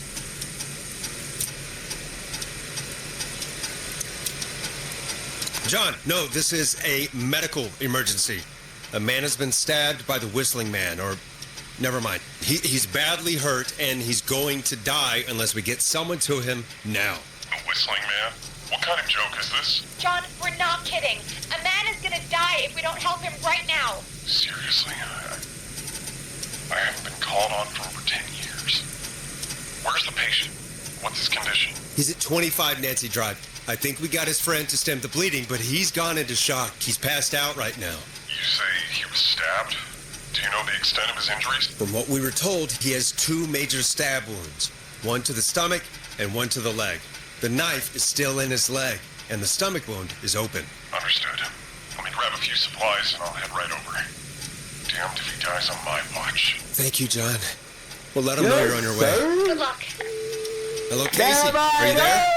How are we doing? Bad. Jason seemed really weak, and then just started thrashing. What about now? Is he still thrashing? He's passed out. Please tell me you found someone to help. Casey, help is on the way. My colleague will be there soon. You hear that, Jason? Someone is coming. You're gonna be just fine. Just hold on for me, okay? Just hold on. Come on. Hold on. Please let me in. I'm guessing that's Jason there. Casey, I'm gonna need your help. Forrest, Peggy, don't you two worry. We've got this from here. Okay. Forrest, we'll call you back later. I have to go now. Good luck, everyone. God, I hope he's gonna be all right. And with that, the show moves on. We're sending our best wishes to Jason. Well, after all that excitement, I think we could use some music. Come back upstairs when you're ready.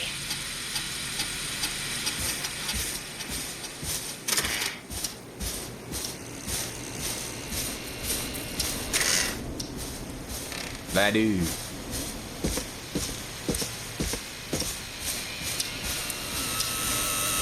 Yeah.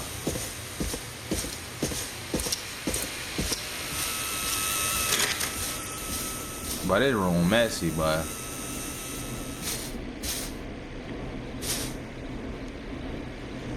okay, I'm up here. I gotta play the music. I'm taking this track off. We already know they already know that I know.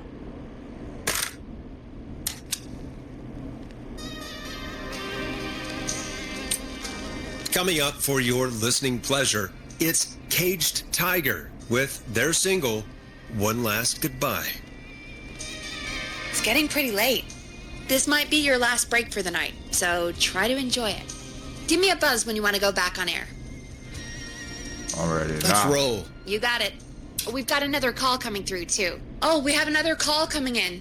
But, hang on. What's up, Peggy? What's up, Peggy? Peggy? You're gonna want to take this call off the air. Who is it? Just do it. All right, folks, it's time for another track. Here's one to help you sit back and relax. We'll be right back after this. I hope this is good news, Peggy.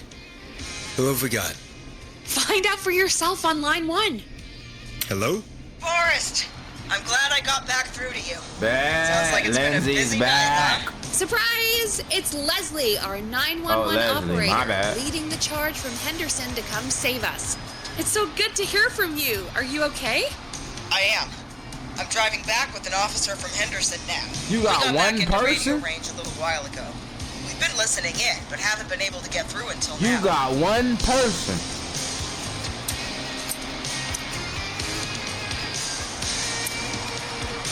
It's been non-stop since you left. Please tell us you're bringing help. You bet.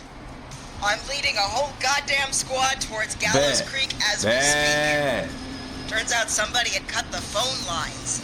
They had no idea what was happening. That's great news. That's crazy about the phone lines, though. Do you think the Whistling Man cut them? I'm guessing so. I don't know how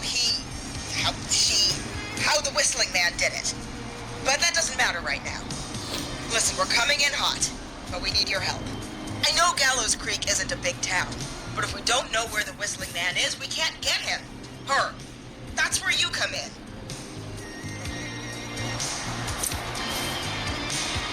You can count on us. What do you What do you need to need? know? It might be a long shot, but here goes. The Whistling Man already called up a few times. I bet she calls again. We're still a little ways out of town, so if she calls, stall her. Buy as much time as you can for us to get in. And while you're talking to her, try to figure out where she is. We'll be listening in, so once her location is known, we'll head straight there and end this nightmare. I'll do my best. I know you will. Heck, I can see the headlines now. Forrest Nash's interview of a lifetime. Hopefully I'm alive. Anyway, I'll radio the other cars and tell them the plan is a go. Hopefully the next time I see you, it'll be with our killer behind bars. Take care now. We'll see you soon, Leslie. Take care, Anna. Oh, thank God. It sounds like this is almost over. We're nearly through this. Best we don't waste any time then. Let's get back on air. You got it. Okay, Forrest, shut the music off. Bringing you back live now. Welcome back to The Scream with me, Forrest Nash. The line is lit up, but before I get to our next caller, I just want to say things are looking up. It's almost over, but for now, let's bring in our next caller. Oh, I just pressed the button. Evening, caller. This is Forrest Nash. Hello, Forrest. This is John Hedges. I'm here with Casey. I wanted to give you an update on Jason. John, is he going to be okay? He's a fighter. He'll be fine. We've got him stabilized and resting in a bed. We're preparing to move him to the hospital. Thank you so much. If you hadn't been there, then... God, I don't even want to think about what would have happened. Of course, Casey. We're just happy he's okay. John, Casey, you two did all the work. Tell Jason to get well soon from us, whenever he's up for it. Well, why don't you tell him yourself? Is this Forrest? Jason! The one and only. The one and only. I hope you're feeling better. It's good to hear you, Jason. How are you? Oh, well, you know, I've got a hole in my stomach, and there's a knife in my leg, but John gave me something to take the edge off. So, I might feel even better than either of you.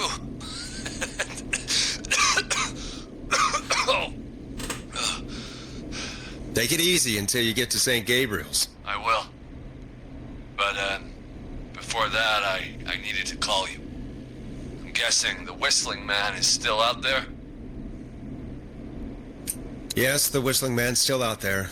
Why do you ask? You know something about the Whistling Man, don't you? Yeah, I do. Can we talk about what happened earlier? Go for it. Casey said when you were attacked, your assailant said something like, "It's not so funny now." Do you know what they meant? I do. And I've heard that voice every day in my head for almost 20 years. Every day? Does the killer live in Gallows Creek? No, not exactly. Hey, guys, I'm really sorry, but there's a call on the other line. I just need to make sure we don't have another situation brewing. You fill Jason in on what happened. I'll be right back. Forrest, have you ever heard of somebody called George Barrow? The boy who drowned? Sounds like everything's finally coming out now. It's been tough to hold it all in. Sounds like you've been holding back about something awful, Jason.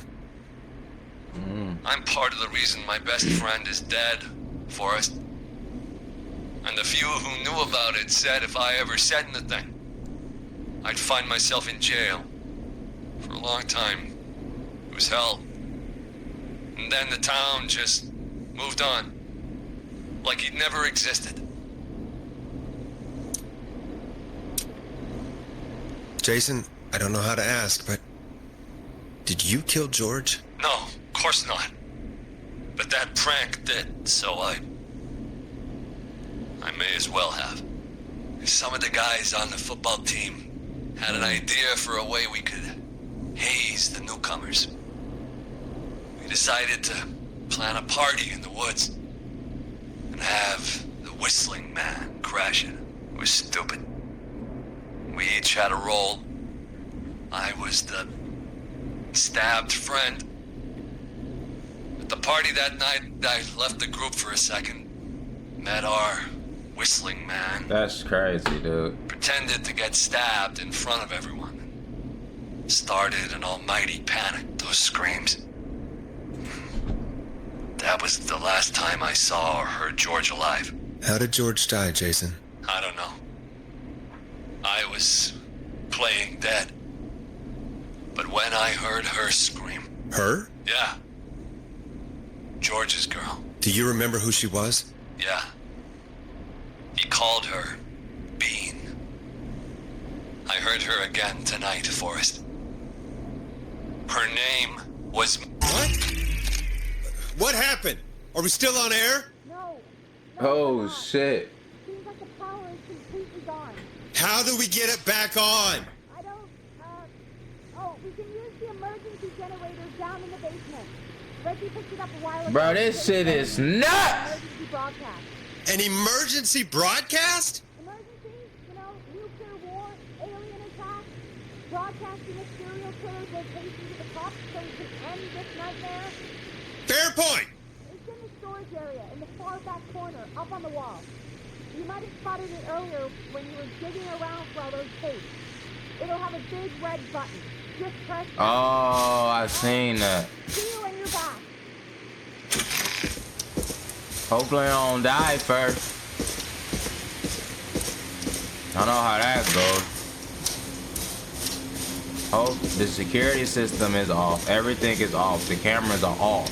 Everything is off.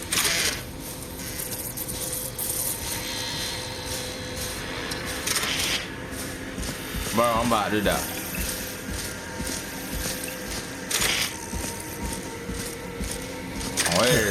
Far back corner. Why is this station so big? I'm about to die. I'm about to die. I'm about to die. I'm about to die. That must be it. I'm about to die. Boom! We've got power. I'm about to die. Told you. The Whistling Man. I need to warn Peggy.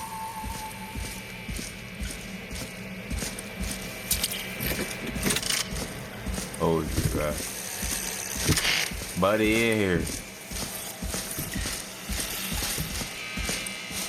I hear her feet. What the hell? Yeah. Oh, shit. I just seen Buddy.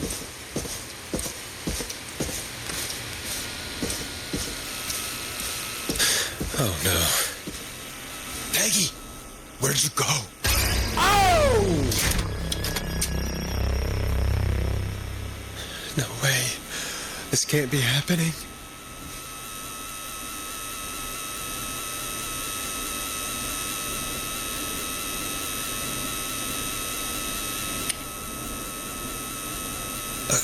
A call.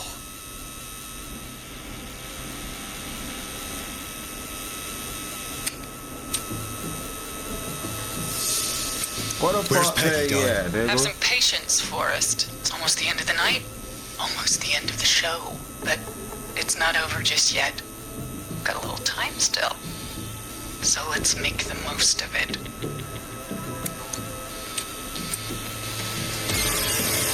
What do you mean? Make the most of it how? Well... I thought we'd end tonight's Whistling Man special with a special guest. The one who started it all. Let me take that out of your mouth and... You crazy bitch! Let me go! Welcome to the air, Mr. Teddy Gallows Jr. Wait. It's all gonna come out tonight, Teddy. Your daddy and his money saved you 20 years ago. He crawled out of his coffin with all the money in the world. Wait, where the hell is Teddy? How are you talking to him if you're here with me? Because I'm not there with you, Forrest. I'm here with Teddy. And if he says where that is, well, he knows he'll get it. Wait, then who am I looking at? Forrest Nash, let me introduce you and all of Gallows Creek to my boy, Henry Henry Barrow. Your son? You mean you... Wait, that he... Yes, Forrest. He and I had a son. So there were two whistling men tonight. Of course. That explains how you were always able to get around town so quickly. Hang on. Did you say Barrow? Then are you... Let me just get this mask off. Damn uncomfortable thing. No wonder Mooney went crazy wearing this. This is crazy. There we go. Marie Campbell? George's old girl. Oh, well, it sure has been years since I last saw her. Oh, God damn it. I'd be quiet if I were you, Teddy. But I'd listen to Forrest. Everyone's gonna know now what Teddy did. He killed George that night. This night. 20 years ago. Listen to me. You're gonna talk when I talk to you. And not a moment before. And you're never gonna talk again, Forrest. I considered having you help me blow this whole thing wide open, but you didn't really sell yourself too well tonight.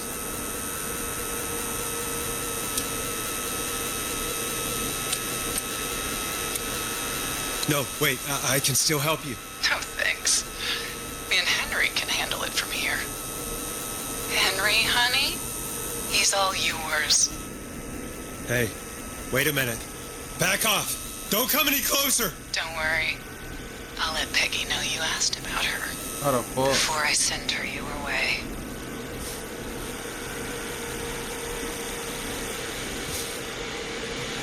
But how I get up out the room, but oh. Please.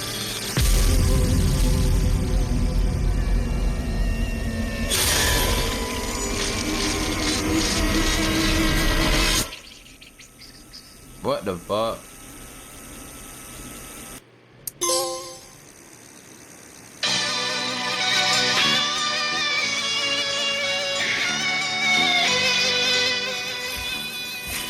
What in the world?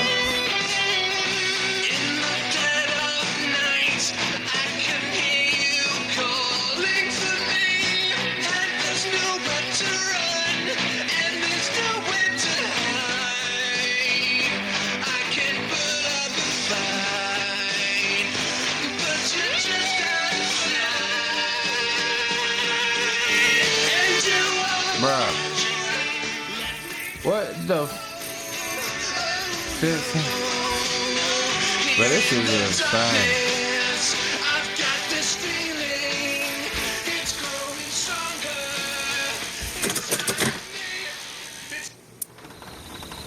That's the end, y'all. That was it. Hey, that was it right there.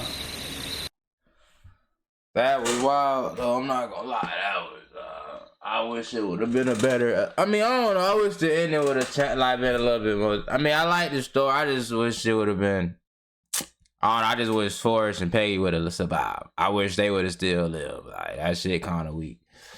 But what didn't make no sense, I don't know. I don't really understand, because where I'm lost, that is like, Peggy literally said, I'm locked tighty in this room.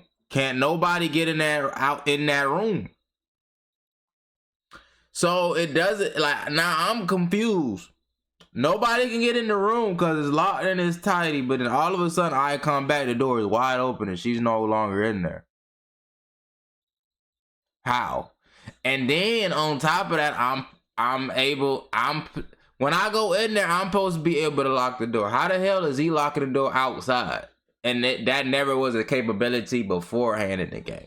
So that's that's why I'm like, okay, that don't really make no sense. So they kind of messed up with the story on that department. But outside of that, the game was good. It was fire. I just wish they would have. I wish they would have did that a little bit more logical about it. But it is what it is. I appreciate y'all for tapping in. This is another one, Killer Frequency. This was another one. I got another one I got coming in for y'all too. So y'all stay tapped in for that. Please like, comment, and subscribe. And I'm gonna catch y'all later. And the reason I'm talking so fast is like 2 in the morning, and I'm trying to go to sleep. I was like, you feel me? And I gotta get up tomorrow, and I'm gonna go to the skate park before I go to work. You feel me? You know, I'm just trying to get to it. Get to it. All right, though. Peace. I say so.